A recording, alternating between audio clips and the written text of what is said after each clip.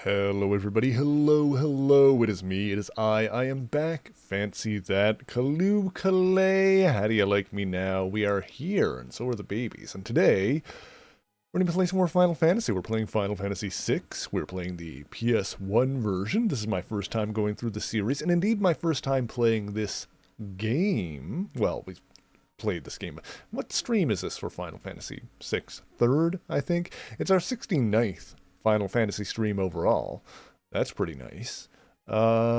Last time, we got the crew together, all of the returners, or everyone that we had in our party so far for the most part. Shadow dipped out because he's kind of a freelancer. Um, we went back to Narsh to find the frozen Esper. I was going to say Eidolon, same thing basically. Tritok, I think the name of it was. And it turned our main magic girl, Terra, into some kind of a creature. And I think it was a pretty cool looking creature. But then she kind of flew off and started flying around the map, and we were like, what the frick is going on here? So now we're looking for her. And we have, our search has brought us to a town that is overrun with riffraff and ne'er-do-wells that we need to find our way through to uncover. There's a mystery involving a clock in there that we need to solve. We've got like the second hands is 30. I noted that down. But we need to find the other numbers. Also, Jakester, thank you for nabbing. Hi, love that for you. Sammy, thank you for joining us as well. And for redeeming a treat time. Because Razzle, yeah, you knew that it was possible that it would happen if you sat there like a fluffy little cutie. Yeah. Um, who? Aw, cutie. Isn't you're an idiot?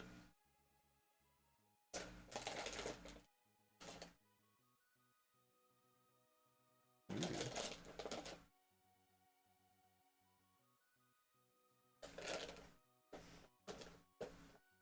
Good baby.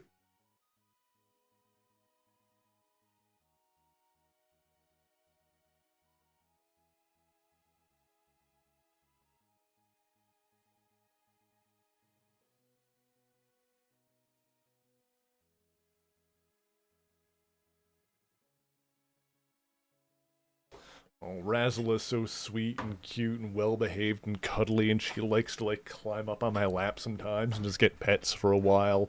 And sometimes she just like likes to lie next to me when I'm lying on the couch in the evening. She's really sweet. Razzle is the best girl. Razzle is amazing. She is so fluffy that I need to get like the uh certain kind of litter that doesn't stick to her fur, because otherwise she friggin' tracks it everywhere. But fortunately, there is like a kind I can get that completely eliminates that problem, so it's not an issue. So that's good, at least. Yeah. Let's go over here. I mean, I guess we could stare at this little asshole for a little bit. Hey, what you doing? Yeah, you're all right. You're a good boy, aren't you? Yeah, you're a good boy. Yeah, come here. Come here and say hi, you little shithead. Come here. There you are. Hey, buddy. Oh, Zant, come back. Zant. Zant, come back. What are you staring at? Why are you looking? Come back. Come back. There he is. Hooray! Hey, Doo-Wop, how's it going? Good boy. Okay, let's go over hither. Okay, also, let's get some volume. There we go. Could have done that before. Alright, so yeah, we were poking around in this town a little bit. Let's go back in, let's get our bearings, figure out where we're going, try and find some more answers for this mystery involving the clock. Zozo. Zozo. Let's see, where else can we get to in here? Nothing down there. We are beset with enemies while exploring in here, which is fan-frickin-tastic. We got Gobbledygook. Gobbledygook. Capture? Hang on, whose technique was that again? Oh, right. That was the new steal. That's Mug. Forgot about that for a second there. Alright, we're good. Let's see here. Uh-huh. To remember my controls for a second there.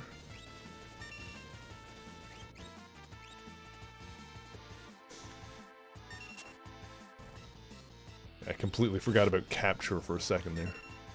Hey, look, we got some Phoenix down out of that. That's not bad. There we go. Okay.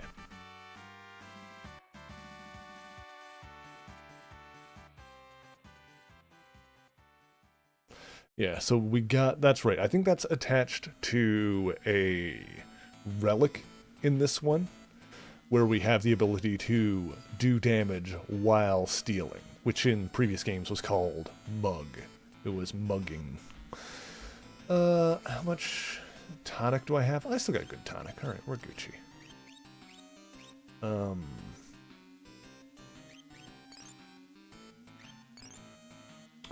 Oh, right. Yeah, Celeste did have a healing spell, but she's just about out of MP now. But we can use tonics.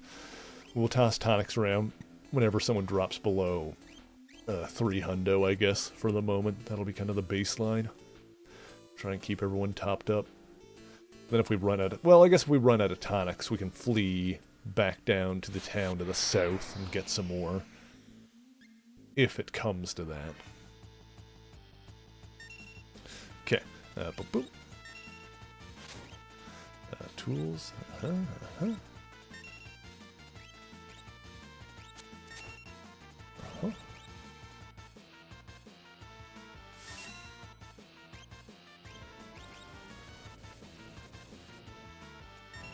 Good stuff.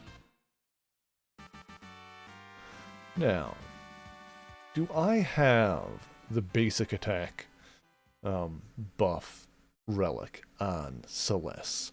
Or does Shadow? I think I might have put that on Shadow when he left with it. Which is fine. I'm not... What does she have? I wish I could read this while... The peace one was... Protects against Berserk and Muddle. The Atlas was... Oh, that... Yeah, she does have the one. Yeah, raises fight damage. Okay. That's what I thought. Okay, good. Good.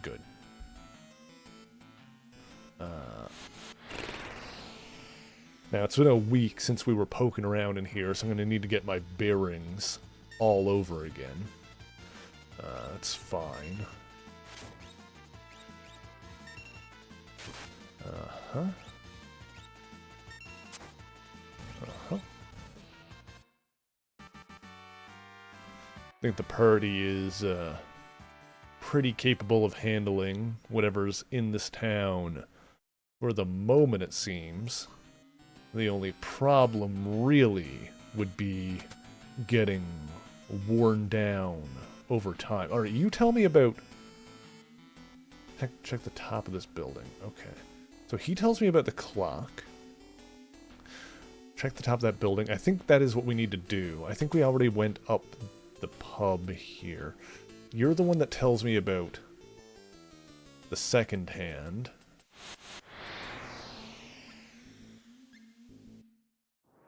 I think that building to the south is the one that we need to go up.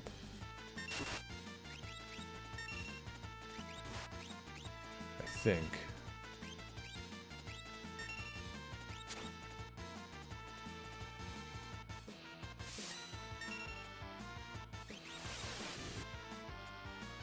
Give Edgar a potion here.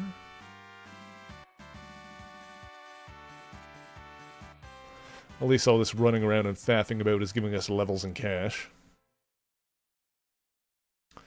Won't complain about that.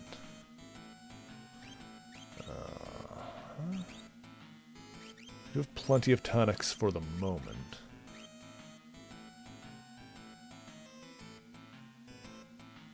Yeah, I'll be interested in seeing what they do for the next Spider-Man movie. Oh wait, oh that's on the building. Okay, yeah, and the actual clock is up this way.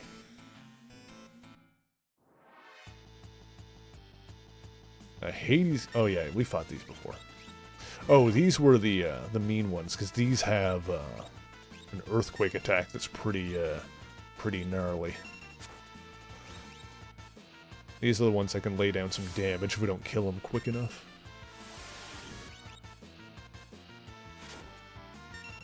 Nice. I do have some decent defenses right now because everyone currently in the party is kitted out to still work pretty well in the back row, which is good because we're still doing damage while managing to take less. There we go.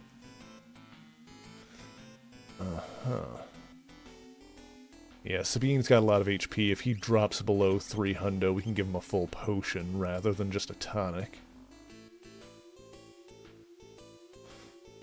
This is where the clock is.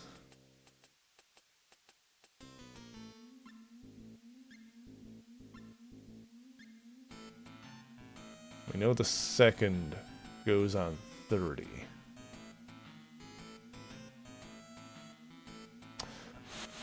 Hang on. I wonder if it's like 1, 2, 3. That's probably a dumb idea, but let me see something here. I'll try it on a whim.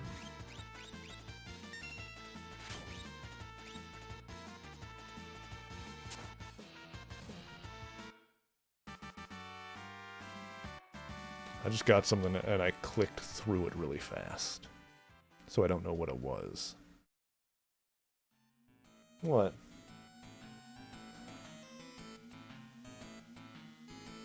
Zant meowed at me. Did I get something? Maybe not. Alright, whatever it was, it's nothing new. Okay. Let me have a look here. Yeah, there's... Zant, don't... Yeah, there's no 1 here. I was wondering if it'd be like 1, 2, 3. Something stupid like that. But nay. Alright. There's gonna be clues to it somewhere, I'm sure. Wait, what is your deal? Anything about jumping between buildings? Clearly that's what we've got to do to proceed, so I don't think we've done that yet.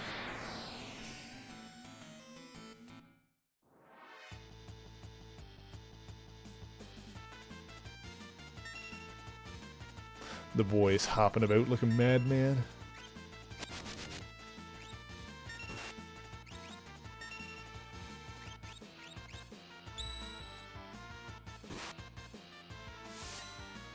Good stuff. Oh, no, I messed that up. Oopsie.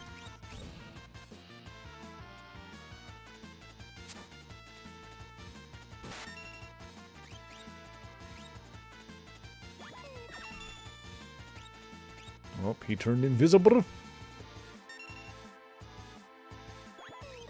Oh, let's see here. Damn it, I messed up again. It's just half circle back. I'm bad at fighting games.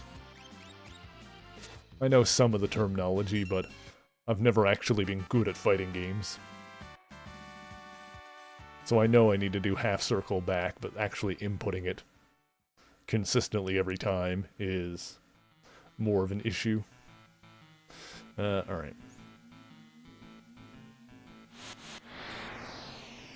I'm really getting harassed by enemies at every step in here, aren't I?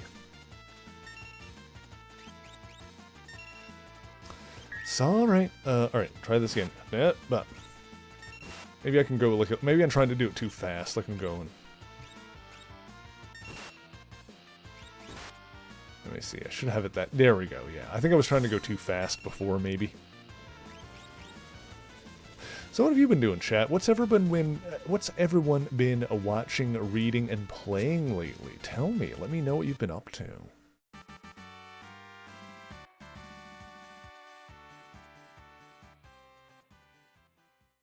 Let's see here.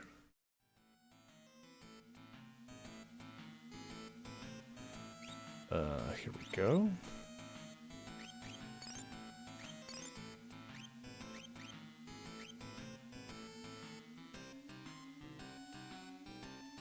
Okay.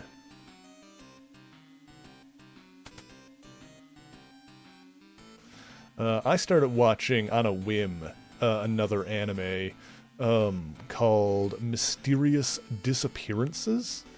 I've been on a romance kick lately. This one is not a romance. It's more of just like it's more of a supernatural, like kind of a mystery vibe to it. Of like, ooh, spooky things are happening. What's going on? But it's also got like some goofiness and comedy to it. So it's not like, you know, it's horror themed, but it's not scary.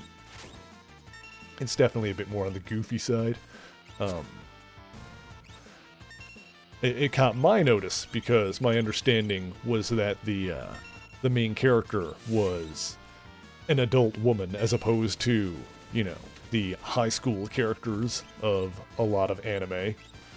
And I will note that the way that they convey, one way they convey visually that, oh, by the way, I did like, you know, I was obviously interested at the start when I realized the character is an adult woman. Turns out she's like 38, or sorry, 28. And I was like, it could be older for my taste. But 28-year-old woman that works in a bookstore, I'm like, okay, good start. But as I was saying, the way the anime visually, or one way the anime visually depicts the fact that she is an adult woman is the fact that she has absolutely ginormous Bahanaga hoogs. Like, bless that woman's back. Like, they put watermelons to shame. Like, it is ridiculous. Also, the opening theme song is very, very clearly horny for her. I'm like, alright, fair enough. With as little clothes as she has on in the opening theme song at points, one would think that her nip-nops would be visible, like fully on display. Just not going to draw those because it's not that kind of anime. It almost is.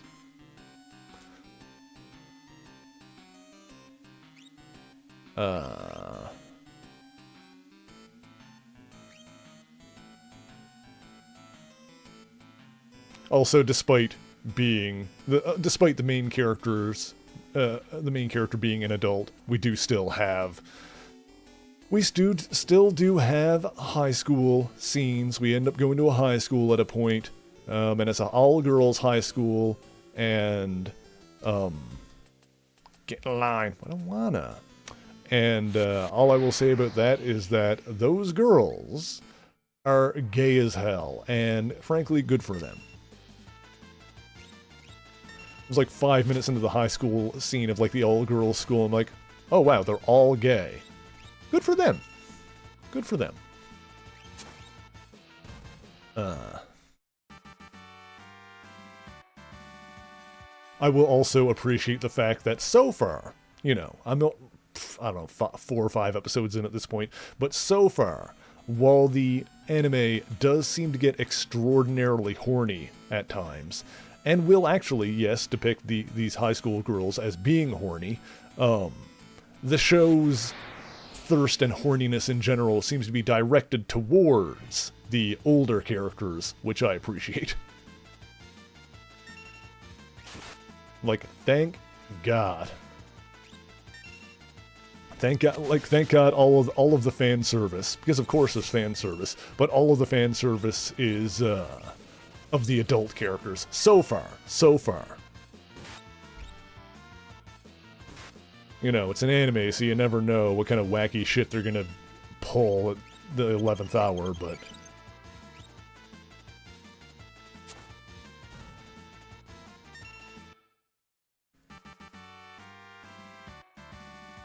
I will say, uh, when it comes to like fan service in anime, I realized something while watching. I think it was while watching My Dress Up Darling, which is a show I did enjoy a lot. The thing I realized while watching that show is that, yeah, this is where I got the gloves. Is that fan service in anime? Oh right, I got this far and then I couldn't keep going. But like he's, oh, I think I can jump across here. Oh. Can I? Or can I not? He's able to do it, like, there. I don't seem to be able to do anything there. Huh. Interesting. What the heck?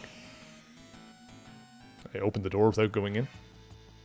Anyway, I lost my train of thought. What I was saying is that, fan service in anime can be pretty weird, especially when it involves younger characters. I think what I realize is that it doesn't bother me necessarily when it's done with some kind of purpose in the actual narrative, like it's done from the point of view of a character in the scene for the, you know, in My Dress Up Darling, it's done a lot for comedic effect. I'm like, okay, I get it. Like, you know, it's the point of view of the main male character and he's getting flustered.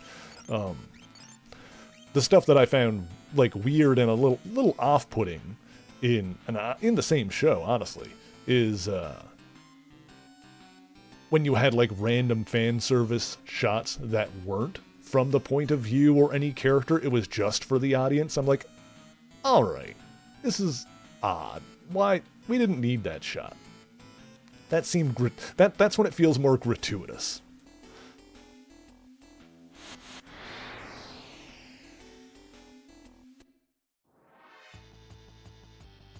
And I don't know, maybe... Look, I'm okay with fan service in the right situations, but when it feels gratuitous is when it's... I need it with purpose. I need it to mean something, chat. I need it to mean something. And not just be, here's some panties. Like, alright, come on. There needs to be context. Also, hi Bewick, how's it going? Hope you're having a good weekend. What am I doing here? Oh my god.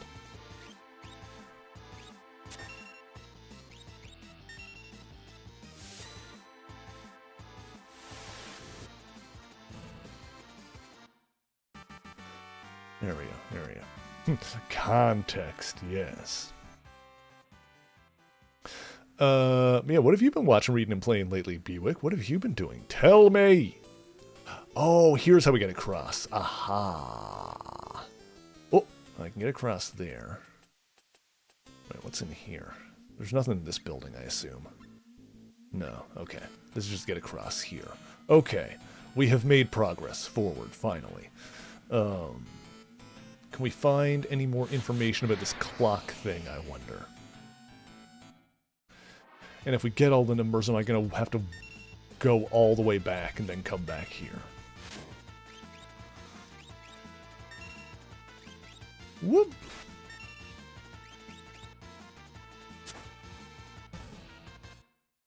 Been on a bit of a Mahjong kick lately. I tried to learn how to play Mahjong because it was in the Yakuza games, and there was like a sub-story related to... Aha. Sure. I have since forgotten how to play it almost entirely. And I sucked from the outset. I was never good. So, if you were good at Mahjong, then go with God, my friend. I could not figure it out for the life of me. It's quite a complicated game. I think part of the problem is that it seems simpler than it is.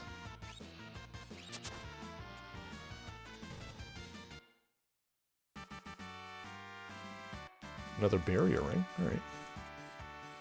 It seems relatively simple once you know, like, the basic rules.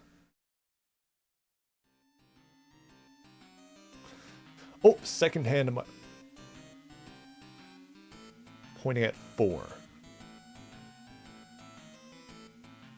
Okay. We got a 30. He says second hand. But I'm assuming he means the second hand, and not the second hand. Well, we got a 4, we got a 30. Wait, second hand of my watch is pointing at 4. Wait, that might not be 04. That means pointing at 4.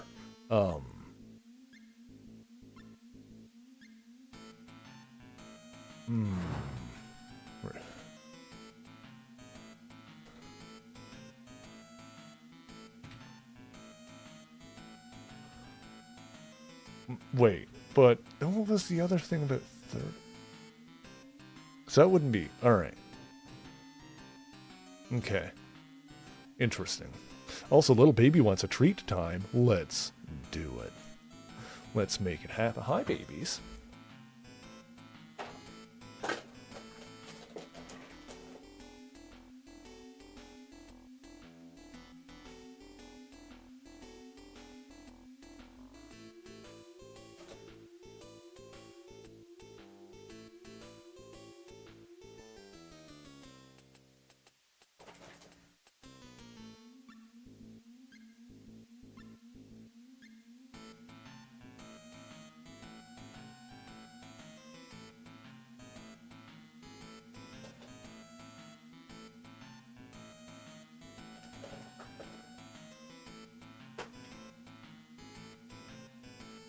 Oh boy.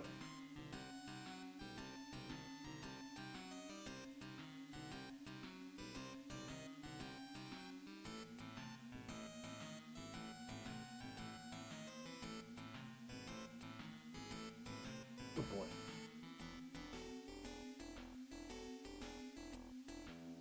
You just got a liquid one on his face. Aw, cutie. Cutie babies. Okay, well, we got a hint there. Second hand of watch. It's pointing at 4. The seconds are divisible by 20. What?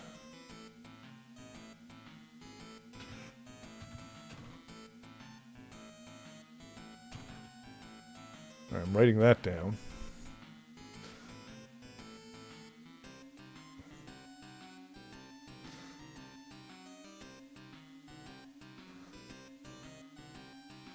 Now we're up here.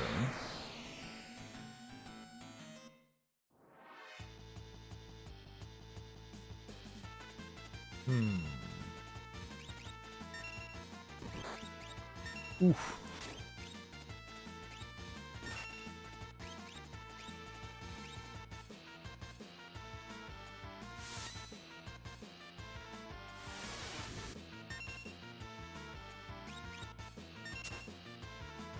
Okay, good. That one did 255. Let's just try the Bio Blaster on this guy to see if it does more than the Auto Crossbow. I think the Auto Crossbow is usually better, but it might depend on the enemy type. Alright, well, Celeste needs a potion anyway, or a tonic, rather. Top her up with that. There we go. Okay. Locke needs one too. Okay. Alright.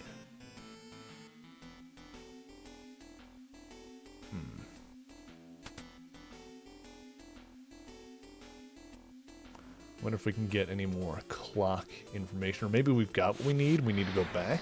I don't know. I don't know.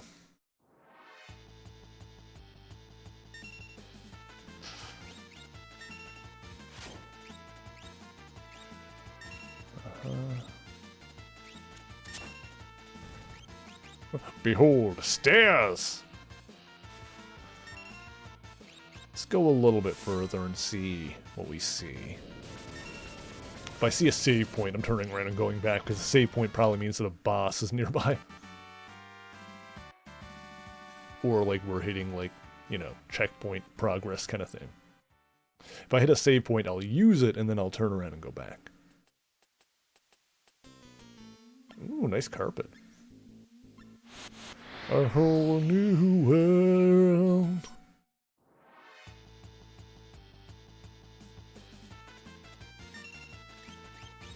The Slam Dancer. I'd slam that dancer. I tell you what. Oh my god. She knows how to cast lightning. I tried to flirt with the monster and she dropped a lightning on my entire party.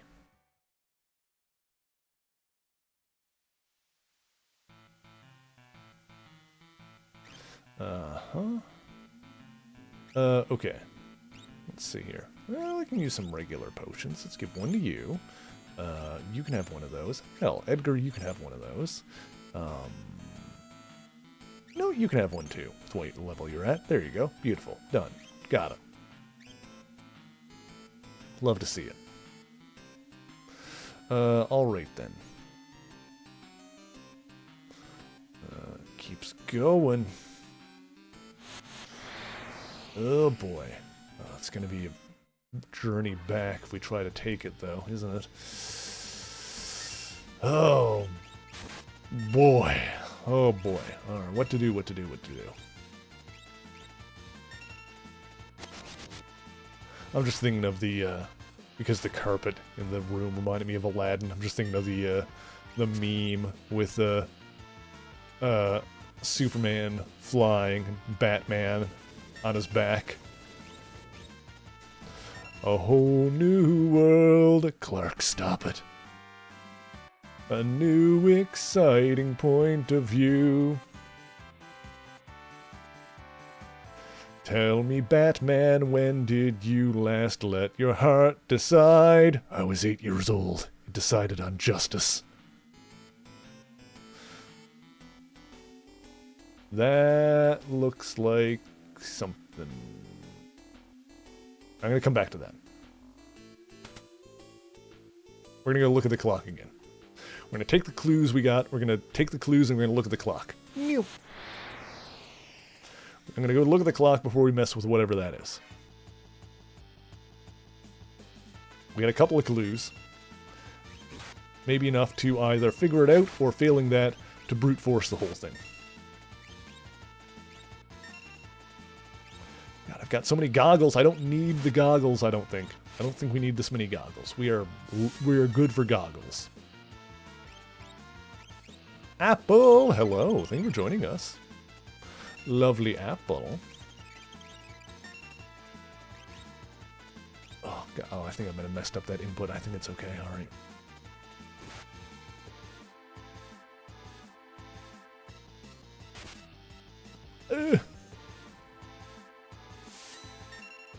I messed it up. Dang it. I should just do the friggin' Kamehameha one, because that's easier to do. It's easier to do a quarter circle than a half circle. Alright, let me do that hydrate and stretch. Let me stretch for you, Apple! You can repay the favor later.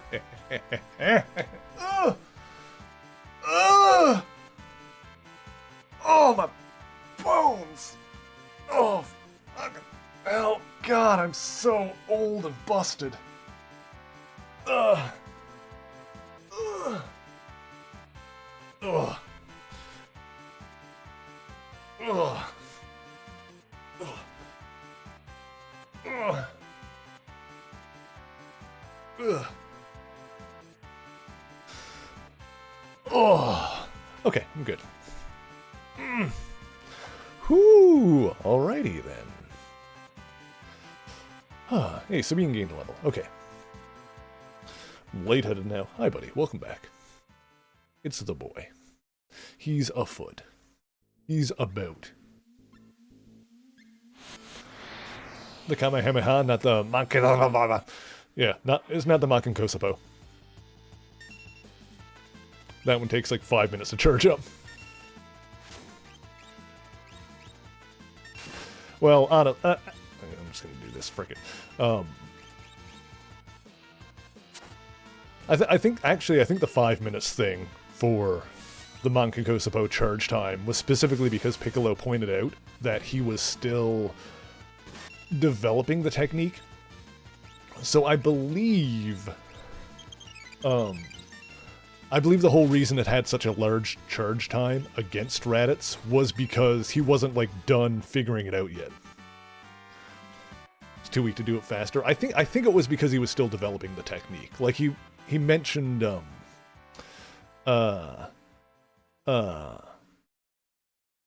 like he mentioned that it was a new technique he was working on. I think he might have said it wasn't ready yet. I don't know, but like obviously you see him do it later, like a lot faster. What the heck? Dang it. Oh, right, this way. All right. Ugh. Yeah, so the seconds, they're divisible by 20. See, they all say seconds. All right, so one of the numbers is divisible by 20.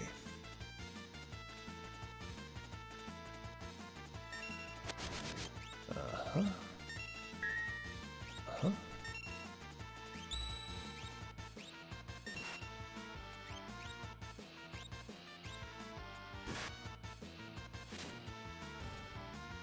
Yeah, the infamous 5 minutes. The Frieza arc is probably one of the worst examples in shonen anime of we're making the anime while the manga is still coming out, with making one it's like the manga is still coming out at the same time with one chapter a week, and the anime is coming out consistently with one episode a week. And one manga chapter is generally not enough to fill out an entire episode. So, God forbid we not have an episode for a second. We gotta stretch this out. We gotta find a way to make this work.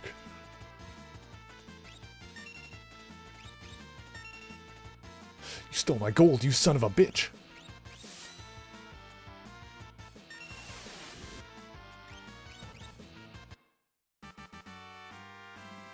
Got it back.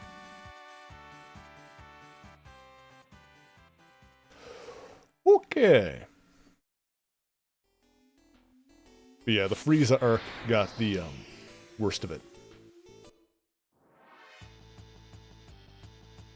Yeah, for those that didn't know, in Japan, the Dragon Ball anime started airing in 1986 and had a new episode almost every week, with very few exceptions.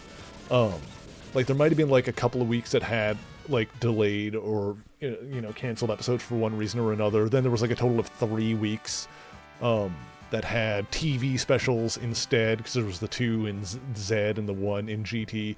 But yeah, like went from Dragon Ball to Dragon Ball Z to Dragon Ball GT, like every week, very few exceptions, from 1986 to 1997.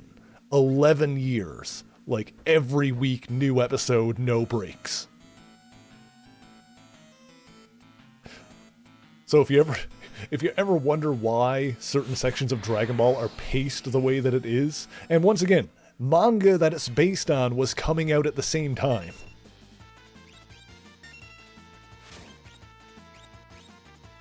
It'll always forever be a crime to me that that Dragon Ball Kai was just a re-edited Z.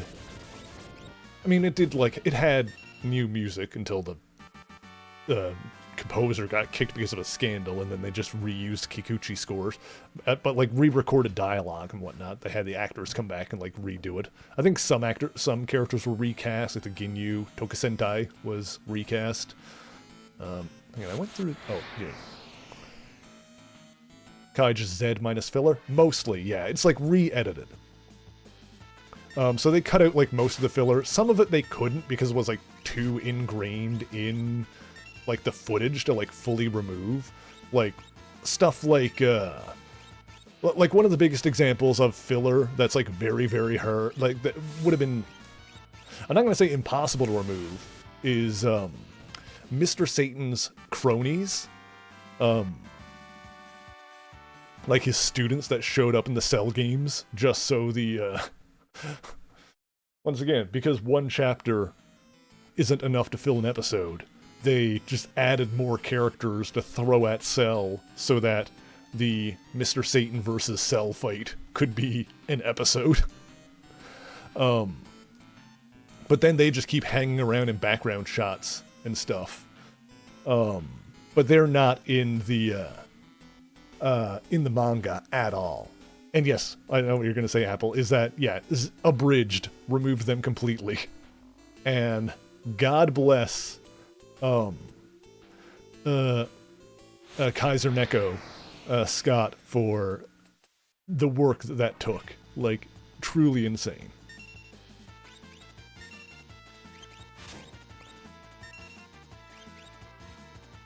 But I love Abridged, and the reason I love Abridged is because it's a parody. It's a parody of a show where the people creating the parody are fans of the show, to varying degrees, obviously. But there's, like, love and passion put in. There's, like, care for the source material, which allows them to put in some, like, you know, some good deep jokes and whatnot. And whatnot. You know, jokes. There's jokes in there alluding to the deeper canon that if you're not, like, a dyed-in-the-wool Dragon Ball fan, it's just, like, gonna go over your head.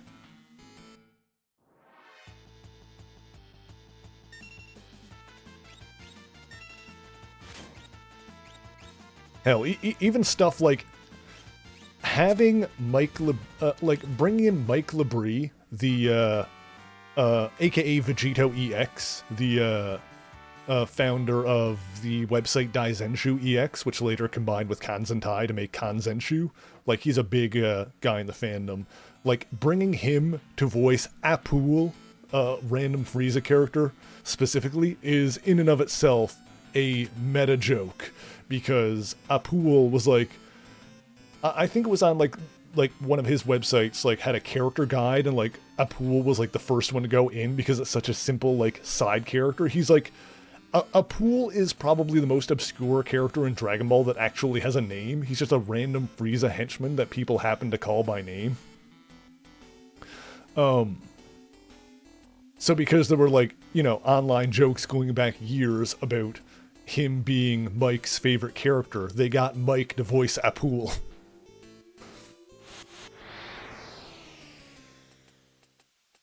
That's not even a joke about the franchise, that's a joke about the fandom. It's great. Like, there's a lot of deep stuff in there. Okay, we made it to the clock. Also, we need to do some Heelys. Good gravy. Well, time to use up that Phoenix down we stole. Ugh, excuse me.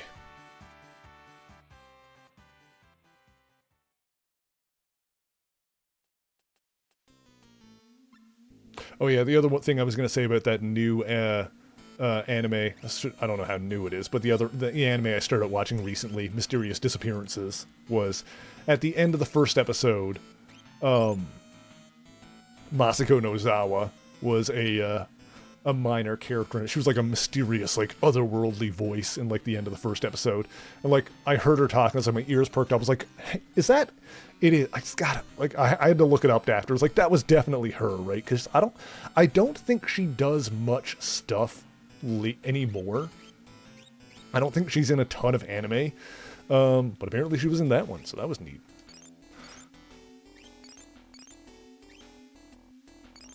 Like, I'm not the kind of person that can necessarily, like, pick up on a ton of anime voice actors. I'm not someone that knows, like, a lot of them by name or anything like that. But Masako Nozawa pops up in something like, oh, I hear, I hear you. She's a really good actor too. Like, it's not like everything she does sounds like Goku.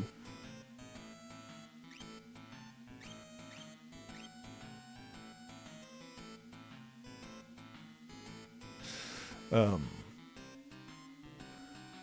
please reset the hour. Okay.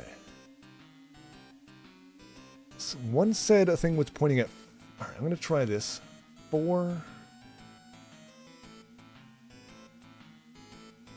20... 30?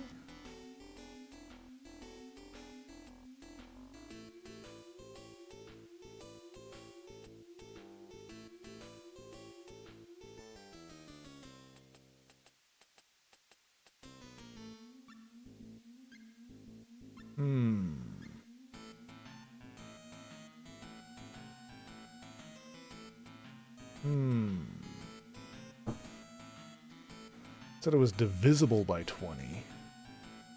What if it's 40? And then 30? Yeah, what was the... Oh yeah, and the Cell Juniors were all named after actors that have played Cell.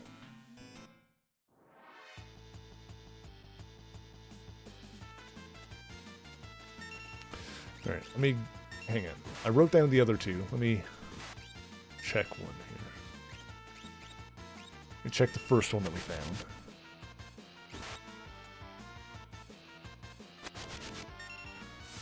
I want to figure out this clock thing.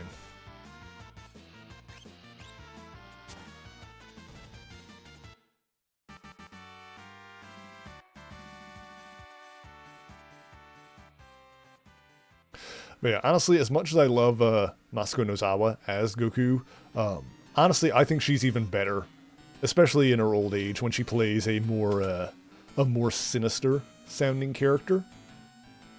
Like, oh, it's not this one; it was the other building that had it. Like her playing Tullus back in the '90s, or as they call him in the dub, Turles, which is a little weird. Yeah, well, the actual Japanese pronunciation would be like Tadesu. But it's supposed to be a pun on lettuce. But anyway, yeah, her voicing Tullus was great. But then in Super, her Goku Black is... Oh, it's so damn good. Which I think is where... because those episodes came out in Japanese... like officially released in English before the dub started coming out. I feel like that's where a lot of American fans, a lot of English fans, who didn't kind of, you know, they didn't get Nozawa's voice necessarily before, like they weren't a fan of it. I feel like Goku Black is where a lot of English-speaking fans kind of started to appreciate Nozawa, because like her evil, like sinister, like sadistic voice is... It's so good. It's so good.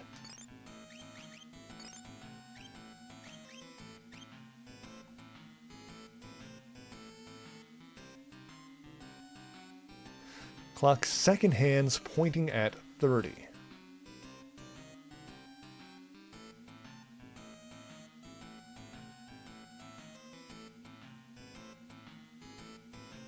Okay. They all say... Everyone I've said... Every hint I've seen has said seconds. One said the clock's second hand is pointing at 30. One guy said his watch's second hand was pointing at 4. Another person said the seconds are divisible by 20.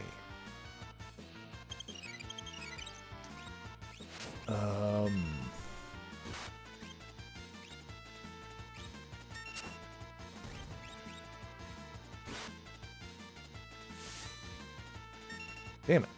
I'm like freaking up the Blitz one constantly.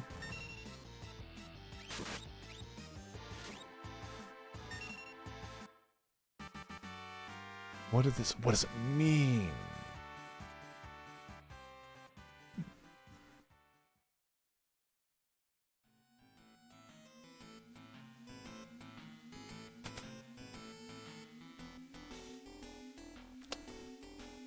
Clock's hands have stopped. Please reset the hour.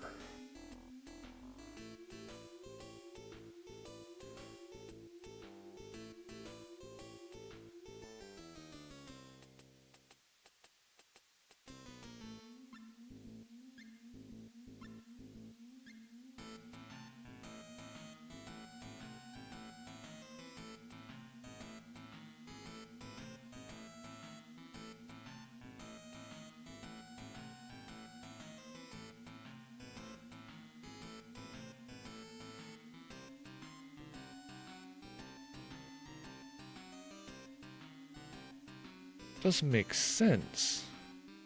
'Cause every clue we've gotten has been for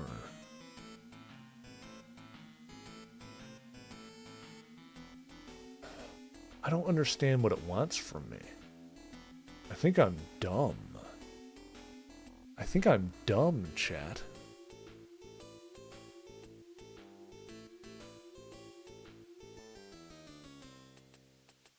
Visible by 20.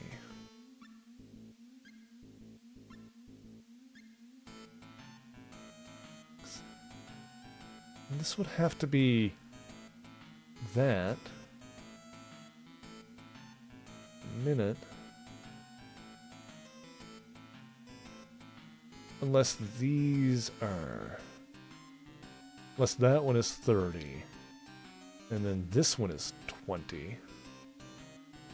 Or...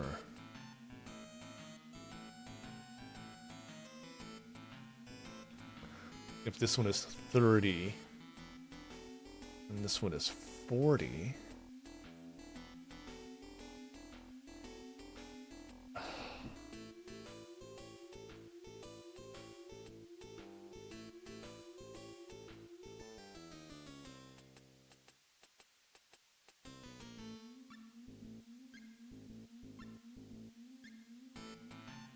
Why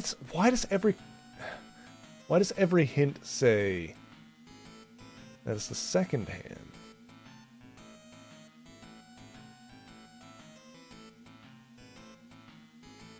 Oops.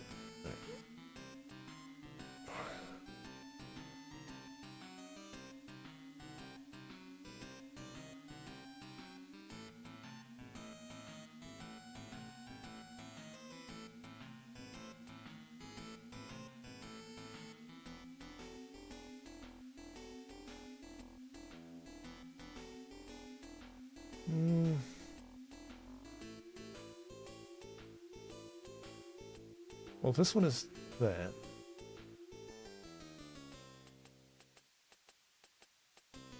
Point at 4. That would be 40 then. Then I wouldn't know the hour, though.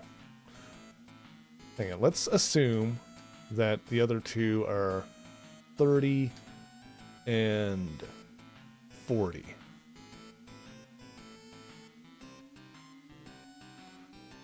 And just try the other, like all the combinations for that. 30 and 40. That might not be it.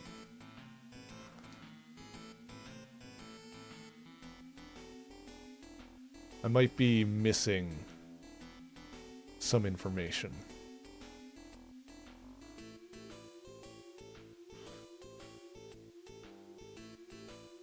But I'm going to try this first before we go back.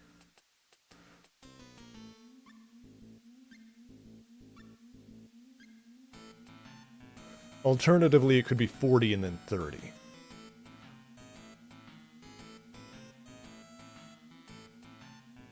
I'm going to try all those combinations. And then we're going to... If none of those work, then I'm going back.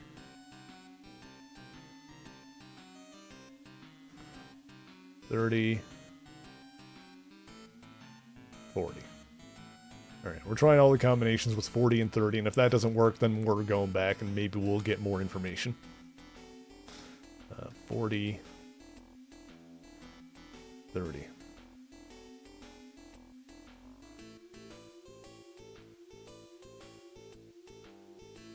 $40, $30.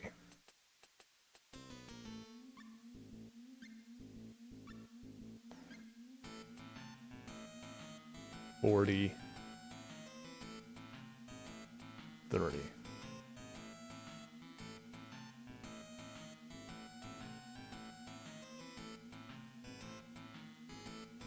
$40, 30.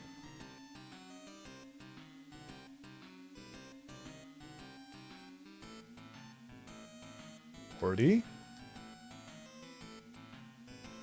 30. Alright, one more try.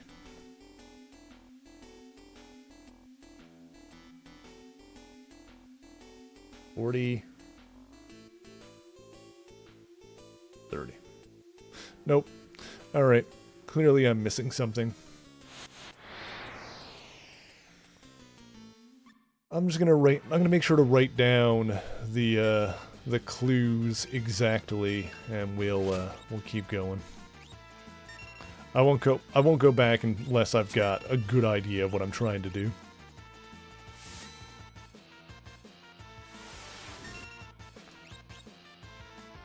Oh God.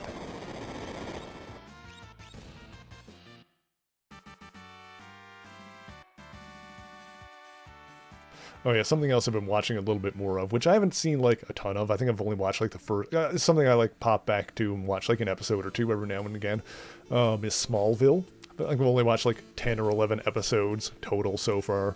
I think the funniest thing about that show is how clever the writers think they are with their references. Just like, you know, they're foreshadowing. Like, you know, people asking Clark what he's gonna do when he, you know, gets out of school. Like, what kind of job he's gonna go for. It's like, I don't know, as long as it doesn't involve putting on a suit and flying around. It's like, I see what you're doing there. Or one episode where it's, you know, all about two, you know, best friends that, like, end up turning against each other. And then Clark and Lex are talking at the end. It's like, you think we'll ever end up like those guys? Will we ever end up like... they didn't say this, but it's basically just him saying, you think we'll ever be mortal enemies? I was like, alright. The writers think they're... the writers are just... you can feel them patting themselves on the back, be like, yeah, I know how to do foreshadowing. It's like, it's fucking Superman. We know what's gonna happen. Clock's second, hands pointing at third. I'm just writing these down exactly at this point. Anyway, good show, fun show.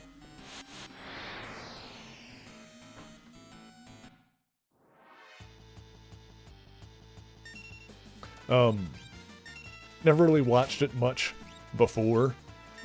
But even so, this show will... It's funny how often... Ooh, crap. It's funny how often the show will play a song that I've never heard before, and yet it'll still give, like, a twinge of nostalgia, just because the song... Like, the show and the songs that it's playing are from, like, a specific era that has, like, a very certain sound. Like, that early 2000s, like, late 90s, like, music scene. I'm like, alright, this...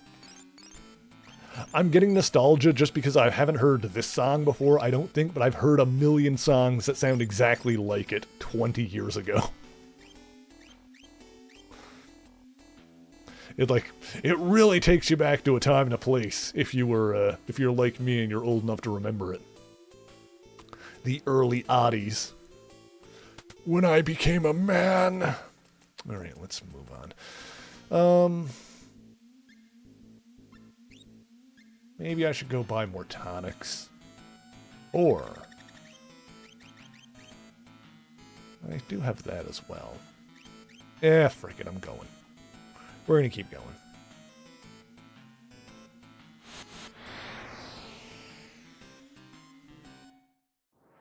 If I get bodied and die, I'm gonna be very upset.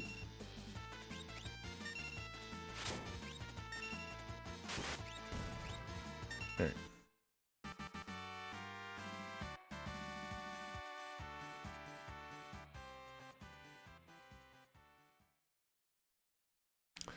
Okay.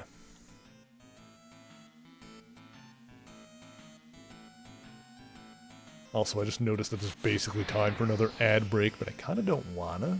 We'll do it in a minute. Let's get back to where we were. God, look at the diaper on this guy.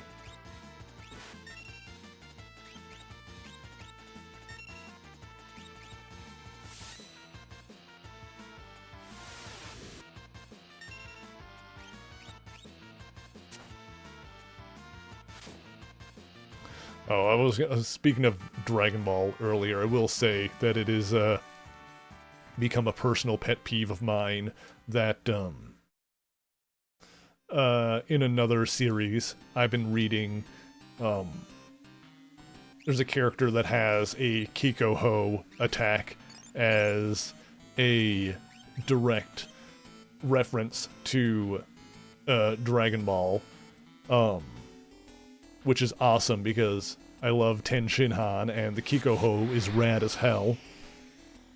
But the official translations use Tri-Beam. And that's what this other show, that's what the official translations of this other show, or of this other manga, end up calling it. And I'm like, oh, God. Old Dragon Ball dub terms are infecting other properties.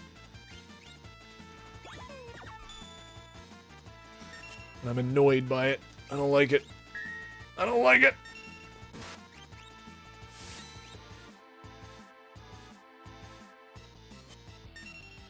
Okay. Dang it.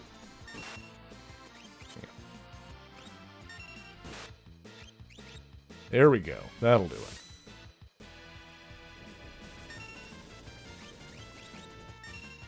There we go. Beautiful. Pass out some more tonics. Okay.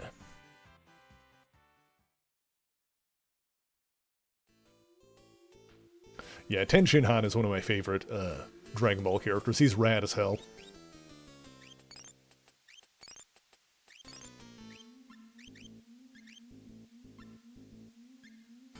It does make me sad that as the franchise went on, like, all the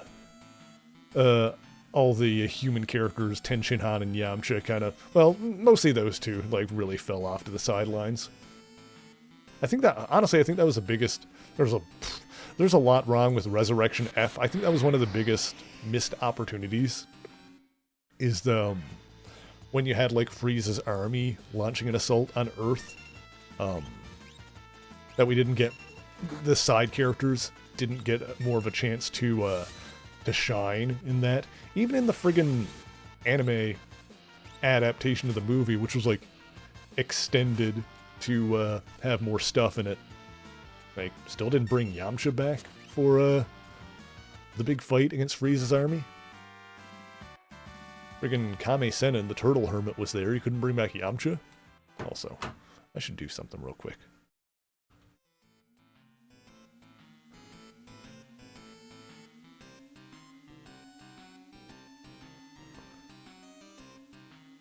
There we go. Where am I going? Oh, we're going this way. Got it. Okay. Here? Wait, what is this? Oh. Okay. This second hand of my watch is pointing at 4. Just writing down these clues verbatim.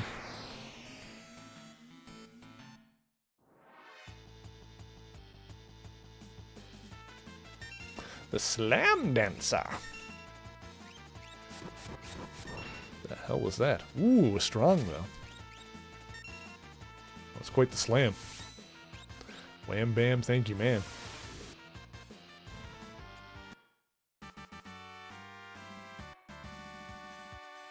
Her design still reminds me of the Crimson Cowl. Specifically the, well, I guess sort of the first version. The second version was, there was like a female one. The first version was Ultron, before he like revealed himself as Ultron. He basically posed as just like a regular masked supervillain.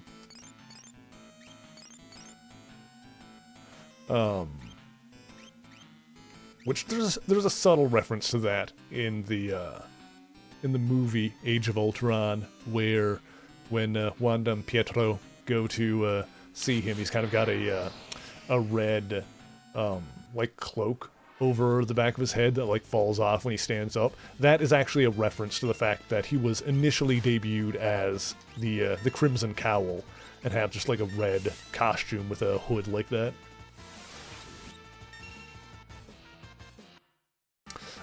There was a second one. I think the second one was Justin Hammer's daughter.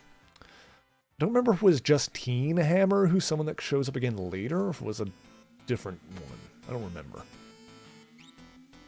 I think that was in like the late 90s. I think that was in like the Thunderbolts comic, the initial run. Okay.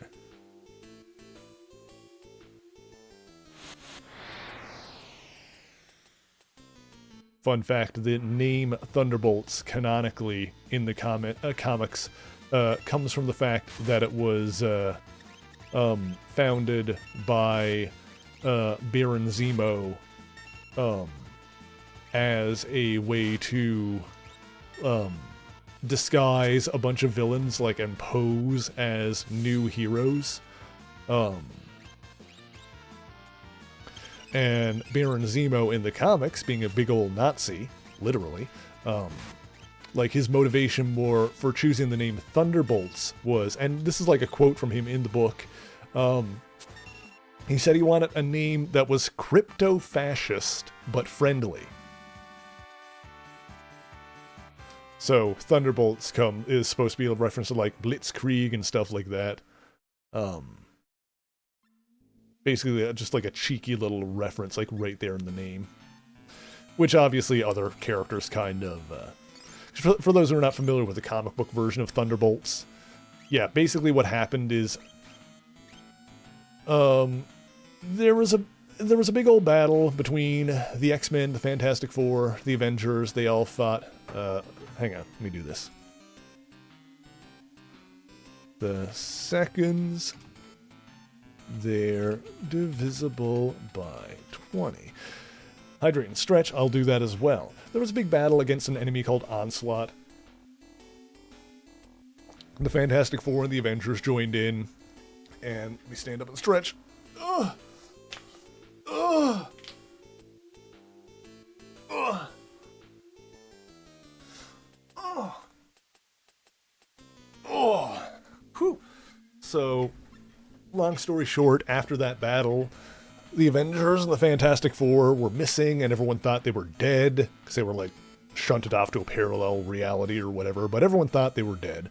So, Baron Zemo decided to take advantage of the situation, and got a bunch of supervillains together, and made new identities, and pretended to be heroes, to kind of fill in the void and earn people's trust and, excuse me, and get themselves into positions of power. But what ended up happening eventually is that a bunch of the villains, that he recruited ended up wanting to stay heroes. Like, they ended up, like, liking being heroes more than being villains. I think two of the bigger ones are, like, the original Beetle became, Mach. Like, I think it was, like, Mach 1 or Mach... whatever number it was, because he kept changing it. And an obscure villain named Screaming Mimi became Songbird. And there was a few others. But yeah, some of them, like, actually ended up... like, when the scheme was exposed and the Avengers returned... some of the reformed villains actually turned against Zemo, and after which Hawkeye took over the team to try and so they could, like, keep doing good and rehabilitate them. And, like, since then, in more recent years, the whole Thunderbolts idea has become a more, like, in canon, has become like a government-sponsored thing with you know, varying degrees of success. Like, they like, originally it was, like, a really interesting and unique concept that kind of later became the Suicide Squad. Like, it kind of became a copy of the Suicide Squad later. Where, I think Luke, I don't remember when he was running it. It was, like, before, like, at one point Luke Cage was running it. I think that might have been after Dark Reign. I don't remember if that was before or after Dark Reign. I do know that Norman Osborn was running it for a while. And so that kind of led to after the secret invasion, when Norman Osborn was the one that got the kill shot on the Skrull Queen and got put in charge of national security because of his supposed success running the Thunderbolts program, he was basically tasked with creating a new team of Avengers. And lo and behold, Norman Osborn made an Avengers team that was just like stocked with supervillains pretending to be heroes. So like he had a Spider-Man, but it was actually Venom. He had a Hawkeye, it was actually Bullseye. He had Sentry. He convinced Sentry to join the team. Sentry was just there as Sentry. Ares, the god of war, was on the team kind of instead of Thor. He had Novar, which is like, some of you might not know him. He was a Captain Marvel. And he had a Ms. Marvel on the team, but it was a villain named Moonstone, who's a classic Hulk villain, has been in other stuff, who has similar powers. So it was like her wearing Carol Danvers' old Ms. Marvel costume. Stuff like that. And that was like the Dark Avengers book.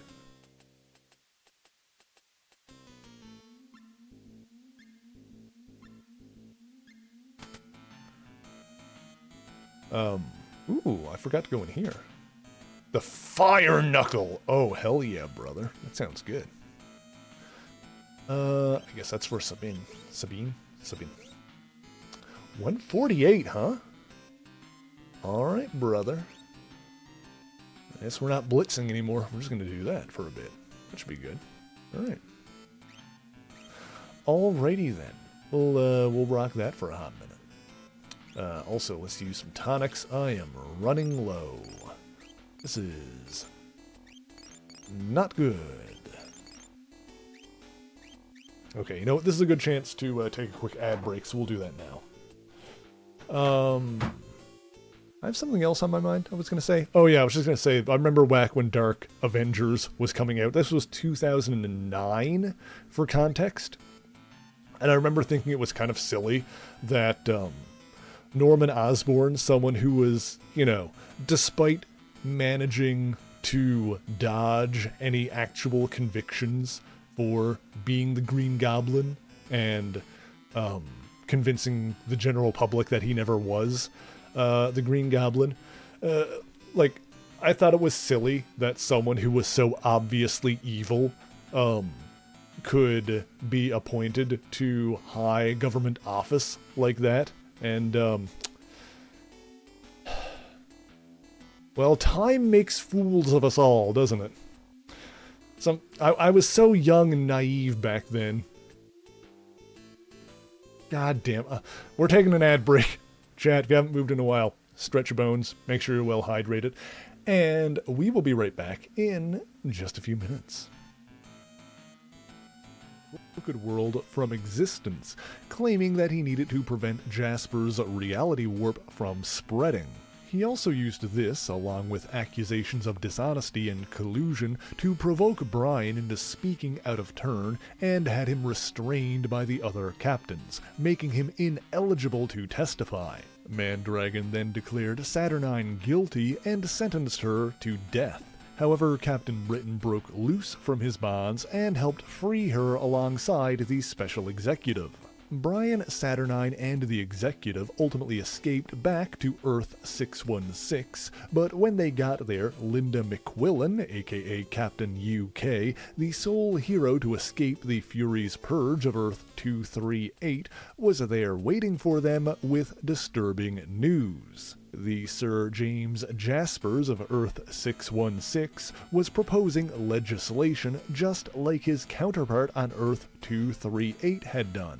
On top of that, despite the complete annihilation of its entire reality, the Fury survived. It was even capable of modifying itself to pursue its targets across realities, although the journey to Earth 616 left it damaged and in need of physical matter to repair itself.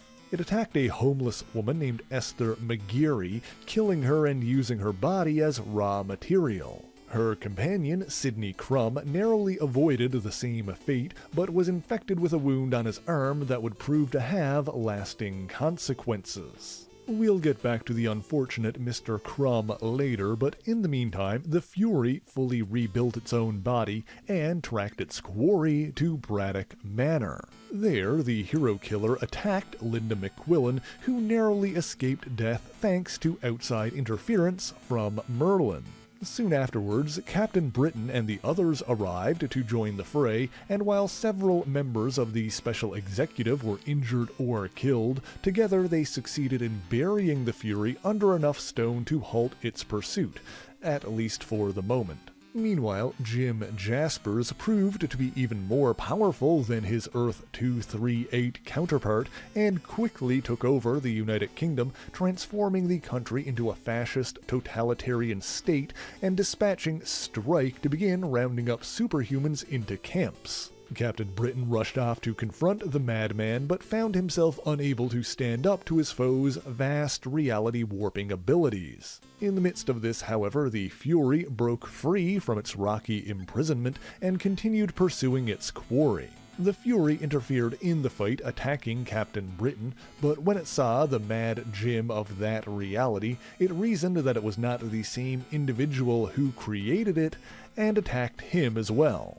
What followed was a prolonged battle between two nigh indestructible opponents that raged across space and dimensions, with each one proving resilient to the... Okay, break done. I'm back.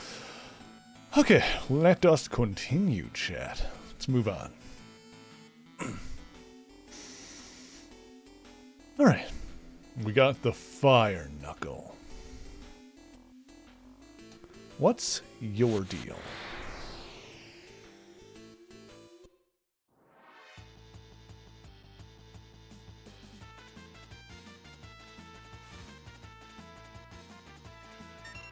Okay.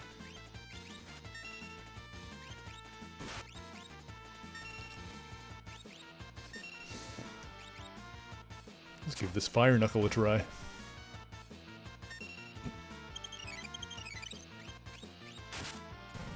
Ooh, that was pretty good. 459? That was dope as hell, actually. Okay, we might have to do something here. We might have to... Hang on.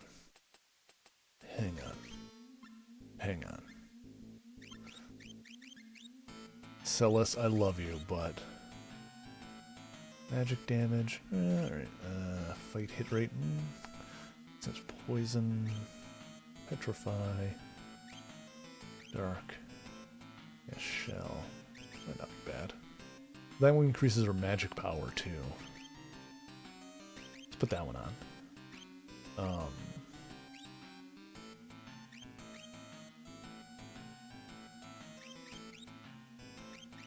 What if I gave you the Atlas Armlet? What did the Fairy Ring do? Protects in poison and dark. Sprint shoes.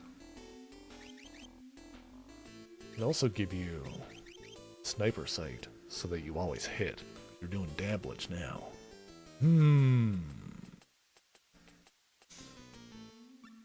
Some of these enemies are going, like, invisible. I'm gonna do it for now. Alright, Sabine is on punching duty. He's Mr. Punch Lad for the moment. Hello. Good day, gentlefolks. Can I be of service? I hate fighting, so I'd better let you pass.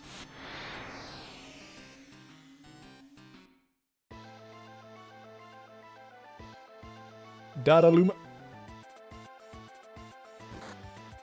Ow. Alright, well, he started... You lied to me.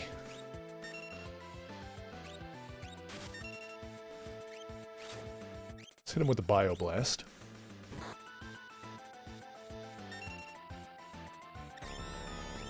Just a big ol' fart. Let's go ahead and throw a tonic on Edgar.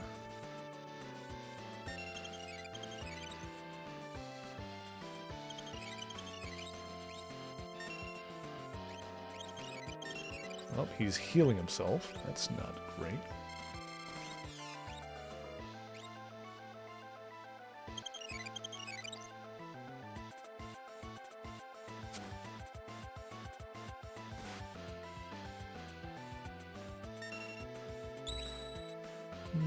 One's okay for health right now. There we go. That's doing more damage than his claws in this fight. Because, yeah, the claw did... Jewel ring. Okay, got a ring out of it. Yeah, claw's not doing as much to him. Damn it, he's got friends. Okay, of course you do. Little bastard. Oh, I should do some more heals, actually. Be a good idea.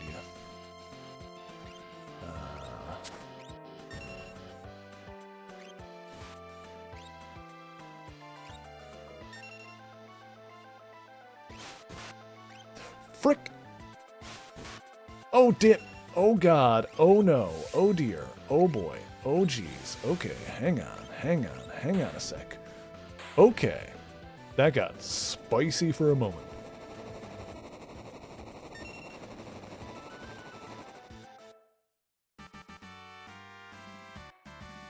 Got a headband out of the deal.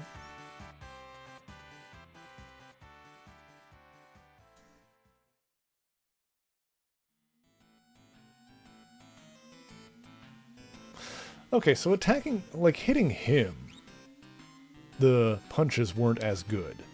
So maybe him being the punchy boy is not the play here. The zombie status, that's for. Right.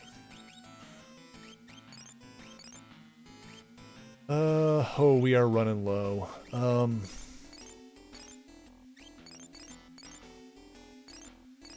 Maybe we do need to,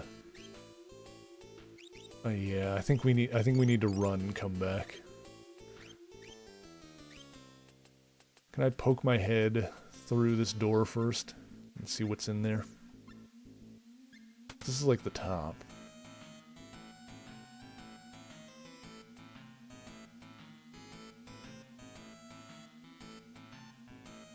Stuff. Running shoes. Wait. That's different from the sprint shoes. Oh, right, I was going to change some stuff around here. Running shoes is... Oh! Ooh! Alright. Oh! Oh, but who do I want to have that, though? Oh. He is really good with the blitz stuff. Alright, frick it. There you go.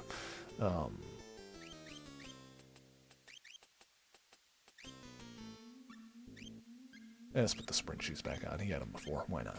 Alright.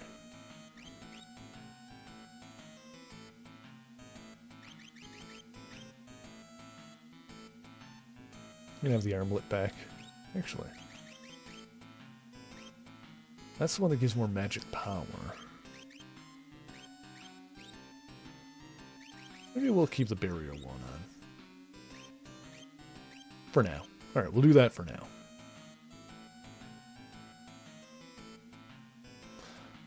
Actually, let me see something here. Raises magic damage.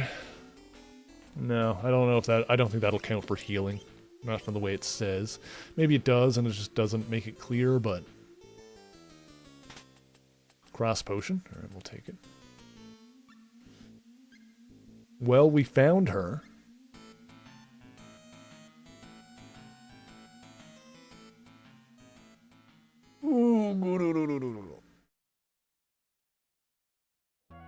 Terra? Terra? She's scared, you know. Ramuh! She's scared, you know.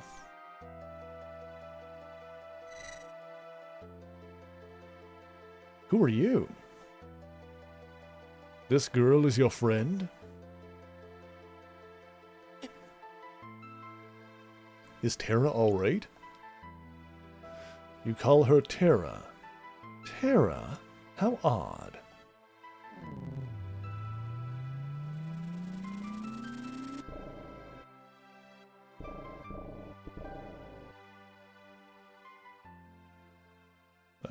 She alright? She gone feral?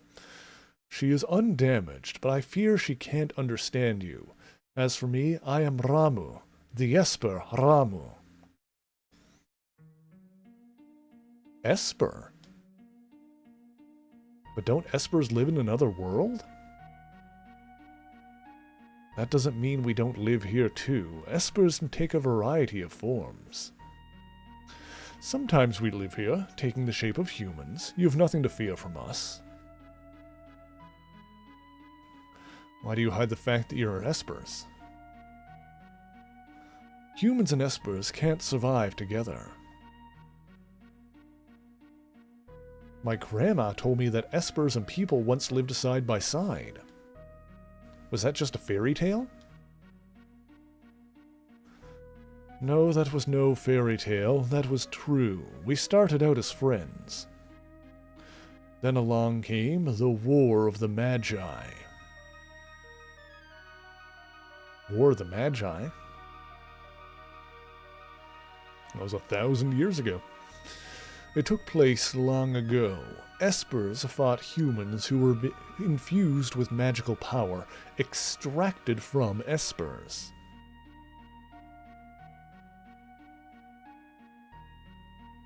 Fearing our magical powers would once again become a target, we fashioned a new realm and moved there. About 20 years ago, humans stumbled upon it. Humans who knew about Espers and the secret to Magitech power. Thus began the hunt for Espers. Only in this way could Emperor Gestal create his invincible army.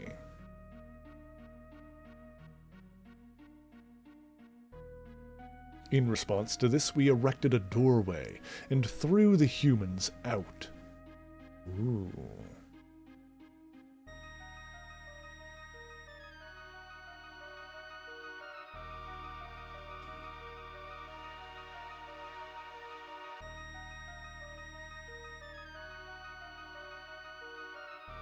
Even as we speak, many of my kind are trapped in the Empire's Magitech research facility, being drained of their powers.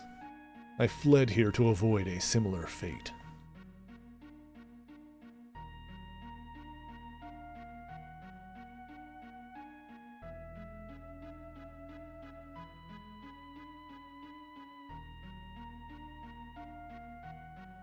That's right, relax. I think she looks cool like that. I sensed that Terra was in trouble. My magic summoned her here. Hang on. Block. There we go. Terra's an Esper?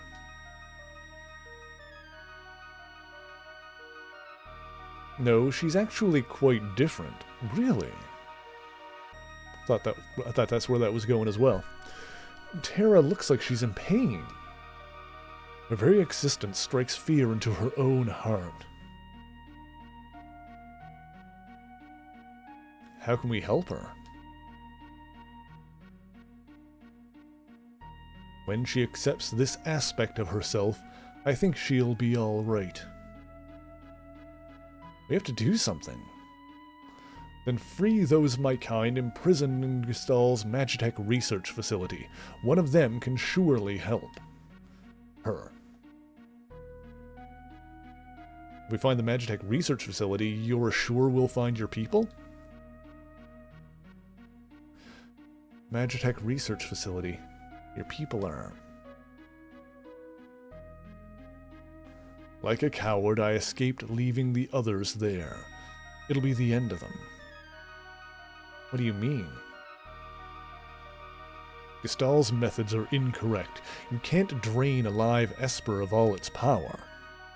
It's only when we are reduced to Magicite that our abilities can be transferred in total. Pardon? That's a new thing. Magicite? When we transform into Magicite, our power can be relocated. Magicite? That's what's left of us when we pass away. What is this?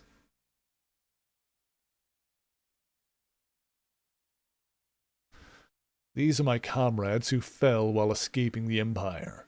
I will give you my power as well. Well, we're gonna get summons.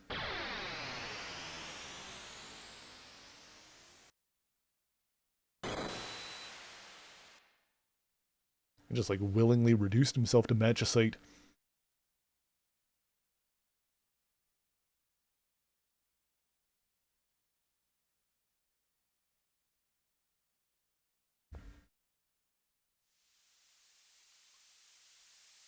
Old man, you really God? Magicite. He traded his power so that others might live.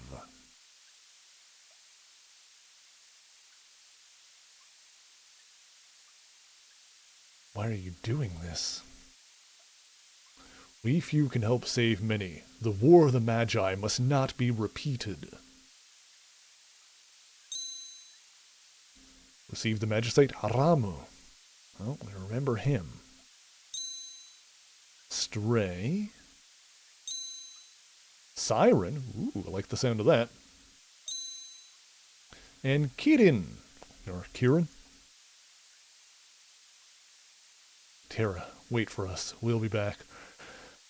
Alright, we found her, but to revive her arrow. To revive her, I guess we gotta take out this research facility. Oh, hello. Everyone here? I was thinking. Let's talk on the way. Oh, where are we going?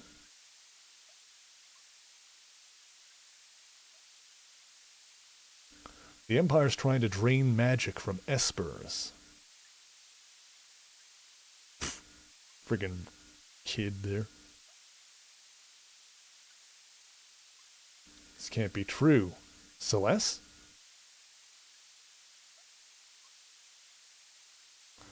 I don't remember because I was asleep when they augmented me. Oh. Yeah, because she's a Magitech Knight. So that would have been done to her. But I've heard rumors to that effect.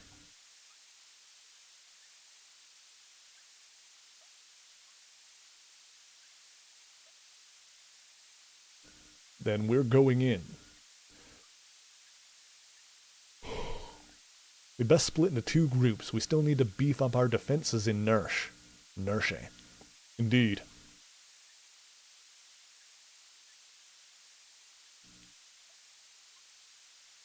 I'll go to the Empire. I know it well.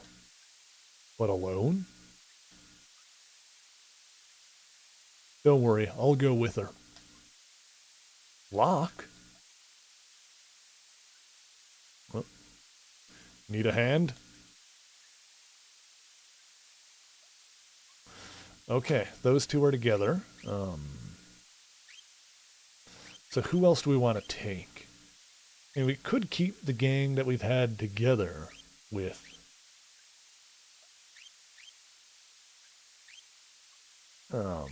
These other two.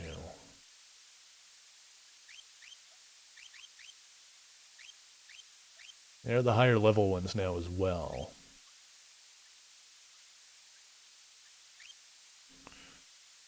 Well, I almost want to bring Cyan just for story reasons. Just because he was the one that walked up. I don't know. I'm going to bring Edgar.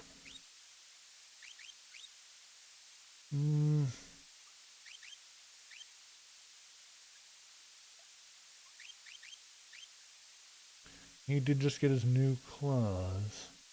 But I do keep whiffing on the Blitz.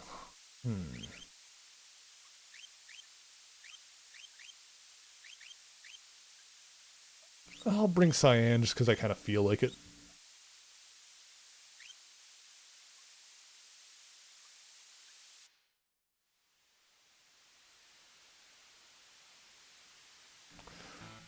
Please wait for us in Nershe. We'll find our way back safely. If you wish to change group members, head for Nershe. Alright. So, how are we going to get there? The Empire's on the continent to the south. No boats go there.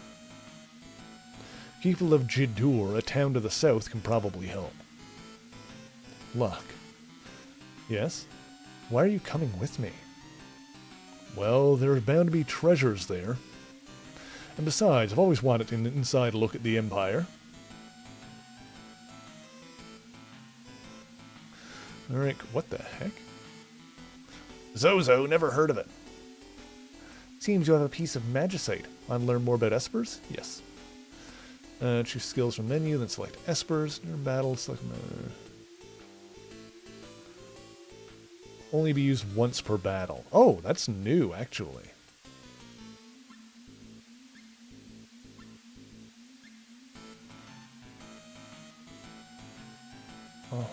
Oh. Yeah, only being able to use the same esper once per battle is new, I believe. Let's see here. Cyan, you weren't in the party before, so what do we got here? Give you the Kotetsu. Give you this. Do the iron helmet. You could use some new gear, but that's fine. We'll get him hooked up at some point here.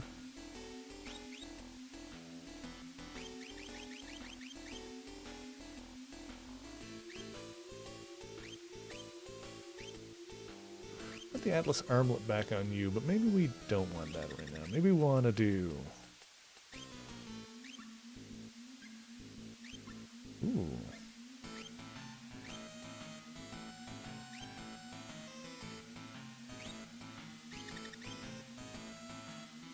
I could give you the sprint shoes and the armlet.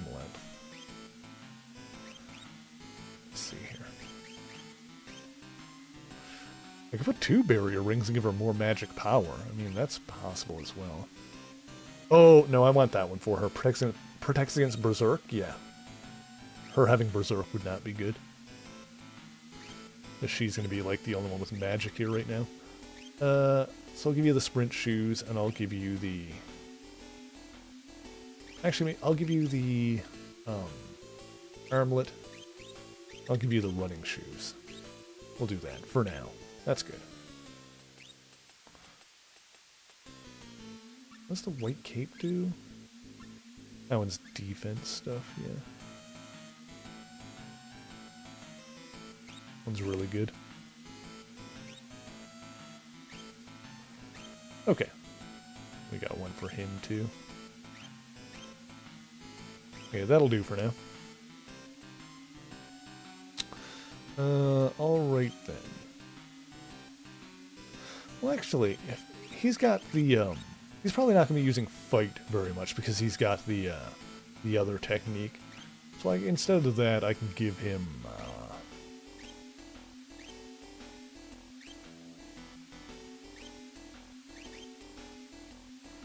yeah, we can give him the sprint shoes just so we'll have sprint in the party.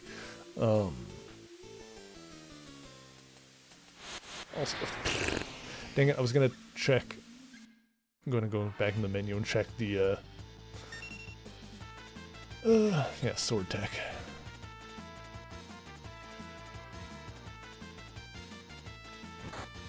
There you go.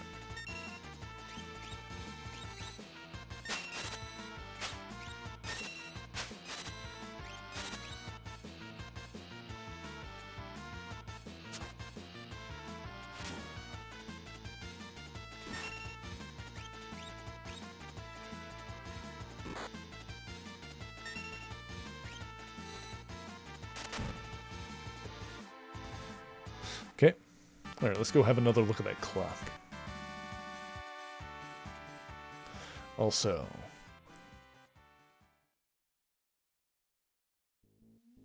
Alright, so... Skills. Espers.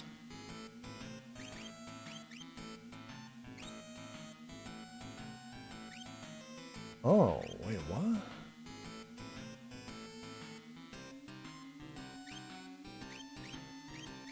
Wait,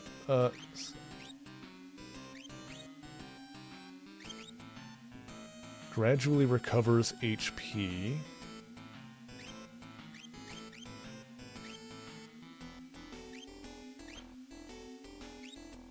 Confuses enemy. Silences enemies.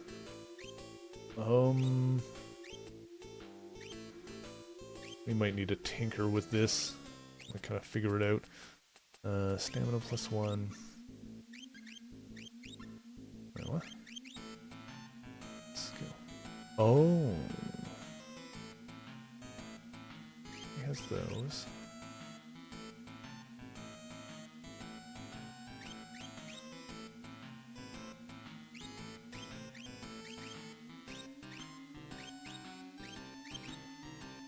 So I can equip one, it looks like. Ah, that's like all the spells that it has? She doesn't have any MP right now anyway, so...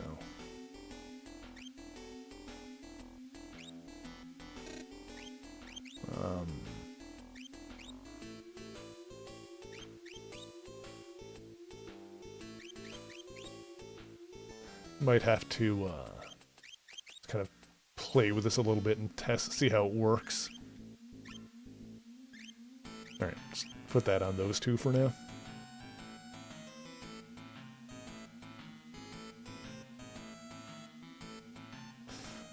Okay. Let's see here.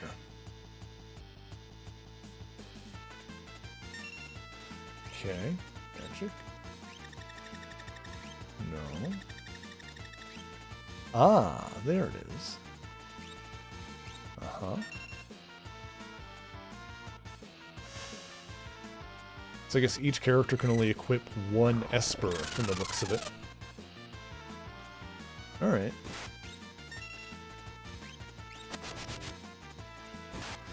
What is it? What is his other attacks? Number 2.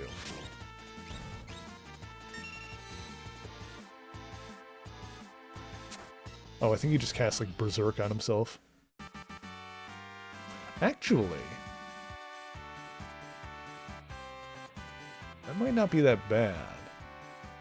Like, let's say he's able to cast Berserk on himself, then he's just gonna like do fight normally. And then... hang on. Then maybe we would want to give him the Atlas Armlet. And haste as well, to just kind of like keep plugging away. Not bad, not bad at all. Or actually, was the red from the haste thing? Hang on a second. Let me see if that works the way I think it is. I might have been making that up. I might just be like talking out of my butthole.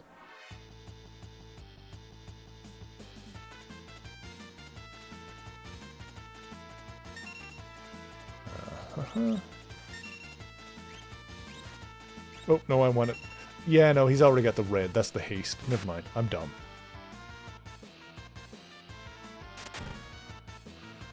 That's the dispatch. I wonder if I can, like, look in the instruction manual and see what his techniques are, actually.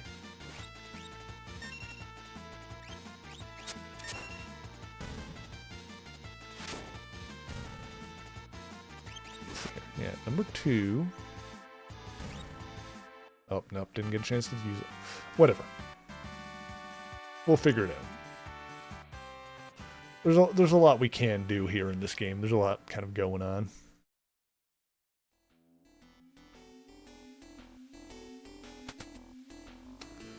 Alright, what is the deal with this clock? The 3 tips that we got, and we didn't get anything else, is the second hand's pointing at 30. The second hand of my watch is pointing at 4. And the seconds, they're divisible by 20. Like, every tip I got is about seconds.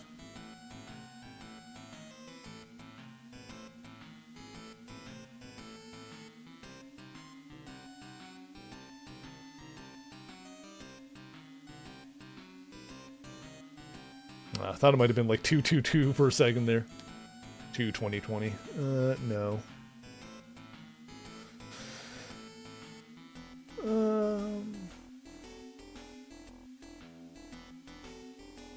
Well, the second hand's pointing at... Okay.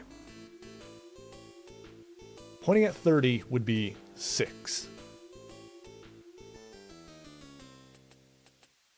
Pointing at 4 would be 40, right? Yeah. No. Yes. No.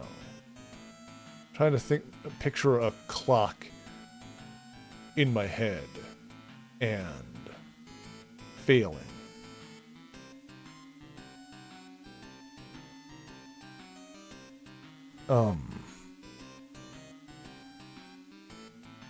Pointing at 4. Like a 6 is 30. 3 is 15. So it'd be 20.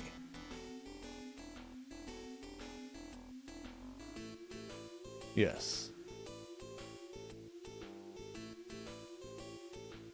Divisible by 20.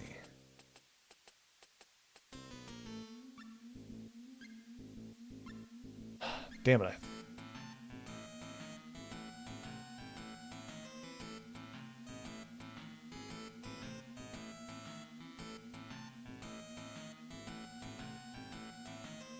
think I've already tried 4.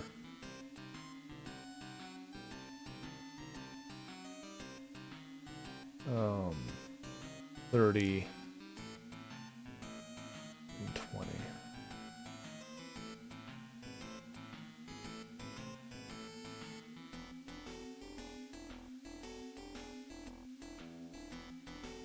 I think the first digit would be 6.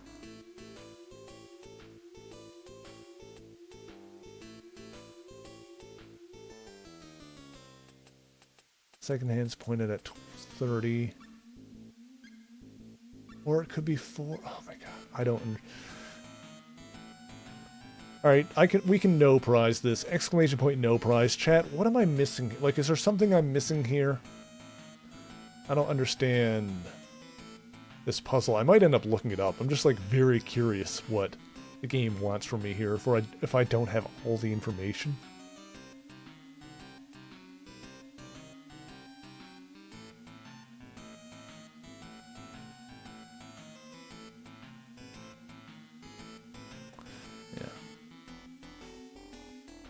Also, I'm not 100% sure if I want to keep Cyan in the party or if I do want to switch him out for the other guy. Oh, too many decisions. Not sure, not sure. I do know we need to, like, go to a town and stock up.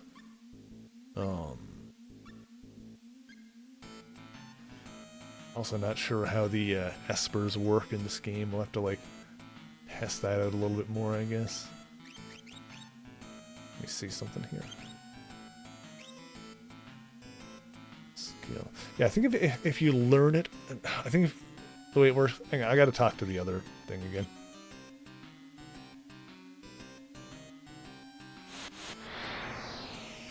Frick. I might need to look up something about the clock. Oh god, no.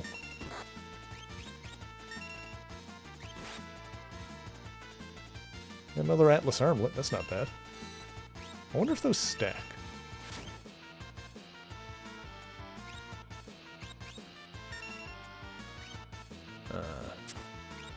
Oh wait, I don't need to capture again, that's dumb.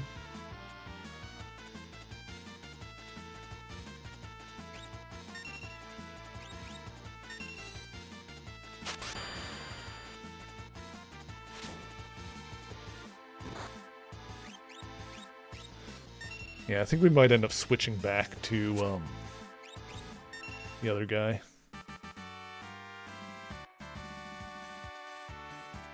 Okay, got magic points.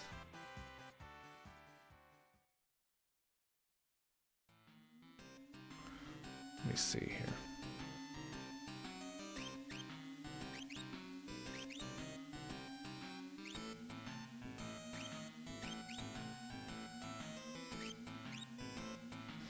That one, oh, at level up that gives more HP. That's not spectacular for her. That one doesn't do anything.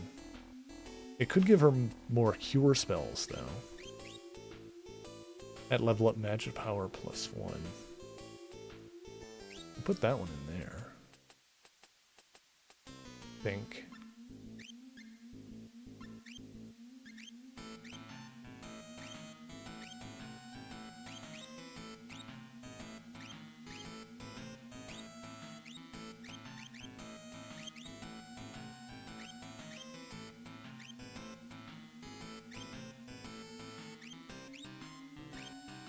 Do that for now. Just to have one on each one. I need to talk to that cloaked person again. Read what they say again.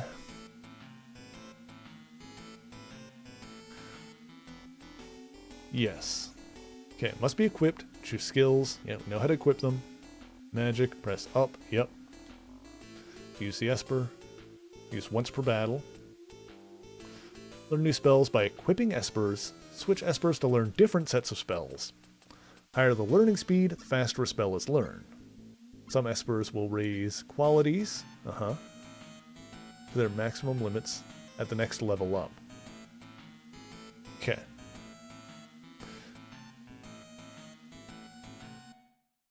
Alright, let's save the game before we do anything else.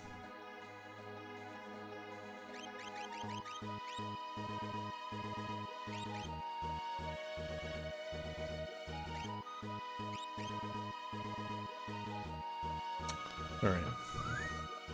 I'm looking up the thing about the clock. I'm really curious. Final Fantasy VI clock puzzle area.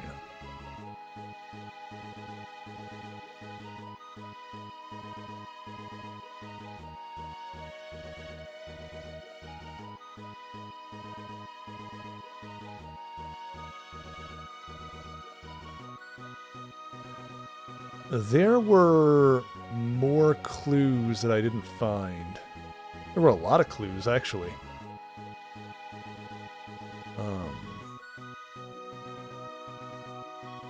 Also, this thing just, like, spoils what I get for it, so that's fantastic.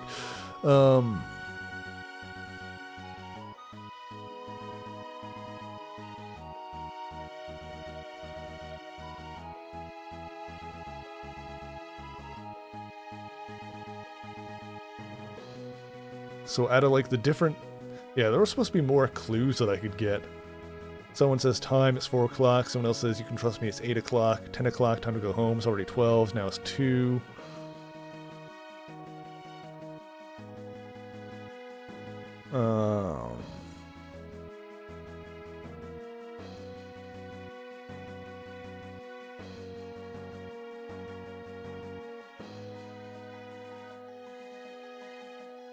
Yeah, we only got hints for the second hand.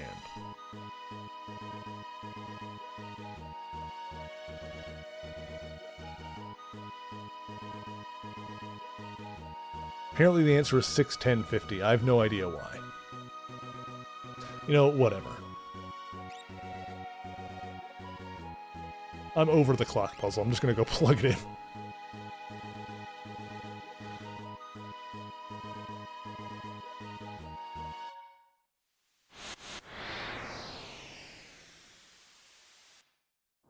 Maybe, like, we're able to get more hints now that there's, like, more people afoot or something. I don't know. Oh, I'm not going to worry about it.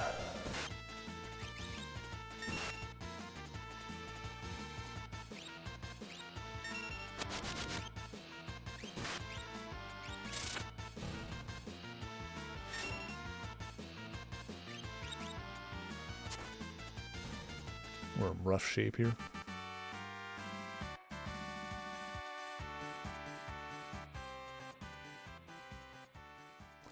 Okay.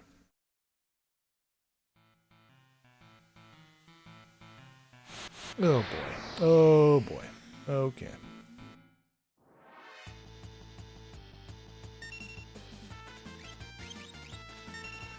Yeah, I think we might switch Cyan out for the other guy.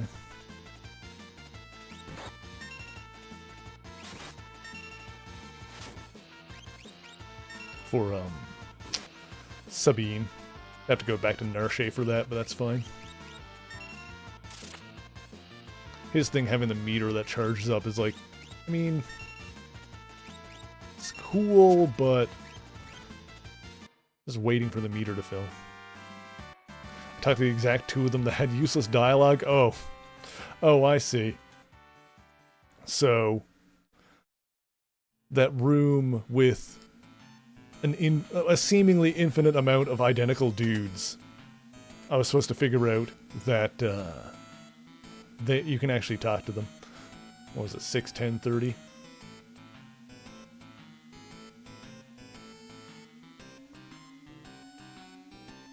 Wait, no. Damn it! Frickin' gosh diddly heckin'.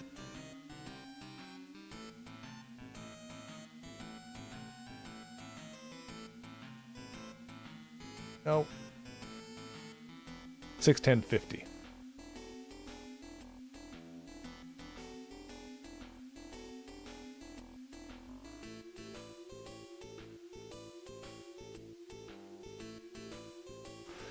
Oh, I think you're just supposed to, like, get all the hints and realize that, everybody is BSing you. I think that's what it is, that all the hints are wrong.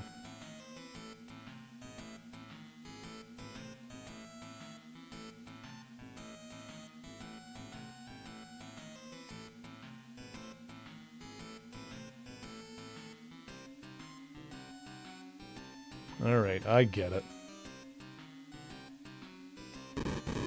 There it is.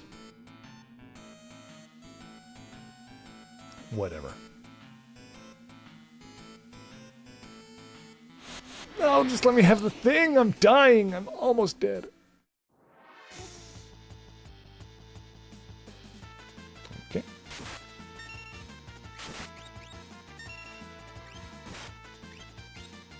Alright, charged up.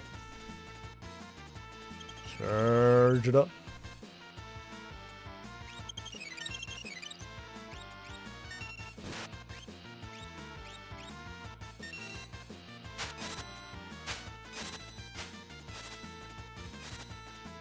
Nice, nice.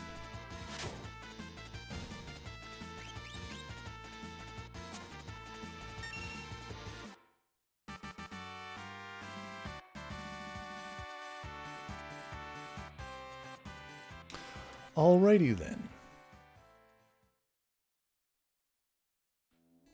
Okay. Got the chainsaw. Actually, what we don't know, is that a tool? Or is that a equipable? There it is. Oh yeah, I think it's a tool. Randomly dispatches an enemy. Ooh, interesting.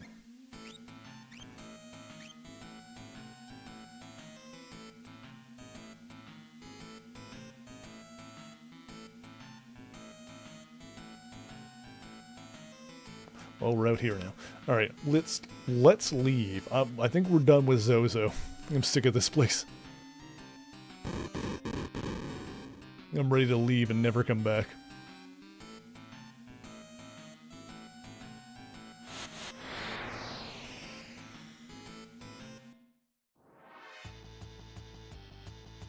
Okay, well here's a good chance to test this thing. Gosh dang it.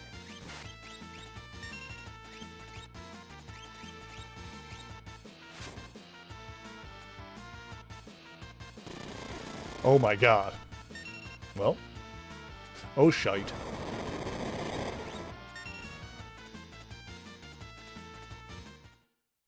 This is why I saved before going to get the chainsaw.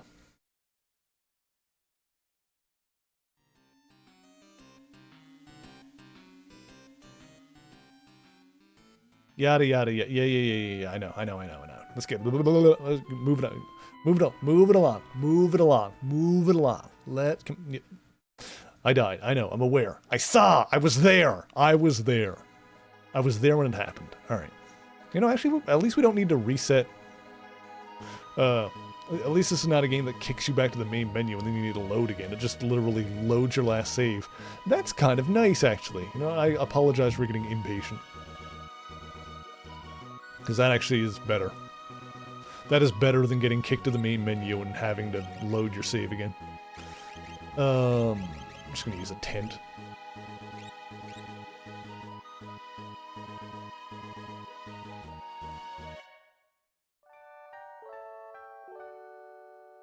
There. All right, go get the saw.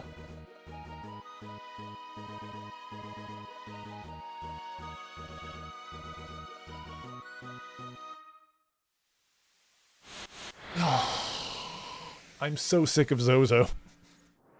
I'm over this place. I don't want to be here anymore.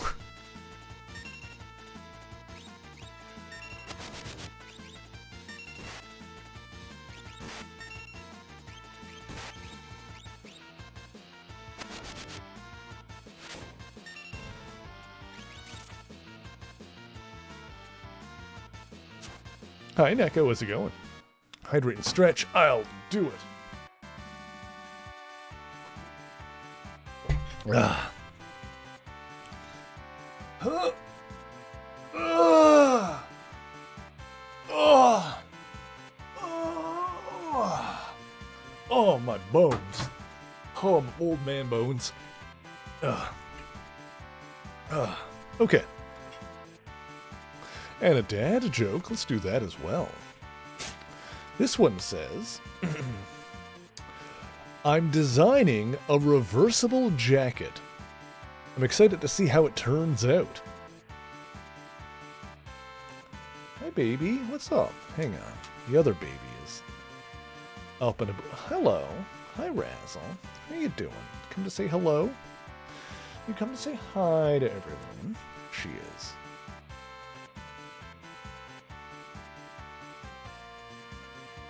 It's a good girl. It's a good girl. Baby, yeah. Smelly baby. You're a smelly baby. Where are you going? That's all. That's all. Good girl. Good little stinky baby. Yes, you is. They're very sweet. I love my babies. Okay, let's get the damn chainsaw and get out of here.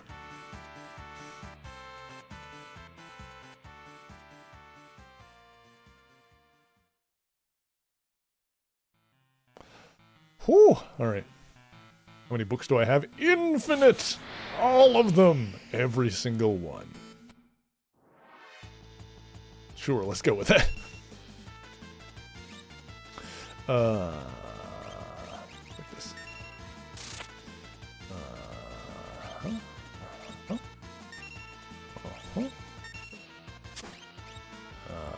Steal from this man? Steal from this large lad? Nice. Ah, crap. Alright, we're fine. Just need to get to the chainsaw and get out again. Come on, let's do it. I'm so over this town.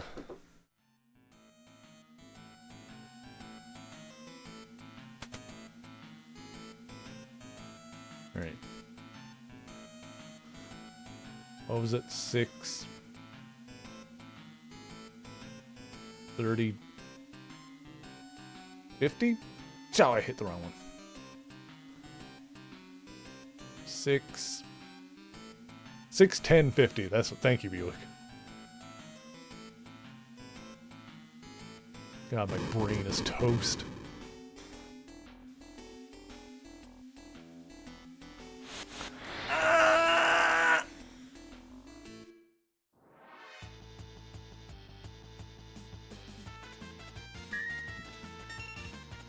Okay.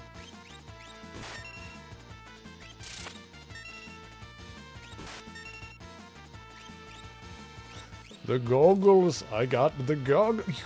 Stealing my money. How dare you?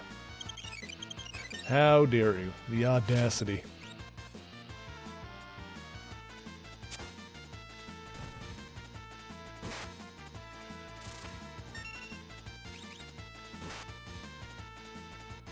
More goggles. More! Why not? Load up on goggles. Get all of the goggles. Okay. Got the chainsaw. You know what? I am going to remove those running shoes. I'll give those to Edgar. I think Edgar deserves to have some haste with his tools.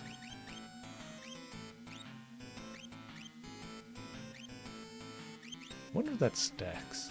Probably not. Well, I'm going to take you out of the party soon anyway, so it doesn't matter.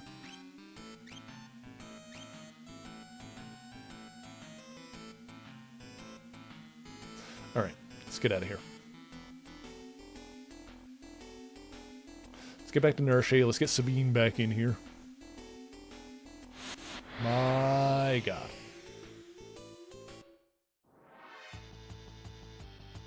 God, it's another big boy.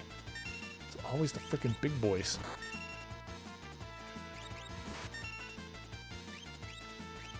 Time for chainsaw.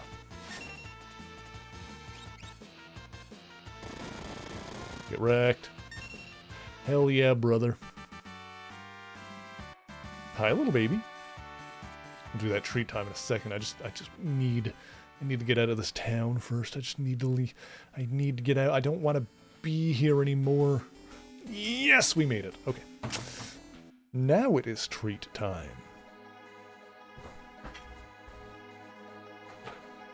Hey, buddy.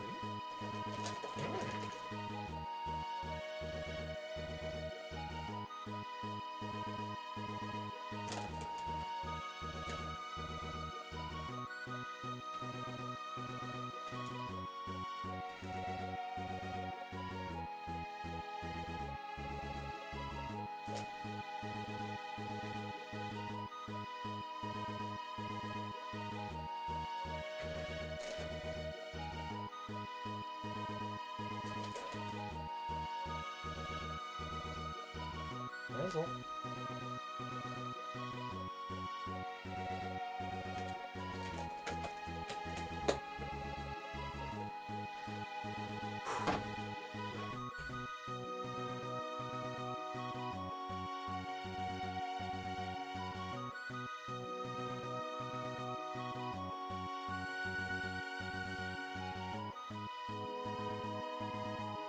Oh boy. Okay, alright. Now. What's the plan? Where are we going? Guess we would need to get back to Narashe if we did want to switch out. Wouldn't? Well, first things first, let's go get some more supplies. Let's get back to a town where we can buy some stuff. Okay. Oh, when there's multiple enemies like this, we go for the attack on all of them.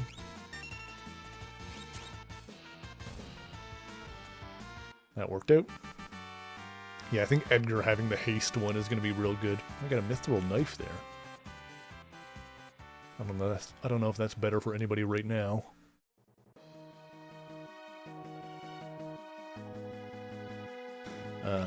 Equip. We've already got the Guardian. Yeah, no, that's actually not very good at all. No. Stick with the one he's got.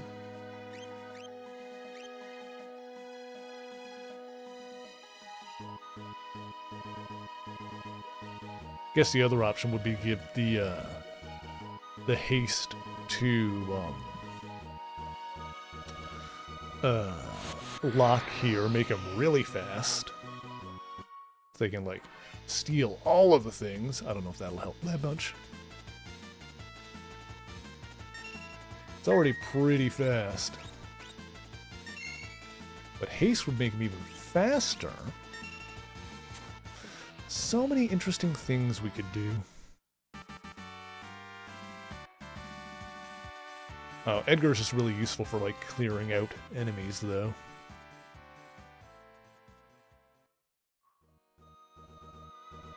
The tools are real good.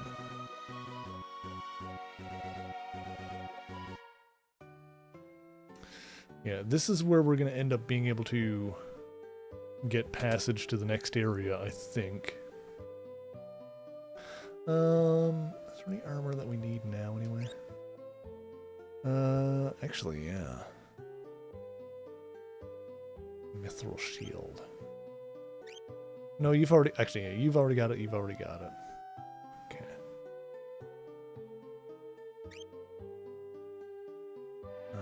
Headband.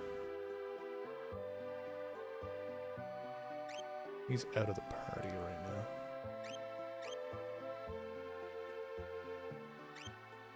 Okay. We just need to, like, load up on some tonics or something.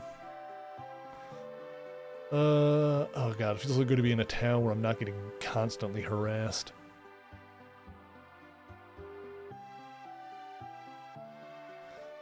There's the inn.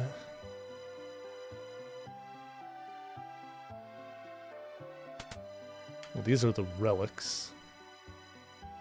I've already kind of, like, been around here. Just like a general store, though.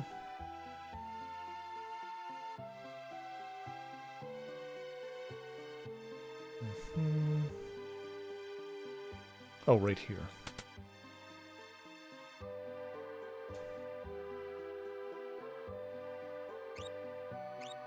Oh, you don't have, well, I guess it's time to just upgrade to potions, huh? Yeah, I mean, it's about that time, huh?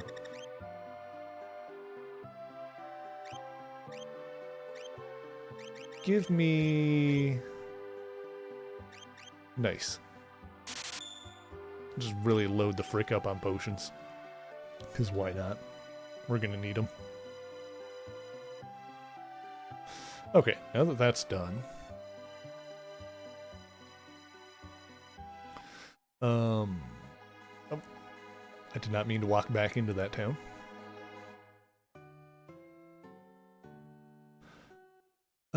I wonder if,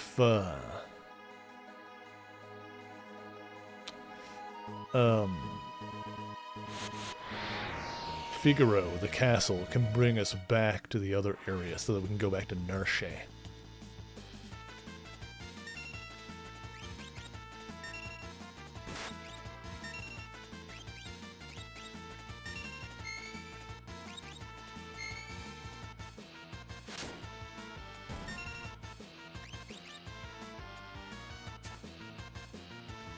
Nice.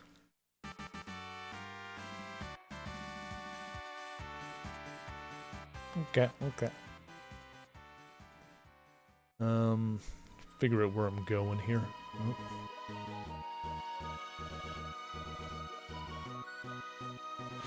Oh boy. It goes down to the south of here.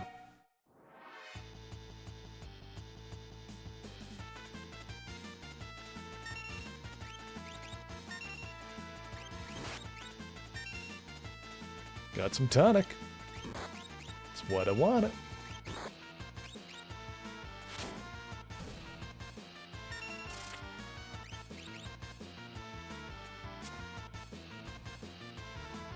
Nice.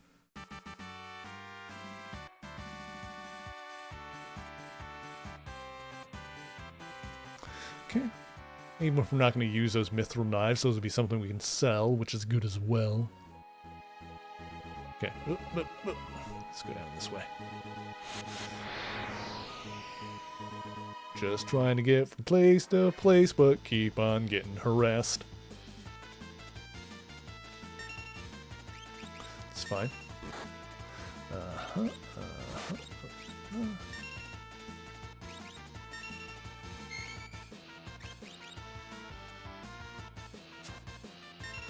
Nice. Good stuff.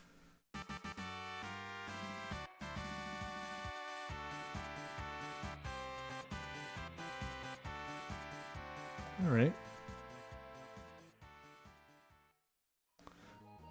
Now, how are people doing with these spell learnings?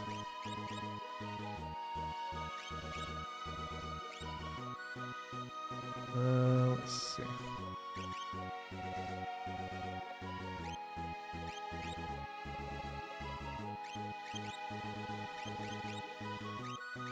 So he has Bolt and Poison now in Bolt 2? Or... Oh no, when that gets up all the way, then he'll learn it, I guess. Okay, interesting. We can get the characters to, like, learn different spells this way. They, like, learn spells from the espers, basically. Interesting.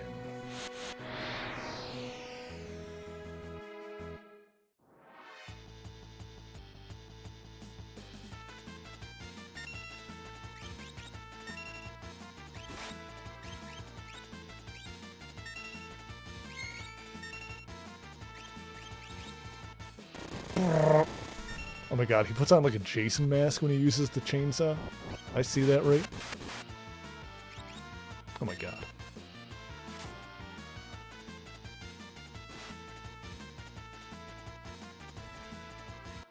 Time to do some heals, by the way. Oh damn, Cyan went down. Not great. No bueno.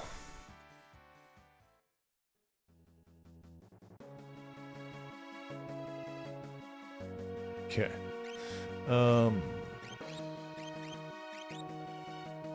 We do have some Phoenix down. Oop, there we go. And time to use some magic. Let's go boop. And then boop. Alrighty then.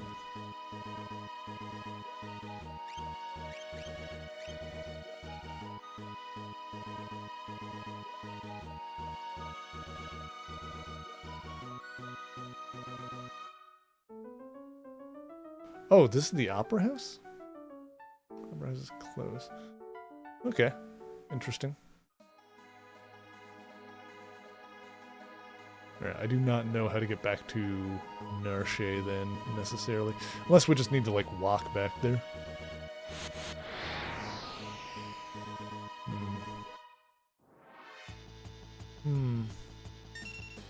I do not remember how we've gotten... Alright, well, you know, I guess we'll just stick with the party that we've got for the moment.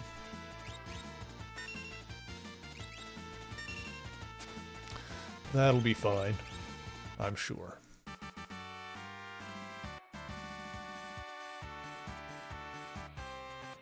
Cyan Lund fire!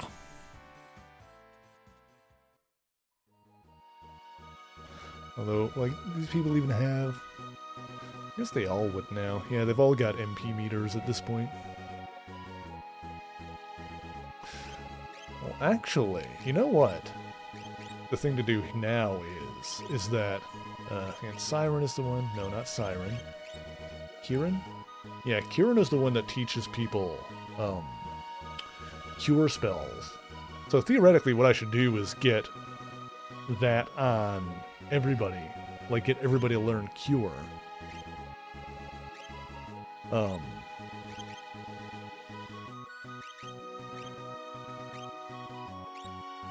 Yeah, like, he's almost got it now. Yeah, I should get everyone to learn Cure, so that way I'll be able to, like, anyone will be able to use it outside of battle. So it'll basically be some more free heals. Not free, because it uses MP, but... Yeah, I should get Cure on everybody, theoretically. Okay. Actually, now that we do have the ability to, like, learn magic spells, like, I'm assuming that Silas has the most, potential for that kind of thing. Status. Like, magic power, where are we at with that? Battle power? Magic power, like, you've got 28, you're 43, 29, 21. Yeah, so you've got the highest one. So we could theoretically turn her into, like, a magic attacker as well. Like, we could give her the earrings, for example. It's a possibility. We've got some options here.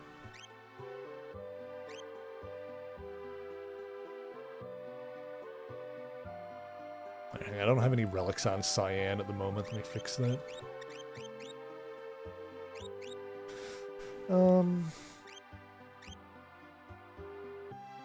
Maybe we'll just give you the Atlas Armlet. What's your defense? 133. As high as everyone else's.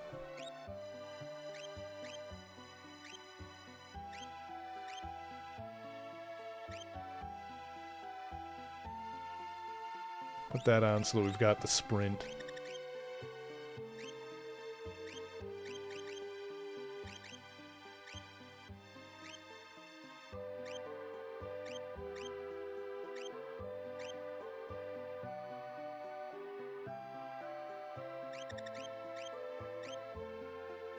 I'll give you a protection against petrify. That's just good to have in general.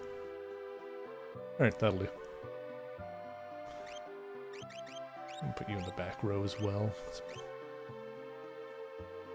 Okay. Alright.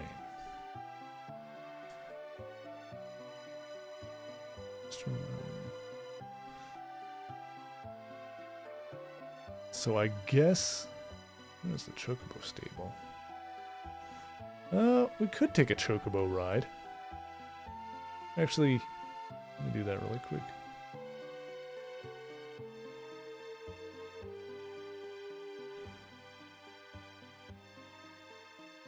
Alright. Yeah, that lets us get around a little bit faster.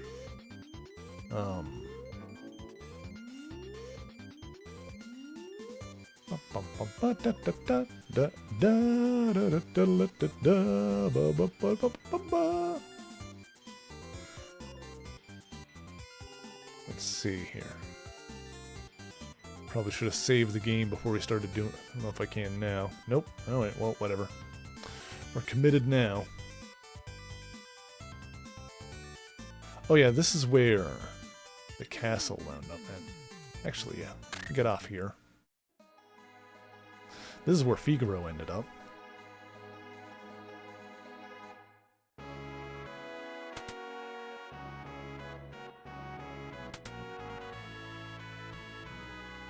Or is this just where it is now?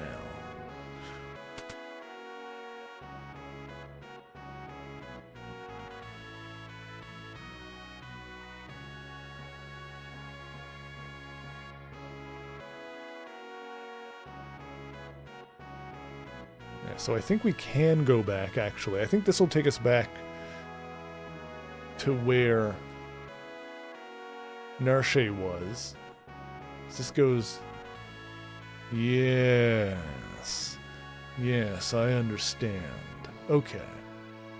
Yes, it's all becoming clear.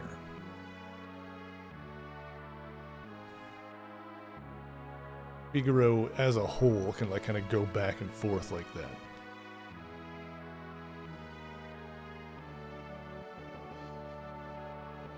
Okay. Oops, I didn't mean to go way over there. Alright. If I'm not mistaken... God!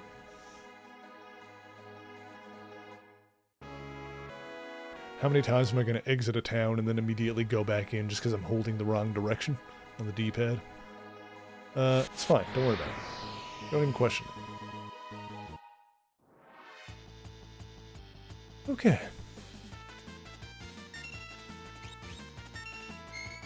I think these are new enemies.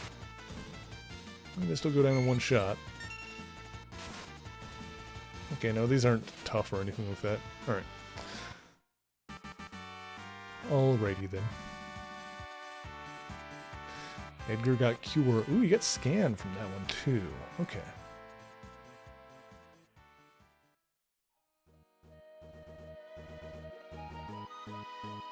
Yeah, so Narshe, if I'm remembering correctly, will be up here. Unless I'm losing my mind, which is also possible. Yeah, we're back in the starting area here. These are like the original enemies. Just bunnies munching away. Cute little bunnies munching away on their lettuce.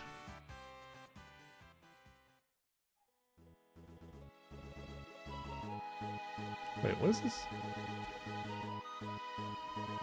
I'm in the wrong spot. No, this is Narshe. Okay. It was like a different... Yeah, alright, good. Fine. Where is everyone? I said they were here.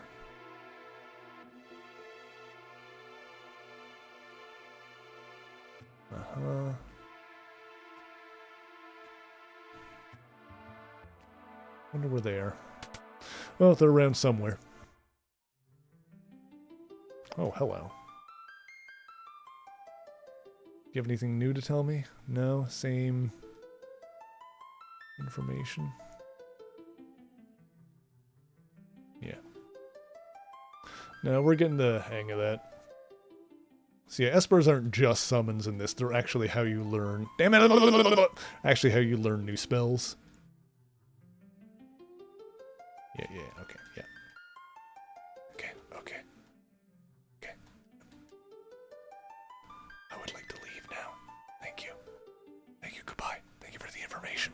Very useful. Alright. Boop, boop, boop, boop, boop. Hello? Pshaw, what nonsense. This is the shop. Wonder if I can get some more regular ass tonics. It's probably cheap as hell now.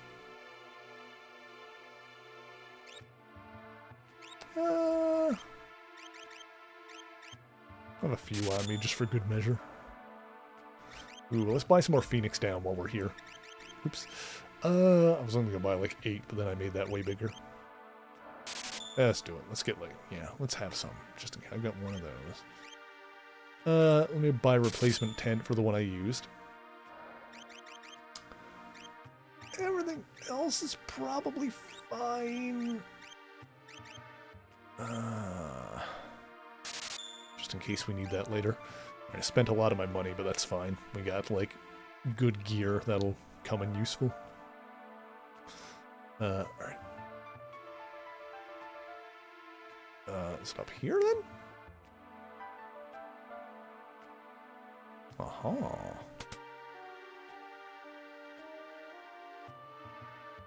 Yeah, here we are. Actually, hang on, I might need to... I don't know if I need to do this. Actually, you know what? It's a good chance to test this.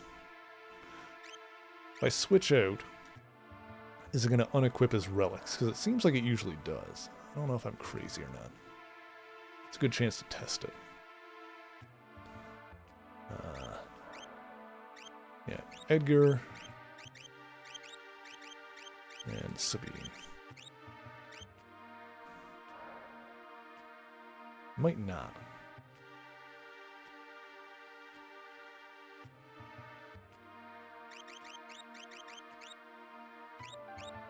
Doesn't have his on anymore.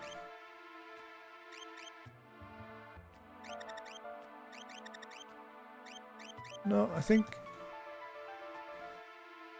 Edgar still has his, I think when you do it like this, then they still have their stuff equipped. Alright, let me get the stuff that Edgar had. Or sorry, the stuff that Cyan had.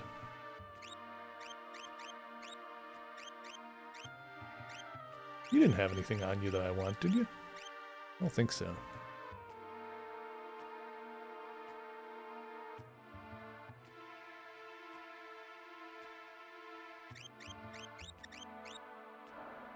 Right, give me these back. Oh.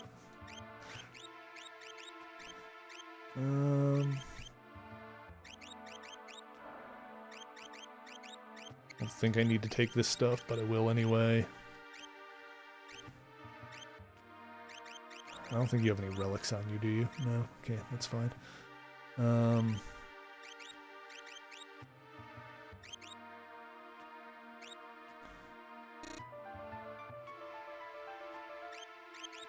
Okay, there we go. Okay. Sorry, chat. Hang on. Let me change group members. Yep. We're getting the bros in here.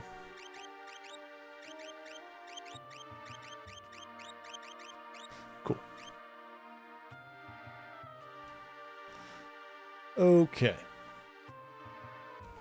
Now, hang on. Brain? Let's puzzle something out really quick. So, you've got Cure now. You're working on getting Cure too. I think I just want everyone to have basic Cure though. So Kitten, alright, so hang on. Skills up. Espers. Here, you can have Siren for a bit. Level up HP plus 10%, okay.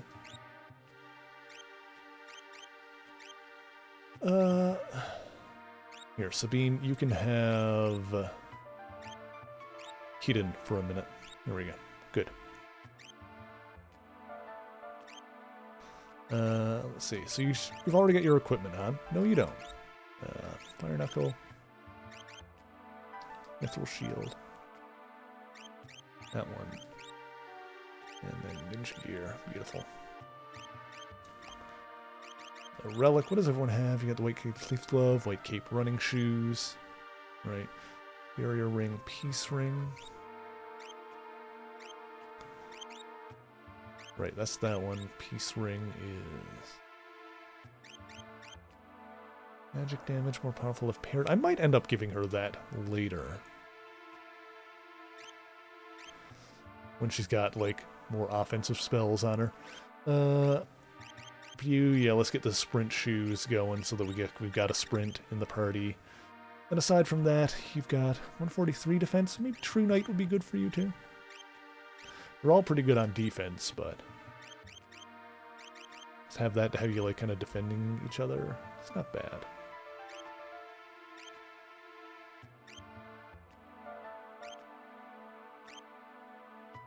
I could also just have someone with this in the party, just in case an enemy decides to be annoying. That's actually not a bad idea.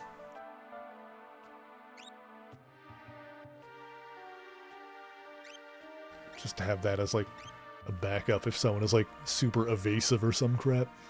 I'm still thinking that, like, there's gonna be a weapon at some point that I can pair that with to make someone busted. But we'll see about that when we get to it. Okay, cool.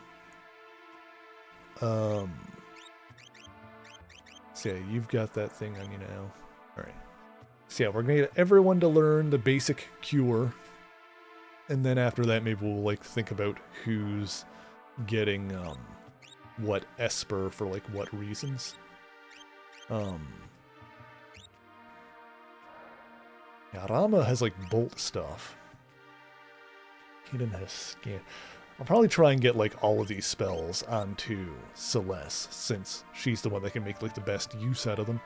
Yeah, like, float and stuff.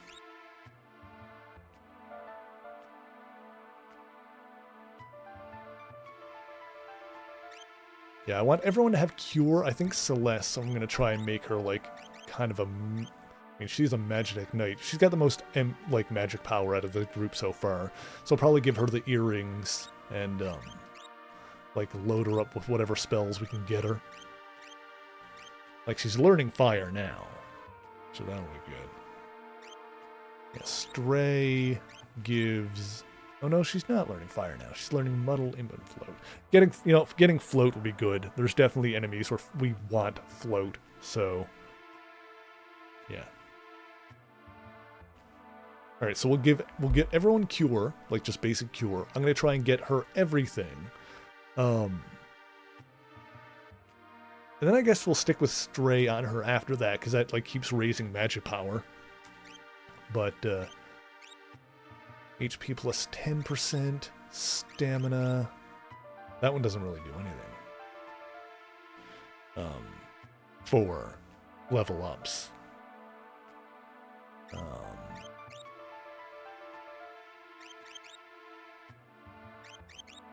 Okay.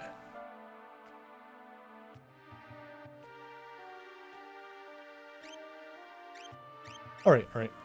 Thinking about the future. Alright, chat. But it is also time for another quick break, so we'll do that now. So chat, that means...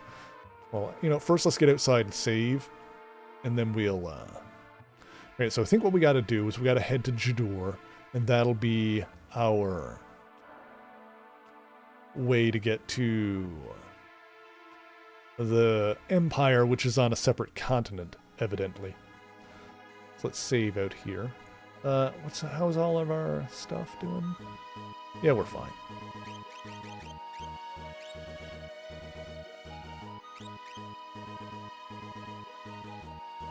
Yeah, I'm just trying to, like, plan things out so that we have the resources and enough heals to, like, get through dungeons and stuff. Okay, so we're going to take another quick break, chat. If you haven't moved in a while, please take this opportunity to stretch your bones, make sure that you are well hydrated, and we will be right back in just a few minutes. The Sir James Jaspers of Earth-616 was proposing legislation just like his counterpart on Earth-238 had done. On top of that, despite the complete annihilation of its entire reality, the Fury survived. It was even capable of modifying itself to pursue its targets across realities, although the journey to Earth-616 left it damaged and in need of physical matter to repair itself. It attacked a homeless woman named Esther McGeary, killing her and using her body as raw material. Her companion, Sidney Crumb, narrowly avoided the same fate, but was infected with a wound on his arm that would prove to have lasting consequences. We'll get back to the unfortunate Mr. Crumb later, but in the meantime, the Fury fully rebuilt its own body and tracked its quarry to Braddock Manor. There, the hero killer attacked Linda McQuillan, who narrowly escaped death thanks to outside interference from Merlin. Soon afterwards, Captain Britain and the others arrived to join the fray, and while several members of the Special Executive were injured or killed, together they succeeded in burying the Fury under enough stone to halt its pursuit, at least for the moment. Meanwhile, Jim Jaspers proved to be even more powerful than his Earth-238 counterpart and quickly took over the United Kingdom, transforming the country into a fascist totalitarian state and dispatching Strike to begin rounding up superhumans into camps. Captain Britain rushed off to confront the madman, but found himself unable to stand up to his foe's vast reality-warping abilities. In the midst of this, however, the Fury broke free from its rocky imprisonment and continued pursuing its quarry. The Fury interfered in the fight, attacking Captain Britain, but when it saw the Mad Jim of that reality, it reasoned that it was not the same individual who created it, and attacked him as well. What followed was a prolonged battle between two nigh indestructible opponents that raged across space and dimensions, with each one proving resilient to the other's attacks. But in the end, the Cybiote succeeded in pulling Jaspers into the empty space where the Crooked World used to be. With no actual reality around to warp, Jaspers was effectively out of ammunition, and the Fury killed him by incinerating his brain. Of course, it should be noted that this result was what Merlin had been working towards since before he directed Brian to the Crooked World in the first place, and while not everything went exactly as planned, he had indeed been manipulating things from behind the scenes for years, with the end goal of killing the Mad Jim Jaspers of Earth-616 before he could become a threat of omniversal proportions. But even as the battle between Jaspers and the Fury was reaching its climax, Merlin was already preparing another plot. Alrighty, and we're back. Hello. Let us continue. Alright. So, it's gotta head back to Figaro, take the castle back beyond the mountains, go to Jidoor, and secure passage to the Empire. I believe that is the plan currently. Okay. Okay. Bop.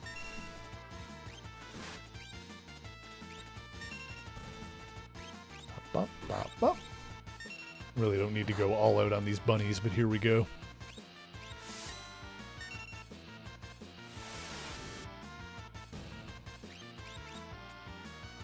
Oh, here it goes. Brr.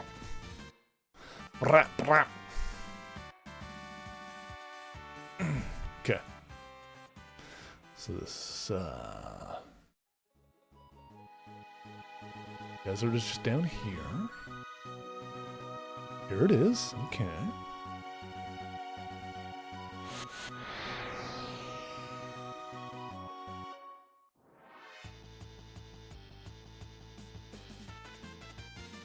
Little scorpion thingies. Now let's go boop, boop, boop. Boop, boop. Dunzo.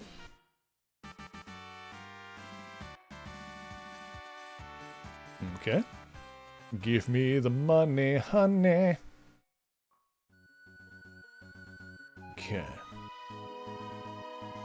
Yeah, I'm thinking it'll be useful to hook up Celeste with a bunch of magic spells and basically have her ready to go for boss fights, because she can still just kind of like clank stuff with her mace normally, but then we can get to a boss, we can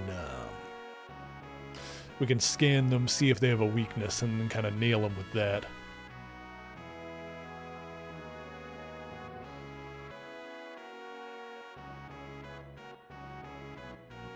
That seems like a good idea. Yeah, it's an interesting concept, and it makes sense in the context of this game, because in other Final Fantasy worlds, magic was a lot more prevalent. Like, you could just go into a store and buy a magic spell. But, in this reality, in this world, on this planet, however you want to frame it, at this time, it's an era of technology, and very few people have magic at all. Oops.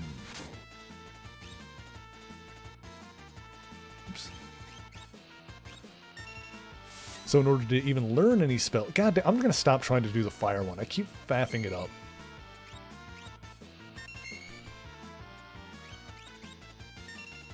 I'm just gonna friggin' Hadouken my way through this quarter circle forward all day, every day.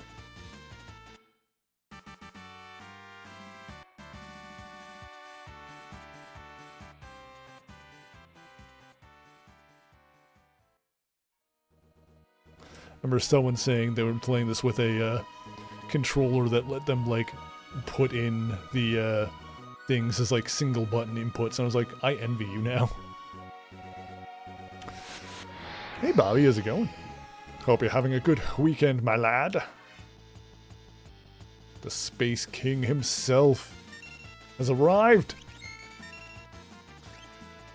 Whoop!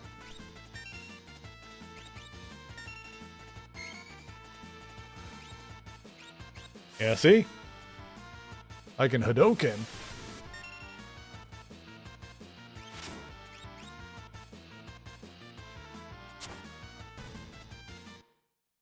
Actually, yeah, if he's doing that, and then Edgar is doing the chainsaw, pretty good, pretty good.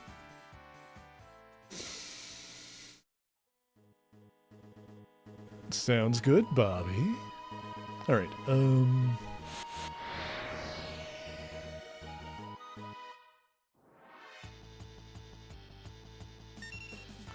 we got two lads.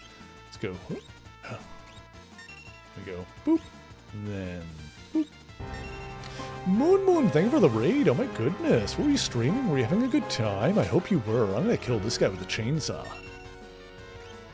Don't turn me to stone. Okay, I just threw rocks. That's fine. I got confused. No! I got confused into hitting my own guy with a chainsaw. That's fan-frickin-tastic. You love to see it. Hi, Moon. Let me give you a shout-out. Were you playing? Were you having a fun time? Were you having fun, or were you getting cranky? Tsukuyomi Moon was playing Helldivers. Okay, so probably cranky, since it was a team-based game. Love you, Moon. Moon wants me to hydrate and stretch. I'm gonna do that.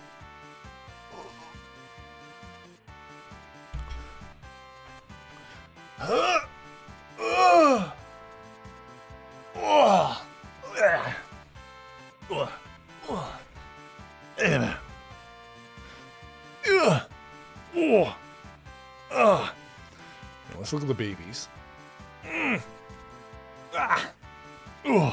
He's got like 10% of his face left. It's fine. Let's do the dad joke.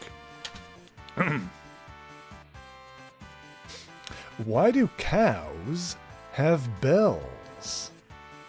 What do you think, Chat? Why do you think cows have bells? What do you think they have cowbells? Because their horns don't work. Horn? Get it? Get it? You get it, Chat? Also, Bobby wanted a treat time. Hi, Cosmic Cookie. How's it going?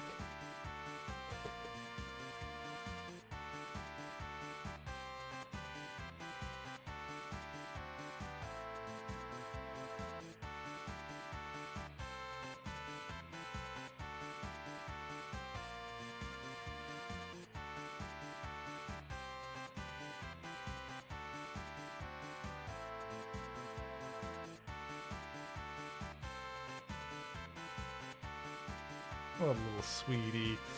What a little cutie baby girl. We love the razzle. It's okay, we got some magic. We can knit his face back together. With the power of magic! We've learned the ability. Alright, who has it now? Who has the power to cure? You don't yet. Oh god, hang on. Edgar's got it. Boop. There we go. The one that did the damage can heal it back up. Beautiful. Love to see it. Good frickin' stuff. Okay. Oh, excuse me.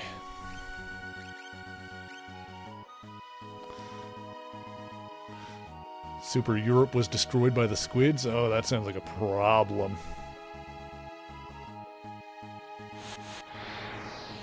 That sounds like an issue. Oh, hello. That's a lot of things. Okay. Blitz. Alright, let's try and do it. Alright. I think I did it. Okay, I did it. Tools. Crossbow. All of the things. Yes. Yes! Yes!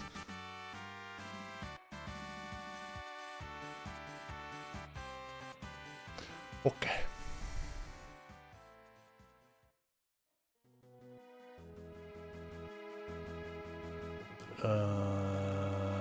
We're going this way? Yes. Yes, this is Jidoor. Okay, let's go around and talk to people, I guess. Try and figure out where the heck we're going. Westernmost town on the world map. Okay, I don't think I need any more equipment here. Let me just double check this again. I'm pretty sure I already looked at it, but... let's see. You're good. You're good. Yeah, you're all good with that. That's not helpful for you.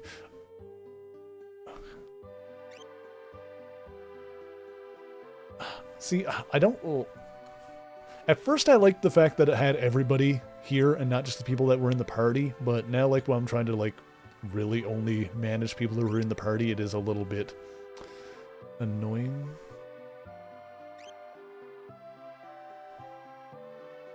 No, we're Gucci there, okay. Yeah, we're good. It just kind of takes that much longer to... It'd be, it'd be different if I could actually equip the people that are not in the party from there. But not super helpful to see them all there. And the north, yeah, that was Zozo. I don't think I need anything in here either.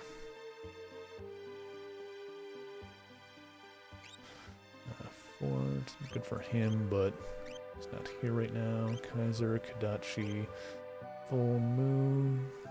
He's not really using it, so... That's just that stuff.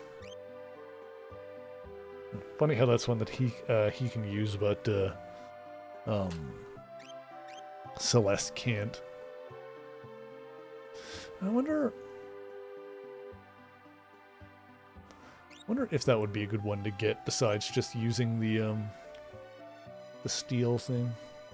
Yeah, I'm gonna buy it out of curiosity. Let me see like how much of an increase it is.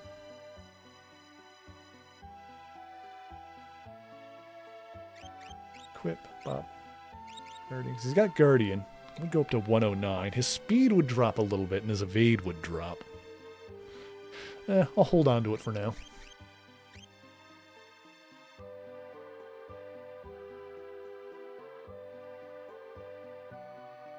Okay. Ain't no easy way to make the Imperial lands. It's by air. You'll need an airship. Ooh, well, they're gonna be back, I guess. Once in a while, one of the idiots from Zozo will wander down here looking for an easy mark. Watch your wallet. Okay. What was the first... Did they have airships in FF1? I don't remember. What was the first one to have airships? It feels like they've been in all of them so far. Auction house, we already talked to everybody in here before. I don't remember if they were actually in the first one or not. FF1 and an airship? It did. Okay, so they were always around. I was going to say, it feels like they've been in all of them so far. And they have been, yeah. It's like kind of a...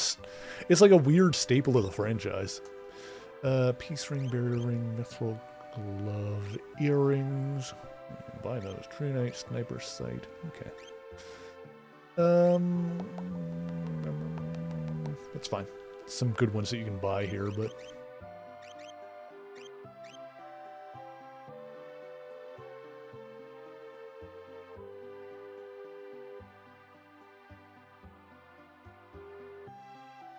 Yeah, the thing that wasn't in the game until the second one was Sid. I think they had a Sid in the second one. They didn't have a Sid in the first one. Unless you're big brain and then you name one of your party members Sid. Then you have a Sid in every game. That doesn't exactly count, but still. Alright, so we need an airship. Hauser's house. Maria! Oh. Are you talking to me? Sorry, my mistake. Wow, you could pass for Maria in a heartbeat. Hoo boy, now I really am in trouble.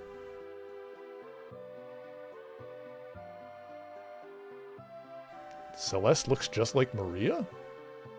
Interesting. She just flipped the bird? What happened there? Hello? You're the spittin' image of Maria, huh? Haven't heard of her? She's a famous opera singer. We have heard of her, actually. Ooh, tincture. Those are expensive. Those are MP recovery items. Good to have. Good to have. Oh, we were in here before, though.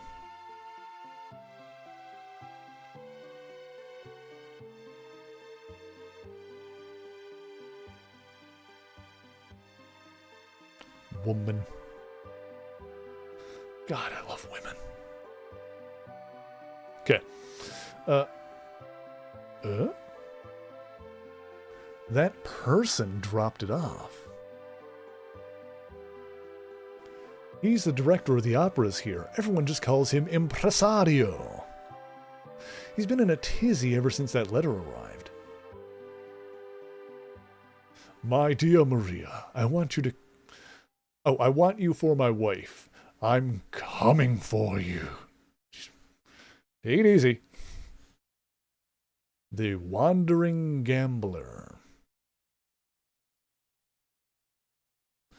Who's this? Wandering? Wandering? What's his name? You born on a farm, son? Yeah, what of it?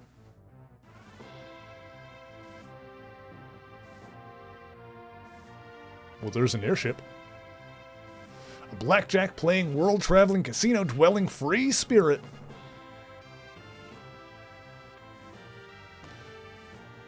Uh-huh. Setzer, huh? Interesting. That means he's going to be a party member. That's Setzer, owner of the world's only airship. Only airship, huh?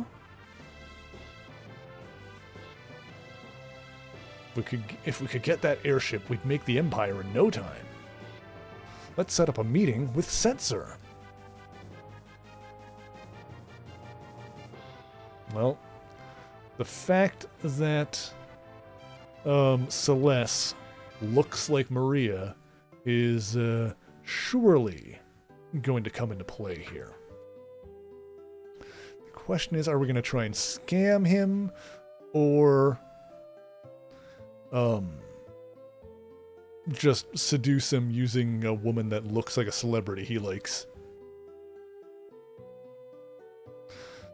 Oh boy. Well, how are we... Chekhov's doppelganger, I know, right? Well, we know where the Opera House is. Have I read Saga? I have not read Saga. I've heard of Saga. I've heard good things about Saga. Who writes Saga again? I forget. But I've not read it myself.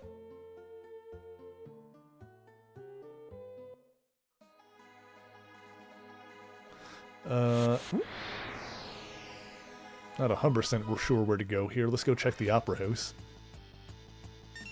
Mind candy. Right. Blitz. Let's go. Oh. There we go. Yeah, I can do the Brian K. Vaughan. That sounds right.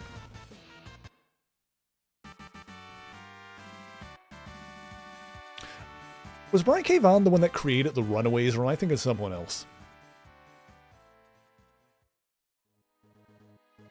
Could be wrong. Always possible. It sounds right. I don't know if you're right, but it sounds right.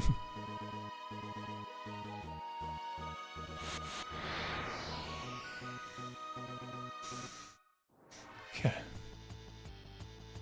I need to read that at some point. Okay. Boop. Huh. Yeah, okay, I can totally do the blitz things if I just, like, take a half a second to think about what I'm doing, instead of just mashing my fingers against the controller.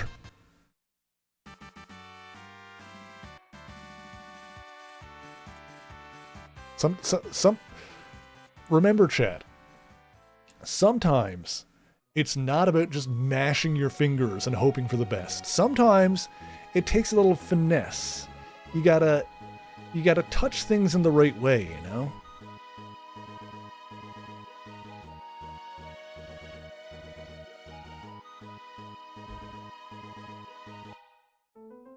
That is advice you can take with you throughout your entire life in many situations. Hello, sir. Ah, you again! I read that letter. Setzer's coming to steal her. He'll probably appear right at the climax of Scene 1. I mean, he said he was coming, so I'm sure the climax is inevitable. He loves an entrance! Right. If we could only grab him then. Dear me, no, you'll ruin the performance. I'll lose my job. Then you're history. This is simply horrid. I want the performance to be a success. But I don't want Maria to be abducted. And here's where it comes in.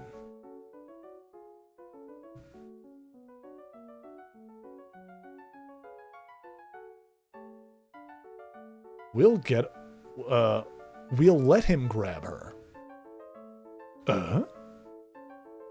Locke's got the plan. We'll use Celeste as a decoy. After she's abducted, I'll follow him right to his airship.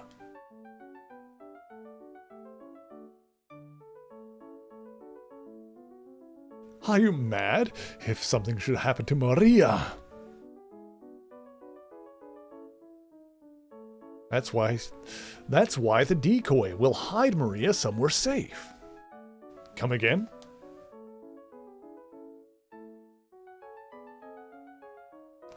You said she looks like Maria, right? Now, just a minute. Celeste will be our Maria. She'll lead us to the airship. Brilliant! Wait, I'm a general, not some opera floozy. Smooth.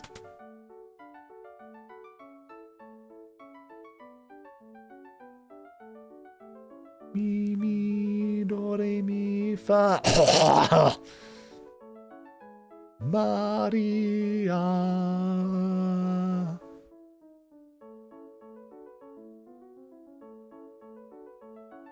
Not bad, Celeste. Oh, God. I'll pretend to be Setzer and foil their little plan.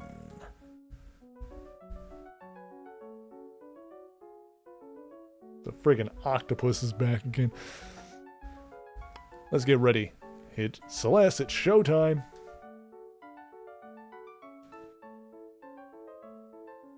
Oh, come on, read it.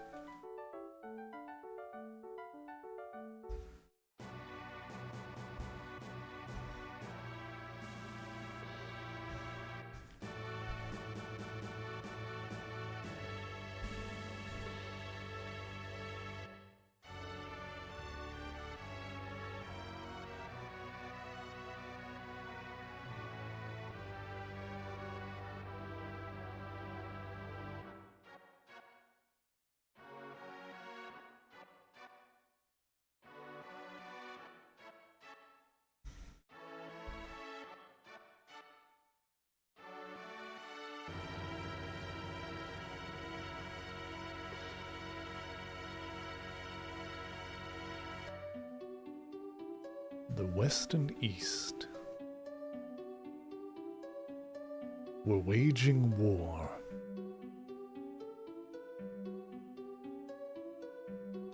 Draco, the West's great hero,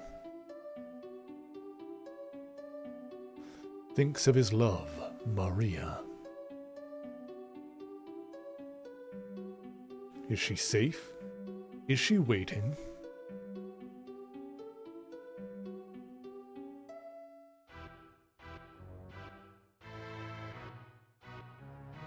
I'm only getting the audio in one headphone. I don't know if this has been happening the entire time. I need to try and fix that.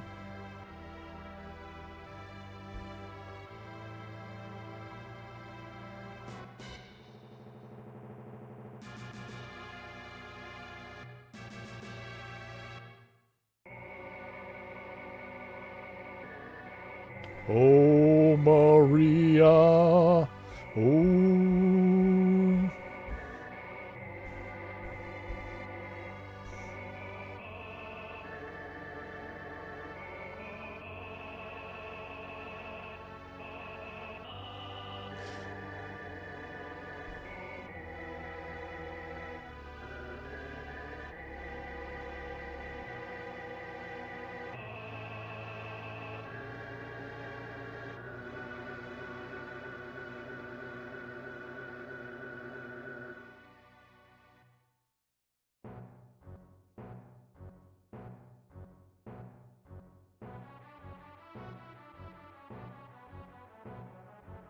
Hang on a second, chat.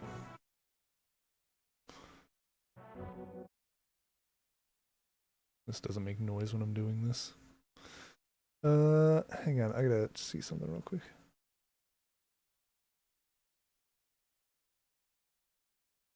Hello? Just need something to make noise in the desktop here. Hang on a sec. You won't be able to hear it. Well, I'm just gonna test something real quick.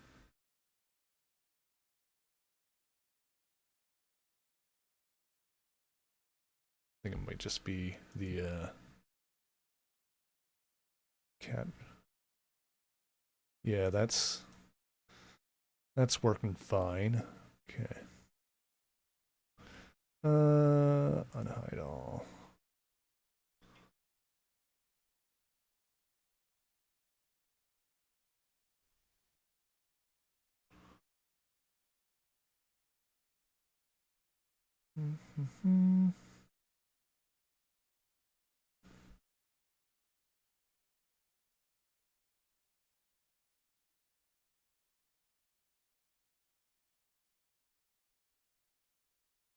Oh, that should just be...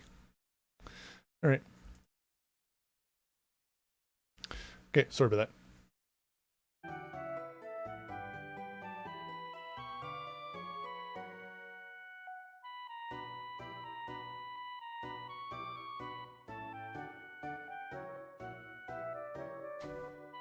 Oh, I can move around. Hang on a sec.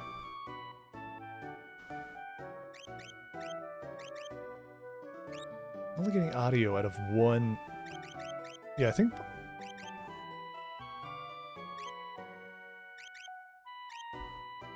Yeah, I'm only getting audio out of one headphone. I don't know why that is.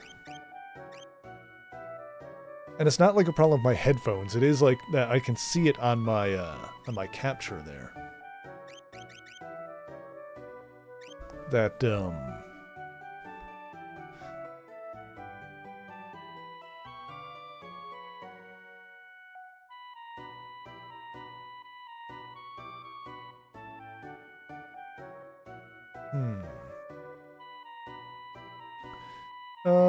let's see here.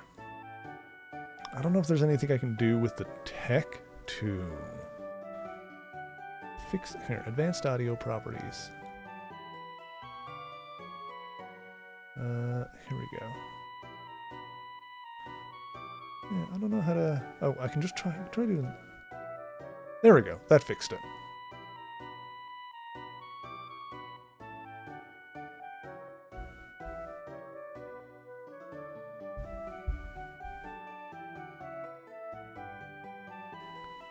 And then I can hide that there. Alright, I set that to mono, so I'll do that the same here. There we go. Okay, that's better.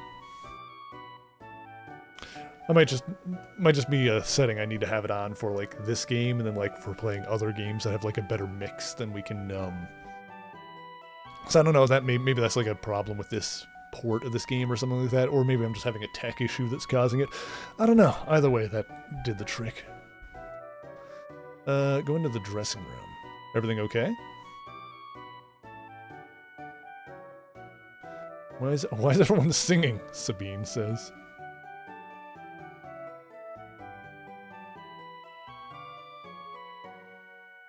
Yeah, I didn't notice it before. I don't know if it was happening, but the musical section was noticeable. Can't go that way. Alright, it's the other way.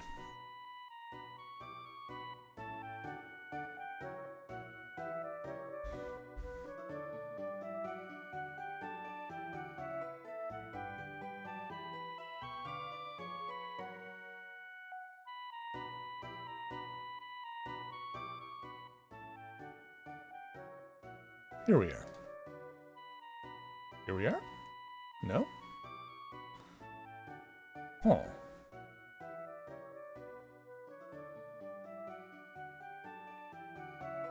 Thought that was there.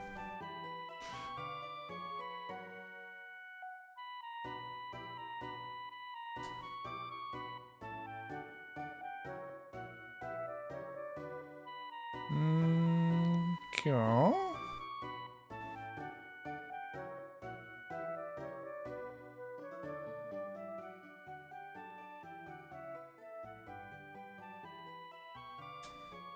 Really can't go that way, huh? Alright, maybe I do need to go the other way? Interesting. Or there's something obvious here and I'm being dumb.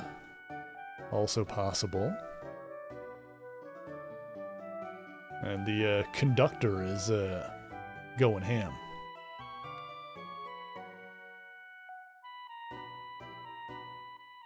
I guess this guy did say this was the backstage area.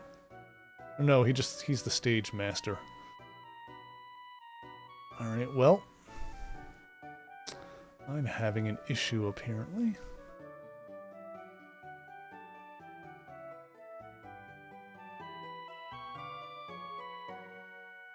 The heck am I doing wrong here?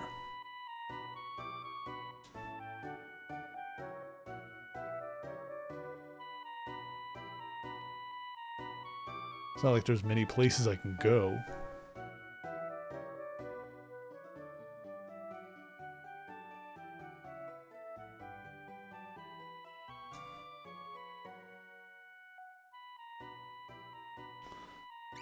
I am confused.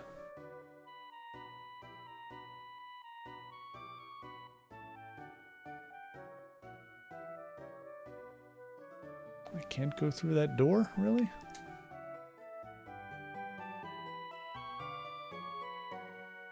Said he's going to the dressing room, but... the heck?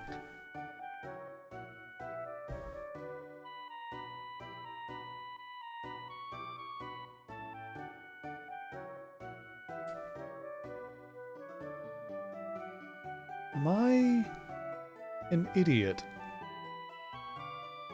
I mean, yes, but...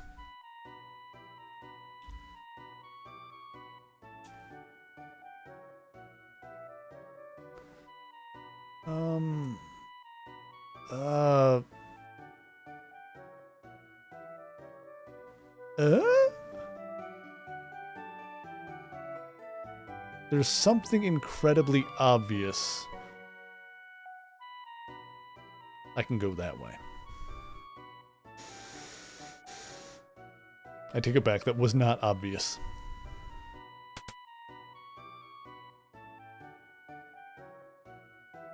Hey, girl. Oh, look at him blush. Aye, aye, aye. Is that you? Smooth. Locke, why did you help me escape back there? I once abandoned someone when she needed me.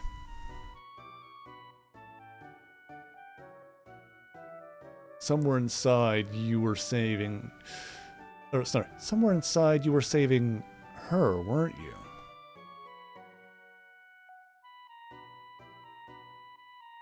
That ribbon suits you.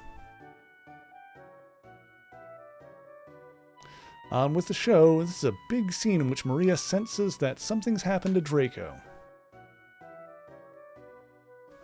Better check the score one last time. Oh, we're playing as her now. Oh, interesting.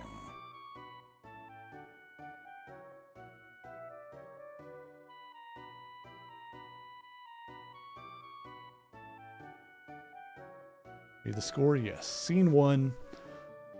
Oh, my hero, so far away now, will I ever see your smile? Love goes away, like night into day. It's just a fading dream.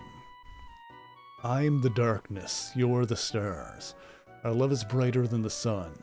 For eternity, for me there can be only you, my chosen one. Must I forget you, our solemn promise? Will autumn take this place of spring? What shall I do? I'm lost without you. Speak to me once more. Here you pick up the flowers, climb the stairs to the balcony high atop the castle, raise the flowers to the stars. Hurry, you have just moments before scene 2 starts.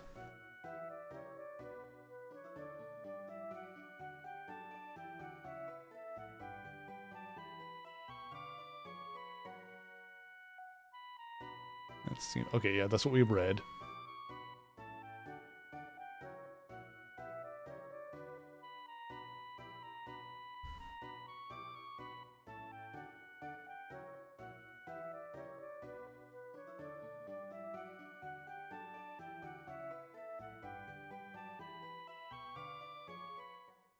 Here we are. Got it.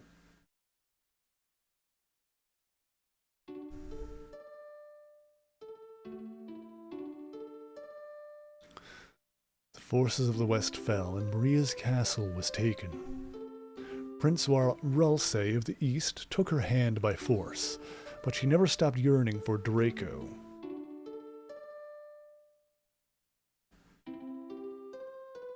Oh, my hero.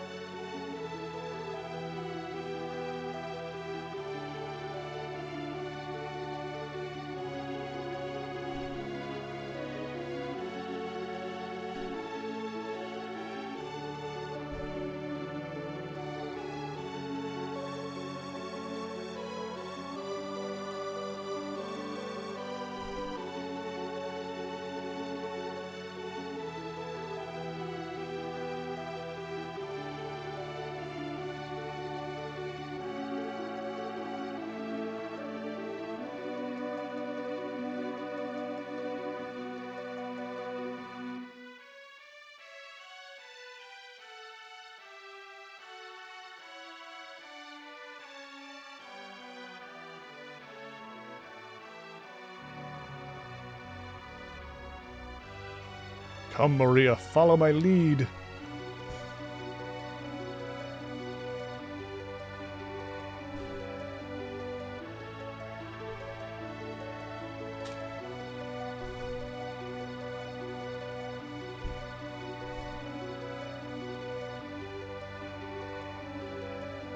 Got a full-on dance scene in this game.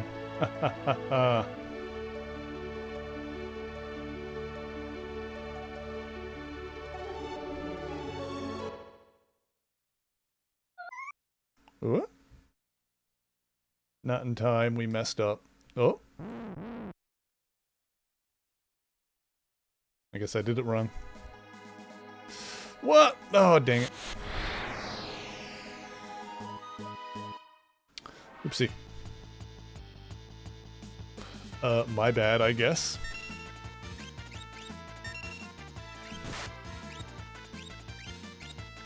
Uh-huh.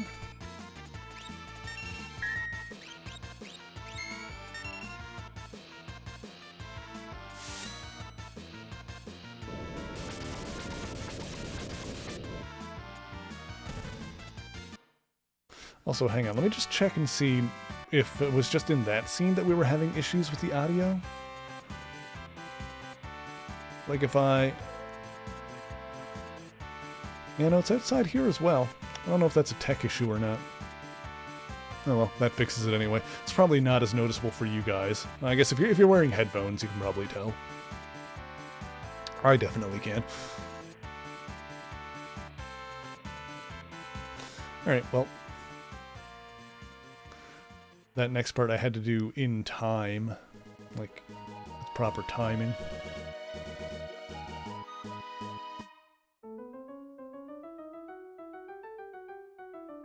Give you 3 more chances. Okay. Maybe I should have saved the game first.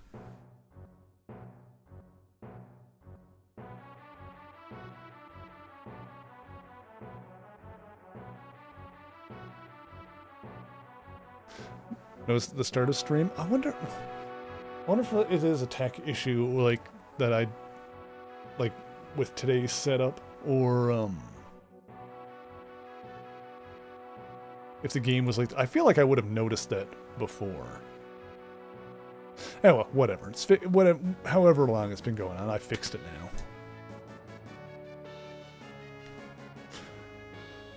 now. Okay. Don't make any more mistakes.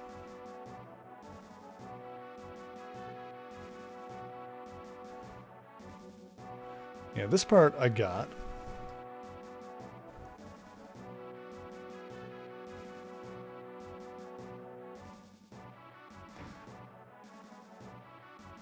Oh. Okay, it gives you the instructions at the end there. I don't think I really, like, clocked that.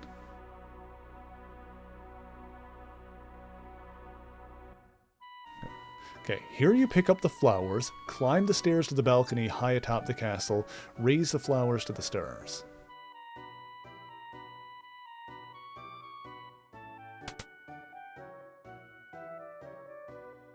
Okay.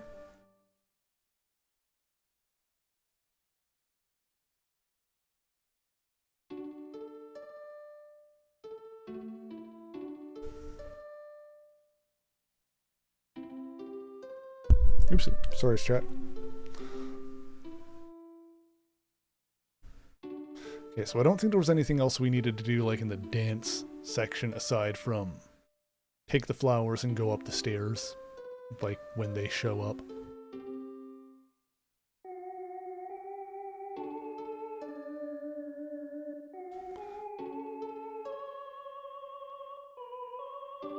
Also, yeah, chat, if we ever have, like, audio or tech issues like that, be sure to, let me know.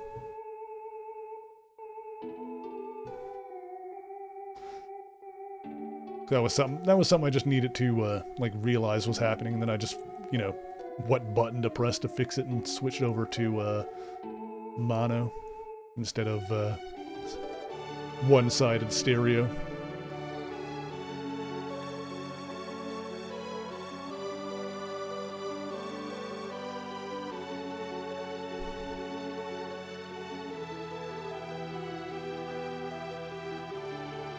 I always find that annoying when like one headphone breaks for whatever reason, and you only have like one of the two working.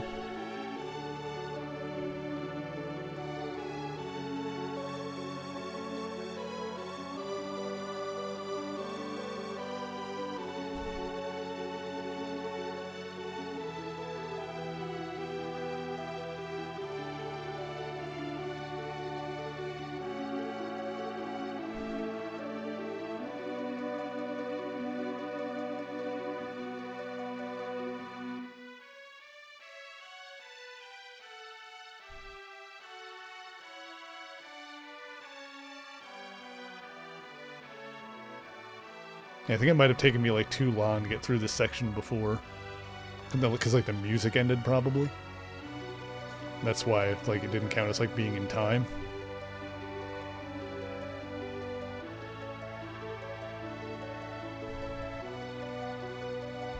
Yeah, here we go. There we go.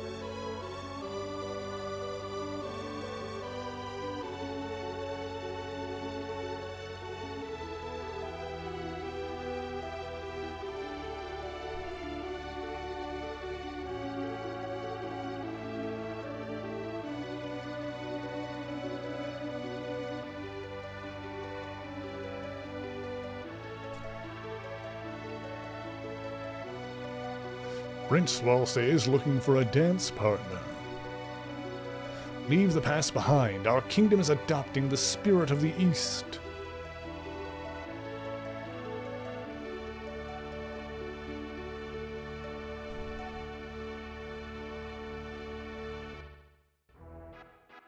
Well, that was surprisingly emotional for a fictional story within the confines of a 16-bit game.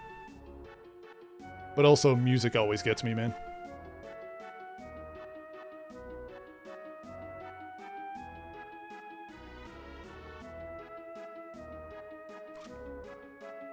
One thing that can get me a little choked up if it's done well is, like, really good music. Well done, Celeste. Alright, we're back to Locke. Oh, what is this? Oh, you won, so I'm gonna jam up your opera, Ultros. Oh, frick. Uh-oh. Better tell the impresario. Oh, God, the octopus is coming back.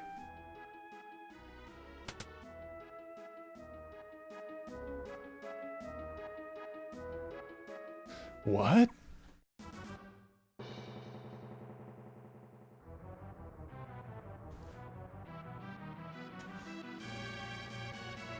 Survivors of the West attack! Impossible! Attack!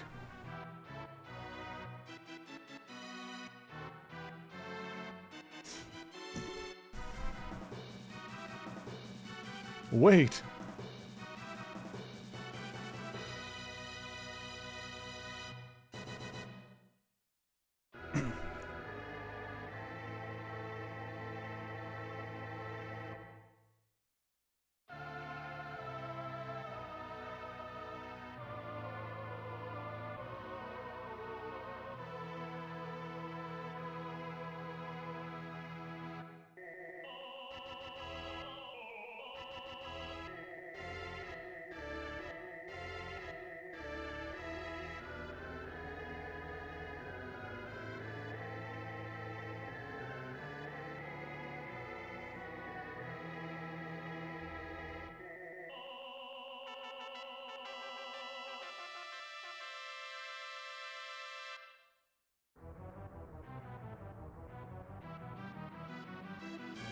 How might he disrupt the opera?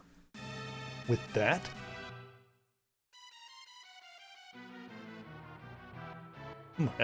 Let's see if Maria can shrug this off. It's a 4-ton weight that he's gonna drop. Yeah, this is heavier than I thought. It'd take me 5 minutes to drop it. Oh my god. We haven't a second to lose. Talk to the man in the room to the far right. He'll help you get up there. It's good as done. Oh boy. We know where we're going now. All this wandering around earlier paid off.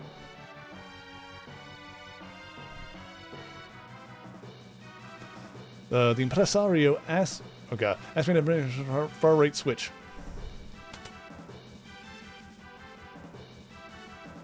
Room at the far left of the stage, then make for the framework above the stage. Oh. Okay, so that switch should have opened the door that we couldn't go through before. Oh, okay, I've got the Neum. Yeah, what? Okay, good thing we. Hang on. Hold on. Nope, we're good. Chat. Nope, it's fine. Hang on. Chill. We got this. We got it. Let's go pound that puss. Ugh. Let's go get him. Yeah, okay. Oh god. Oh no. Oh no!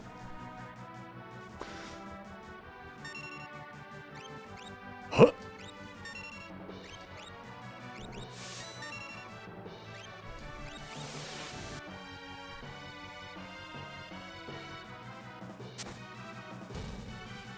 Good stuff, good stuff, good stuff.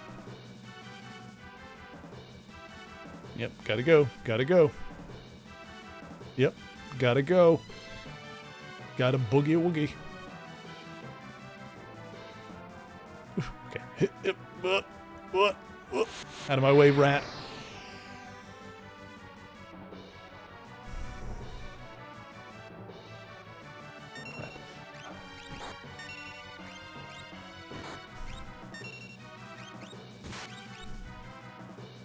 Hey, got a potion out of that deal. Nice. Damn it!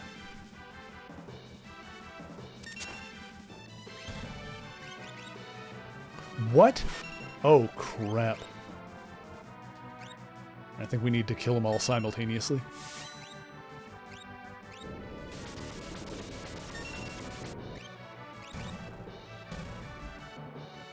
Which we can do with this party! It all worked out! Okay, keep going, keep going, keep going. Got a boogie woogie.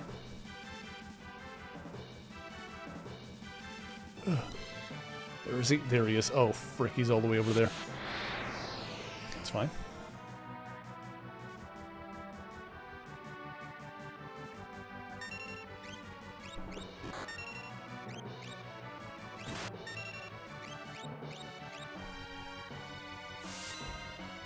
Ah, frick.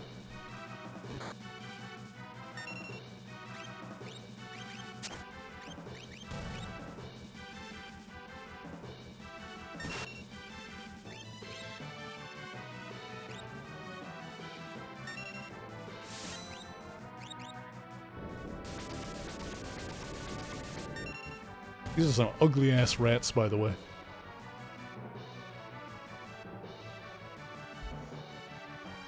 Alright, someone else got cure. That's good. We can sort out what that means after. No! Damn it. I'll try to avoid that one.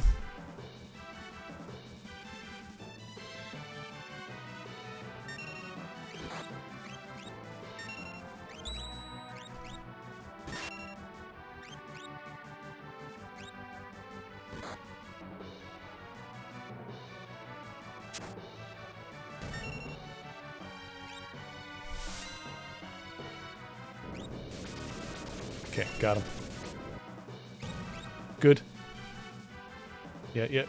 Gotta go. Gotta move.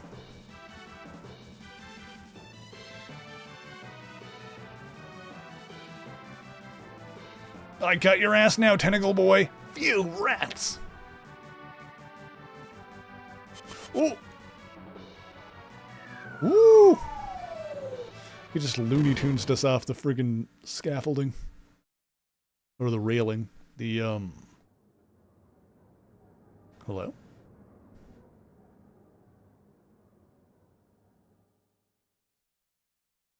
Oh, okay. Disaster! It is the two heroes. If the two heroes are flattened, the opera's over. Then who will win the girl? Locke gets up. Huh? Eh?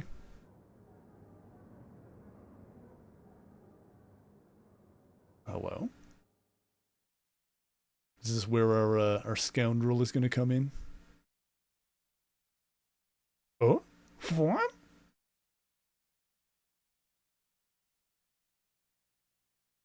Neither Draco nor Ralph will save Celeste. I, Locke, the world's premier adventurer, will save her. Oh boy, what awful acting. Silence! You are in the presence of an octopus royalty. A lowborn thug like you could never defeat me. Might as well make the most of this music! Oh boy, here we go. Am I 1v1ing this man? Nope, but we are on. Long time no see. You've changed. Did you miss me? Alright. See if we can steal something from him first and foremost. Capture.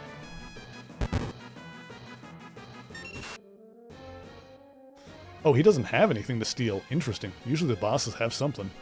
Alright. Let's go. Tools.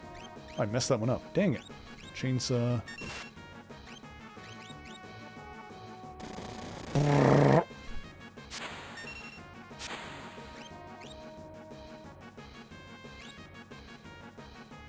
Oh, you know what I did that time is I keep forgetting that when he's on the different side of the screen, like I still need to go. The quarter circle forward changes to quarter circle back when he's on the left side of the screen, basically. Like it's not determined by what direction he's facing. Oh god, the muddles.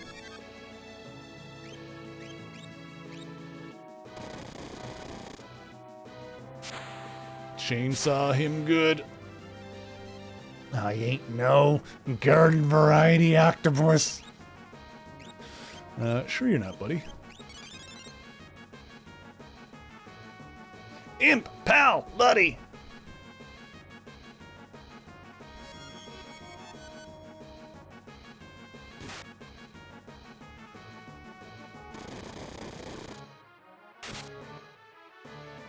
She missed that. Okay.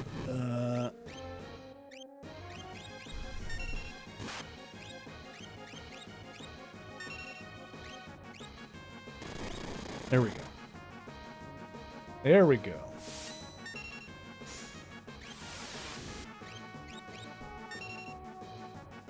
Uh-huh. Oh god, he's using Rain Dance.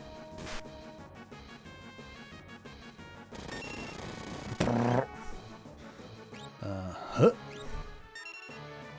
And then, huh.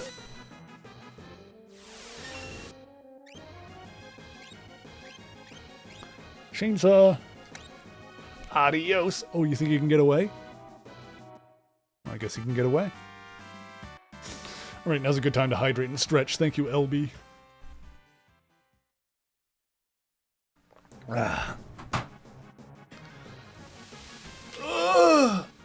Just a darn minute.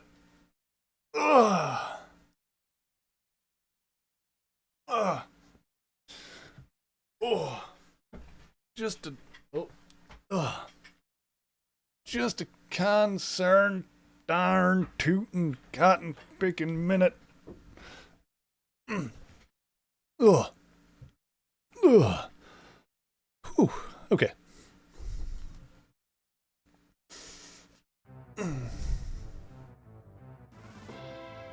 What a performance! Oh, there he is.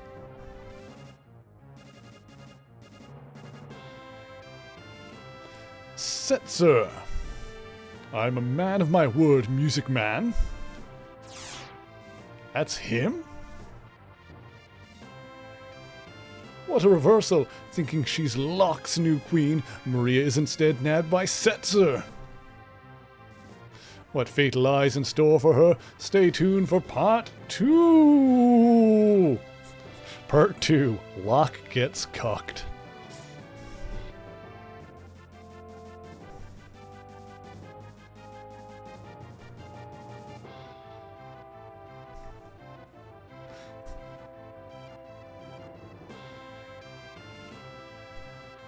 Locke looking at the summary for part 2. Why does this have the NTR tag on it? Buddy, I got bad news for you.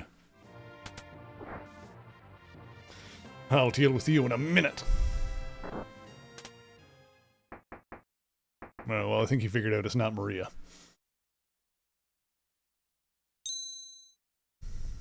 A wink. Well, we're on the airship. Oh! Well, the lads made it. What a performance. Enough already. I guess this is exactly what they planned to happen, so...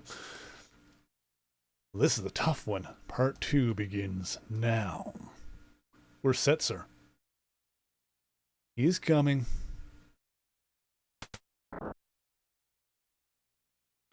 Who are you? You're not Maria. Setzer, we need your help. We have to go to Vector. We need the ship to get to there. Look, if you're not Maria, I don't want you aboard. Wait. We were told your ship is the finest vessel in the world. And that you were the world's most notorious gambler.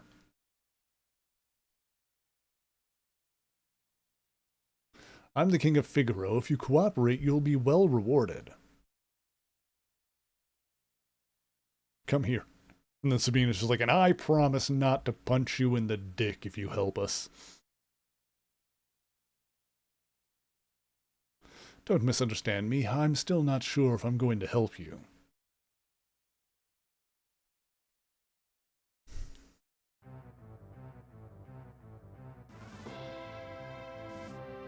Oh, he's actually got like a poker table here. Whew, the Empire's made me a rich man.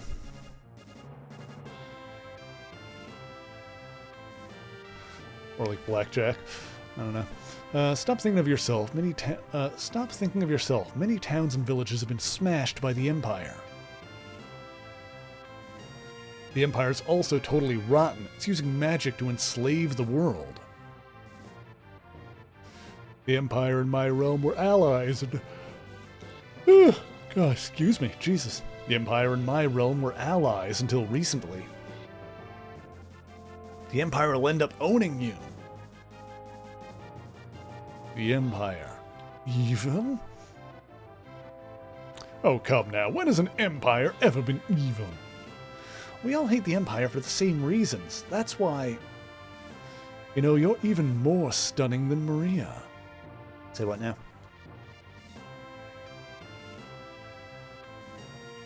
Enough. If Celeste becomes my wife, I'll help. Otherwise, I was joking with the NTR comment, by the way. What, are you stupid? We haven't any choice. Yes, it's settled. But I have conditions.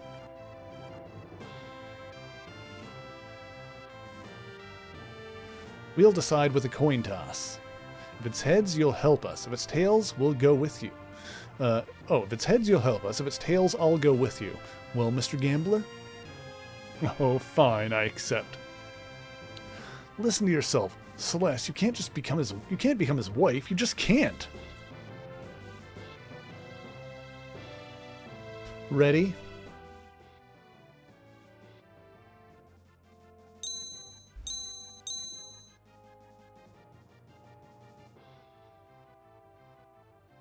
I win. Now honor your part of the bargain. How unusual. A coin with identical sides. That coin? Big brother, don't tell me. I think you've been hustled, Mr. Gambler. Ha! How low can you get? I love it! Alright, I'll help you. Nothing to lose but my life.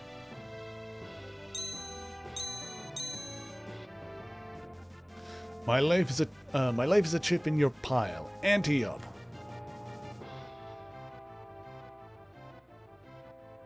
Alrighty then.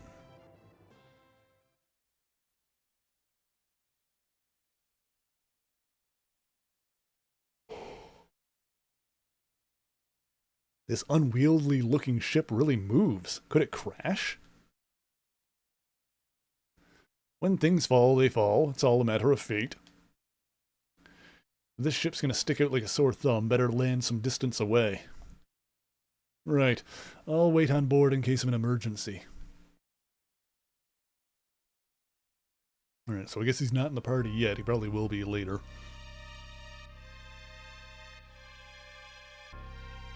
Oh. Ooh.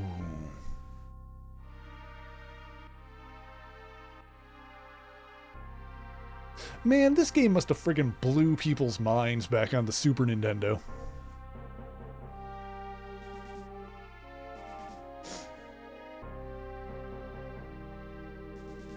You know, the Mode 7. I mean, like, stuff like Star Fox used Mode 7, but it kind of looked like dog shit. Like, they didn't really have the tech for it to do, like, a 3D game the way they...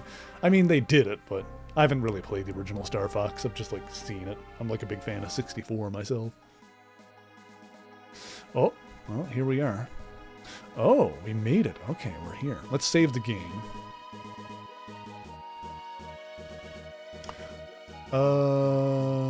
There's an icon there.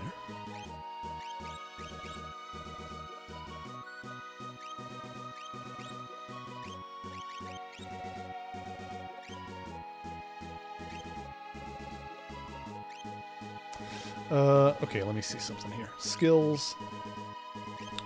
Magic, you've got Cure. You've got Cure. You don't have Cure yet. And obviously Celeste has it. Alright. Let me see. He's got like that icon there now. I don't know I think that has something to do with the Esper, probably.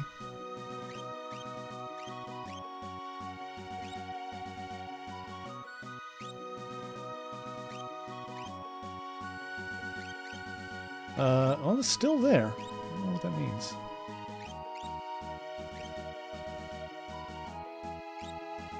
Alright, we can get Cure on you now. And does anybody not have a, oh, you don't have one equipped. Here, you can have Rama. There we go. Start getting those bolt spells.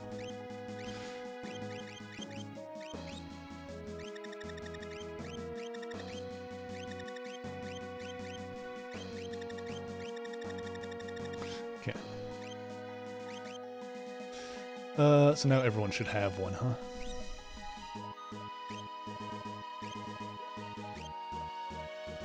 Cool.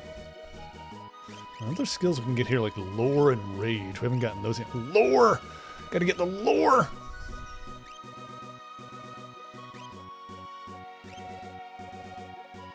Okay.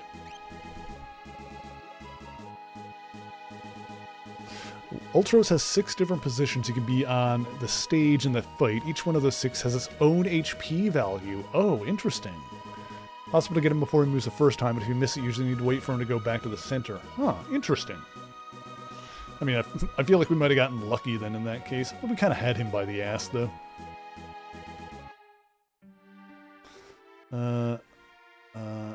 Okay, we're here. 8 cheers for the Empire. Empire strings up anyone who opposes it. That sounds about right. This is Albrook, the occupied city. Okay.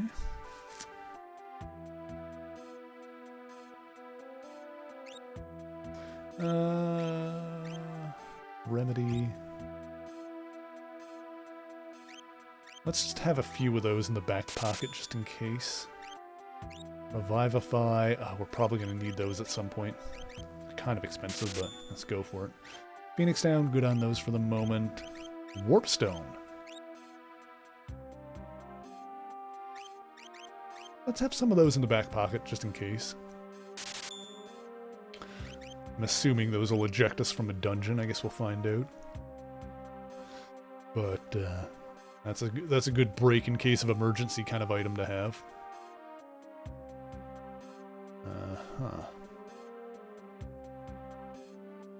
Okay.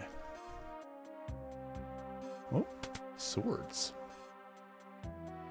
Oh, weapons. I think I'll go to the armory before I buy any weapons though. Some cloths, not as good as what he's got. Well, that's better for her, but the one she has she can use from the back row, so I don't know. Oh, it is good for him though, but then again, he's using his tools, so... Yeah, I'll go for armor before I go for weapons. 1,000 years ago, during the War of the Magi, two so-called Atma weapons existed. One changed a person's power into changed a person's power into a sword. The other was a monster bred for mass destruction. Okay. Oh, tincture. Good stuff.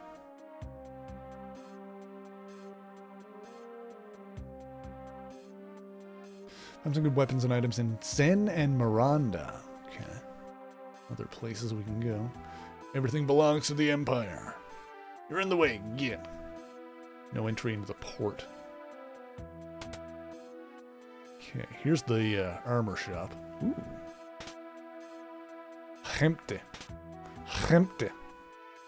Hempty Dempty. Hello.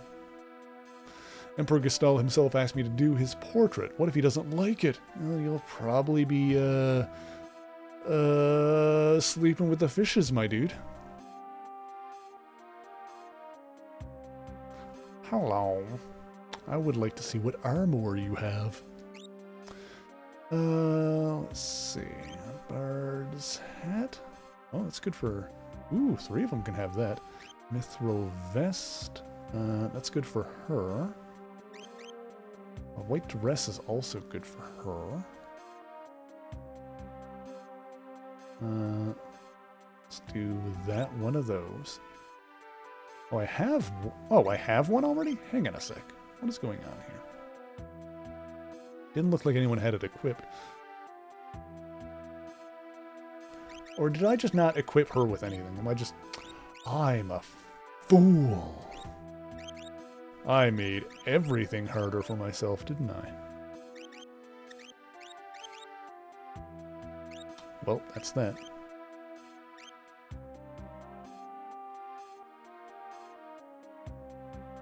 Okay, it's fine. Alright. The Bard's hat is still good, though, for... So the white dress... Alright, she's got that on now. Yeah, okay. Ninja gear, you've already got it. You've already got it. Auto unequipped during the opera sequence? That might be what it is. Or just when she got automatically put back into the party earlier, it could have happened then. Or no, you're saying that it definitely happens in the opera sequence. Oh, either way. Could have... Both can be true. Anyway. She probably wouldn't have been doing, like, any damage. Although, she wasn't in the... What am I thinking? She wasn't even in the Ultros fight, like, at all. She wasn't even fighting there.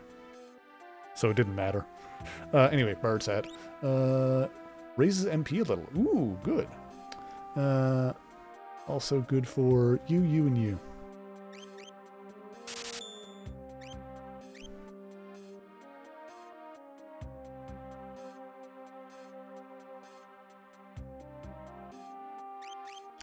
Equip.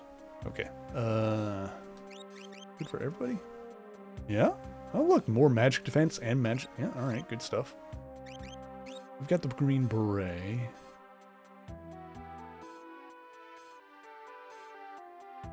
Your evade would be lower.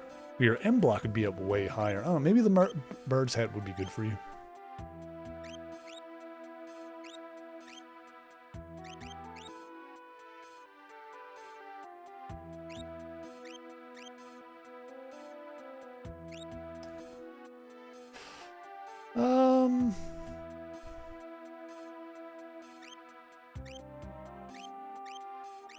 Although you do have, like... The Guardian combined with the Beret gives you a pretty good evade percent. So maybe we should just stick with that for now?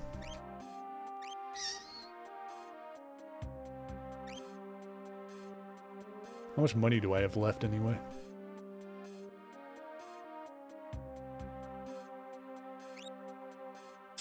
That would, like, get another one would blast out most of my money. I'll stick with the evade on him for now. That seems to work. Kind of going all in the hell, but like, we'll if we find, Shkreli doesn't have any relics on either. Like, if we find a relic that can boost that, we can use that too. Fight damage, poison, petrify, shell.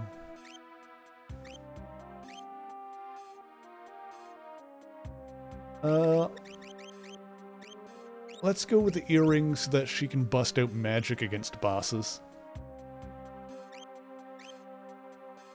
I think that would be useful.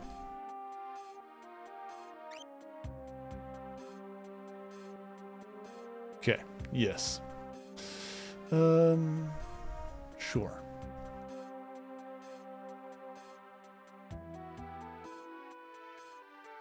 No, I don't think... Oh, another relic shop. Anything good?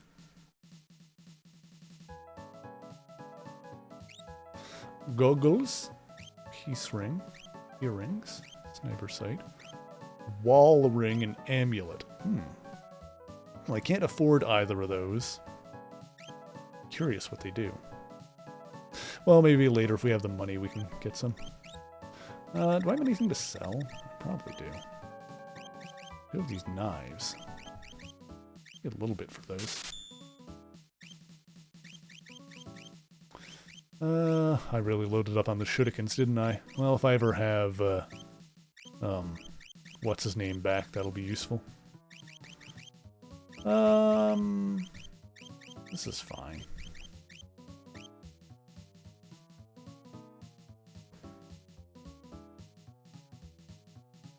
Also, I was thinking before, I don't know why, but the, I think it's partly the color the storekeeper sprayed in this game when they're standing behind the, desk like that reminds me of Sugoroku Muto, Yugi's, grandpa in Yu-Gi-Oh!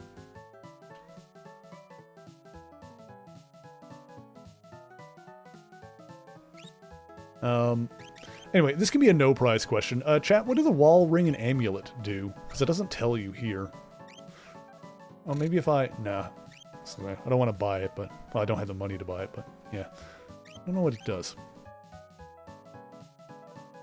The wall ring and amulet.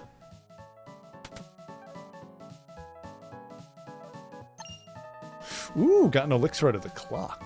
Nice. Oh, ladies. Ah, whoopee. Ah, welcome.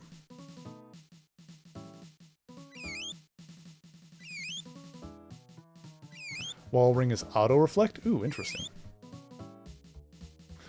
Hey, you're not of the Empire. Get out of here. How do you know? In any case, you're probably broke.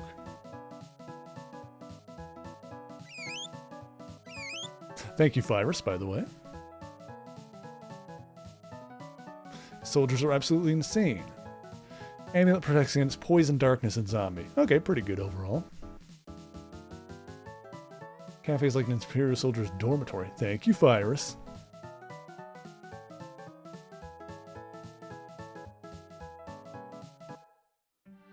Yeah, the auto-reflect sounds good, but could also be finicky if I need to heal in battle. I would need to rely on items instead of magic at that point.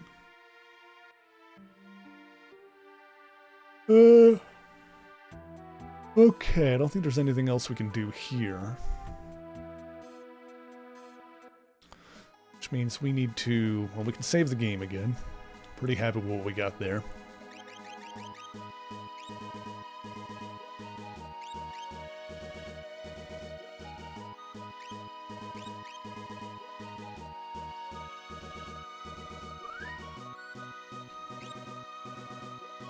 Okay.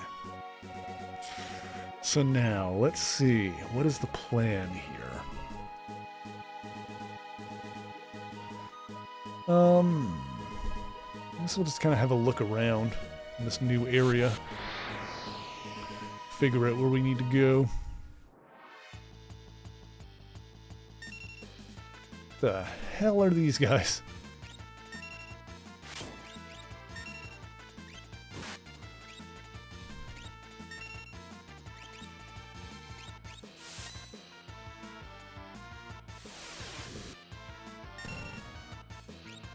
Does he still have darkness from the boss fight afflicting him? I think he does.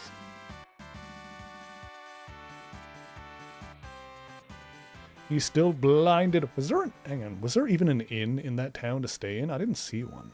It could be insane. Do I even need to stay in an inn right now? Oh, that's what the icon was. It's darkness. I got enough of these. It's fine.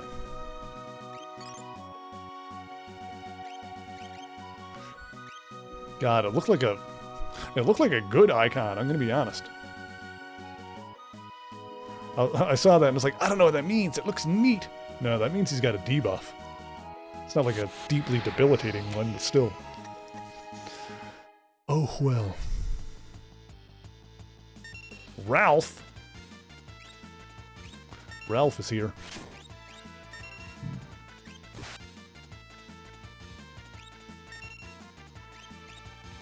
See if this hurts these wyverns.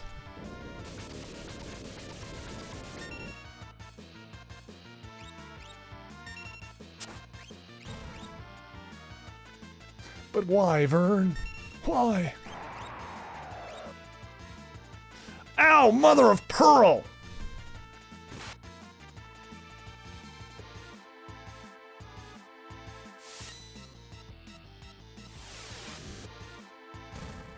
Alright, that hurt.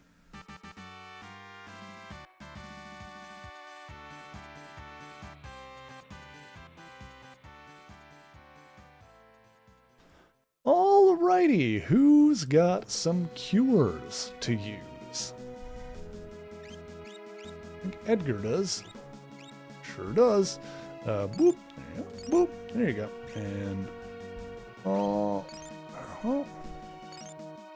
Oh, that was exactly 200, huh?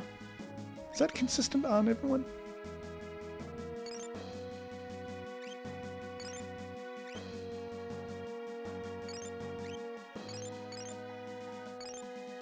I wonder if that's just when Edgar does it, or if that's just how Cure is across the board. I guess we'll find out.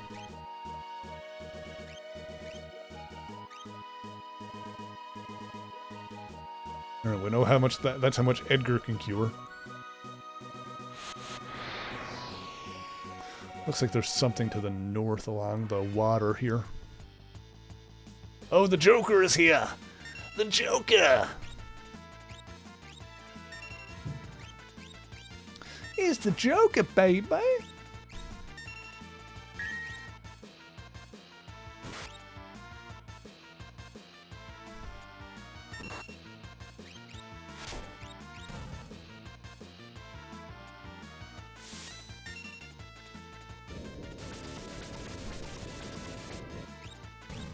You know what? I know there wasn't a lot of love for the Joker to Folie à Deux, but I kind of appreciate I kind of respect the fact that that movie basically speaks directly to everyone who watched the first one and loved it and thought that the Joker was their hero and really related with Arthur Fleck. And that movie just often says, no, you dumb shits, this guy's a loser, this guy sucks, look at how much he sucks! If you like this guy, then you suck too! So, yeah, I can get why people didn't like that movie, but at the same time, I kind of admire it for doing what it does.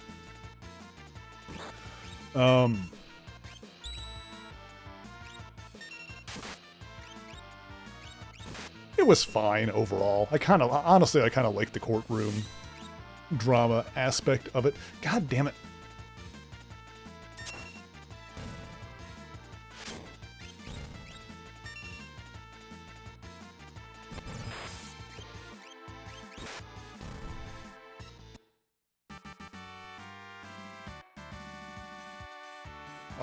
I found a mithril rod. A firm rod to grasp. I wonder... Alright, can Celeste use... Nope, she can't. She's not, like, full mage. Closest thing we got right now. Alright. Go boop. Fine. Boop. There you go. Good. Everyone else is fine. Okay.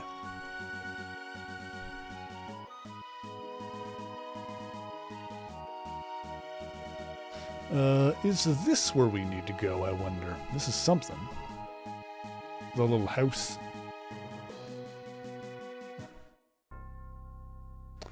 Imperial base? It's probably... Okay, talking to you guys makes you attack me. I was worried about that. Okay. Uh-huh.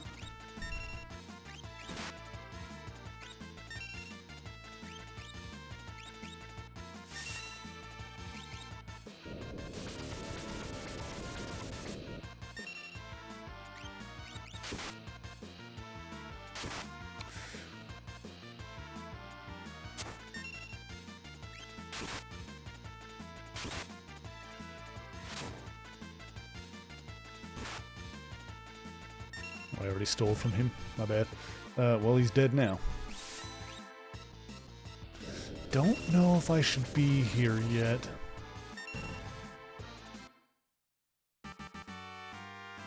Oh, we killed those. Oh, we got 2 tents out of that. Not bad at all, actually. It's pretty good. Okay. Chucked it. Oh, alright, we won that fight, but we got thrown out. So I think we would need, like, if we wanted to get past here, we would need to sneak, probably. Yeah, alright. I don't think this is doable now. I don't think this is where we're meant to be.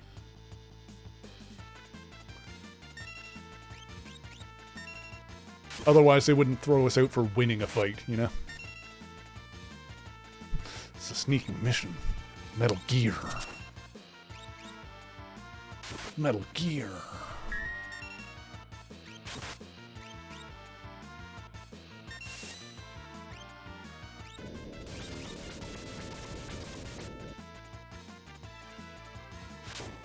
Wham! Got another tent out of the deal. You know, Eden, we're not supposed to be here. Got some tents out of the deal.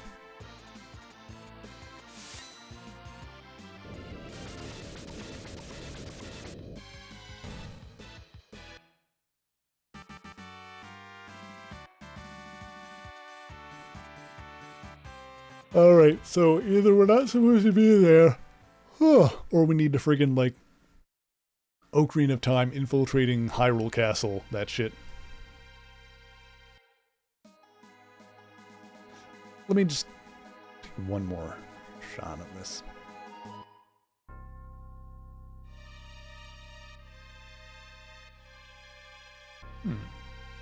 Yeah, it looks like you can avoid them, certainly. Ooh. Especially if I go into the basement. Oh, stuff! Hang on. No, how do I... Oh, there's a way to... Please. I see... How do I...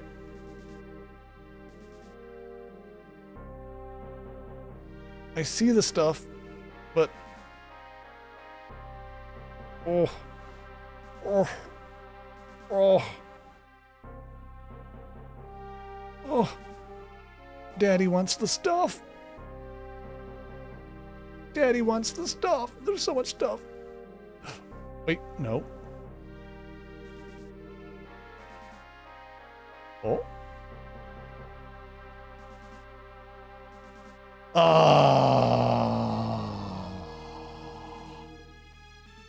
Oh. Oh, but Daddy want. All right. I got to the door.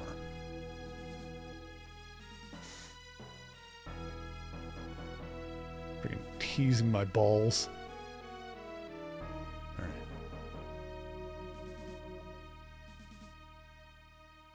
Oh. Go this way. Oh. Oh.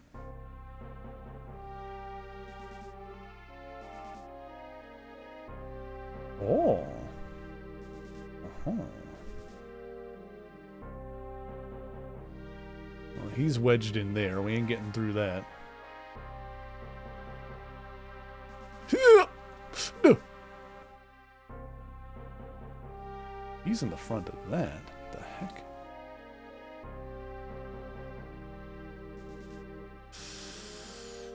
Hello. I wonder if I can beat this guy and get past him? Because he's green? I could just be talking out of my ass here.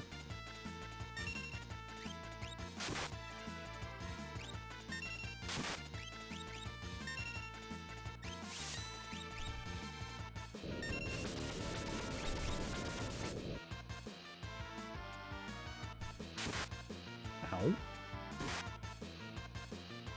Got a vest. Uh-huh.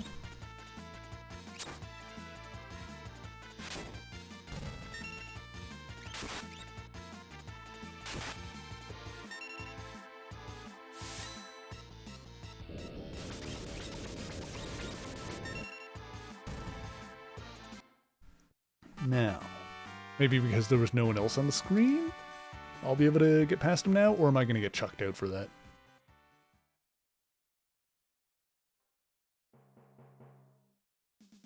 Nah, chucked out. Alright, hang on. We're like at the end of stream here now, but I'm curious if this really is ultimately a dead end. Let's see. That goes down there. There's nothing there.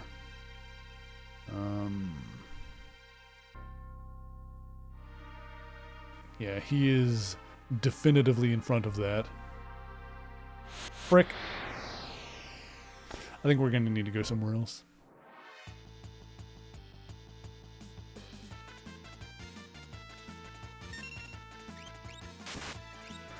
You know, we got some tents out of this place, so that makes it worth it.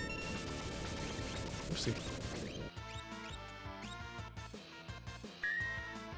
Nice. Ow.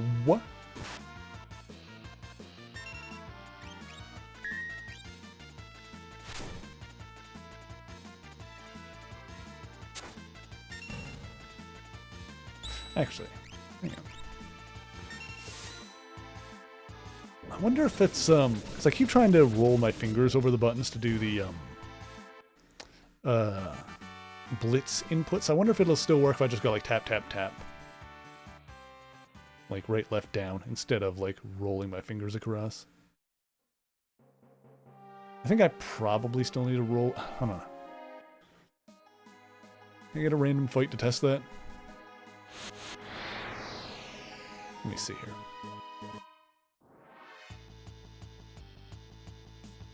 Oh, the Joker!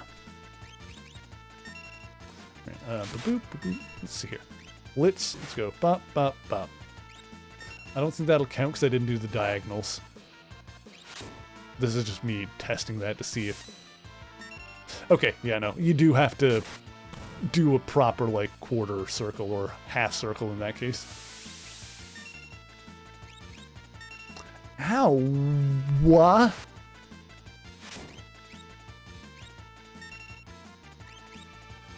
How about a chainsaw? Kamehameha. Blah.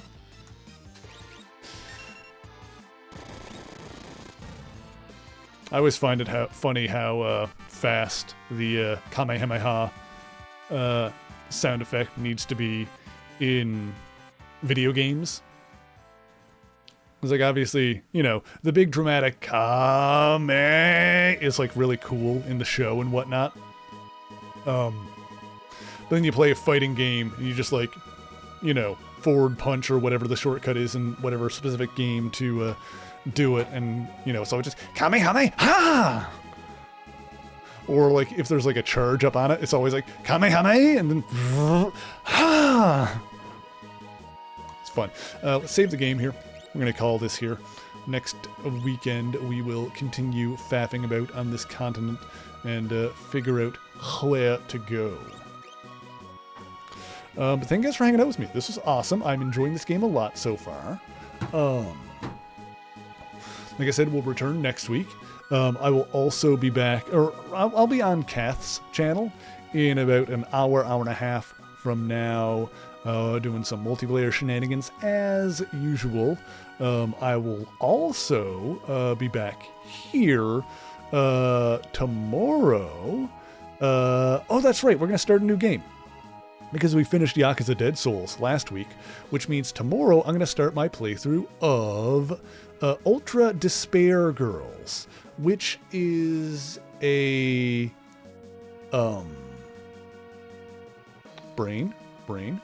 Danganronpa spin-off. So, you know, if you haven't played Danganronpa yourself, there will be spoilers for Danganronpa 1 and 2 in there. It takes place in between the two, but obviously those are like, you know, big mystery games. So, you know, beware of spoilers if you're unfamiliar with the franchise. I'm playing the game before I watch the Danganronpa 3 anime, which kind of like finishes off the storyline, or as is my understanding. Yeah, but of course, if you ever want to know what I'm playing or when I'm playing it, you can join me on the Discord, or you can follow me on social media, which is where I put the stream schedule. And you can also opt into a role that'll get you notified when I go live on the Discord, if that is something you are interested in. Oh, also I got the new video up on, I feel like I never pimp the YouTube videos here. I do have a new video up on the YouTube channel, as we do every week. This week it is about The Maker, an evil alternate reality version of Reed Richards, Mr. Fantastic. He's from the same universe that Miles Morales' Spider-Man is from, the Ultimate Universe. So yeah, not only in that universe did we get a pretty cool new Spider-Man, we got an alternate Reed Richards who is a dick. He's a big old dick. Let's see, what else we got going on? Who are we gonna go say hi to? We got a couple of options here. We got a couple of people we can go say hi to. But which to choose? Who to choose? Hellpuppet Ash is playing Doom. The new Doom the Dark Ages. Doesn't Doom the Dark Ages, isn't that a new one that like takes place between like leading up to Doom 4? Like while there's like a point where the Doom Marine was like stuck in hell, and like this is the story of that or something. So it's like a midquel or prequel, I guess, if you're just talking about the new. Anyway, we're gonna go say hi to Ash, who's playing Doom. It's Doom. The story of Doom is that hell is real, and you know, people accidentally opened a portal to it while trying to mine resources on Mars, and then I love the fact that the Doom franchise is about like corporations discovering that hell is real and trying to mine it for resources, because you know that would happen. You know that if someone did open a portal to hell, they would go in and start drilling for oil. It's amazing. Anyway, Doom is awesome. I haven't seen this one really, but we'll go say hi to Ash. I'm going to put my raid command in the chat, by the way. So if you copy and paste Nightbot's message here, if you're subscribed, it'll look like mine. If you're not subscribed, it'll look like Nightbot's, unless you unlock those emotes with channel points. And speaking of channel points, if you're collecting those for any reason, be sure to stick around for the raid, and make sure to yell Merry Raid when we get in there to let Ash know who sent ya. Hopefully I'll see some of you guys in Kath's chat a little bit later, but I'm going to go make myself a sandwich in the meantime. So let's get this raid going so I can do that. There we go. Boop. Beautiful. Alrighty, let's get this going. I'm going to say thank you guys once again so much for joining me. And until next time, true believers, Excelsior!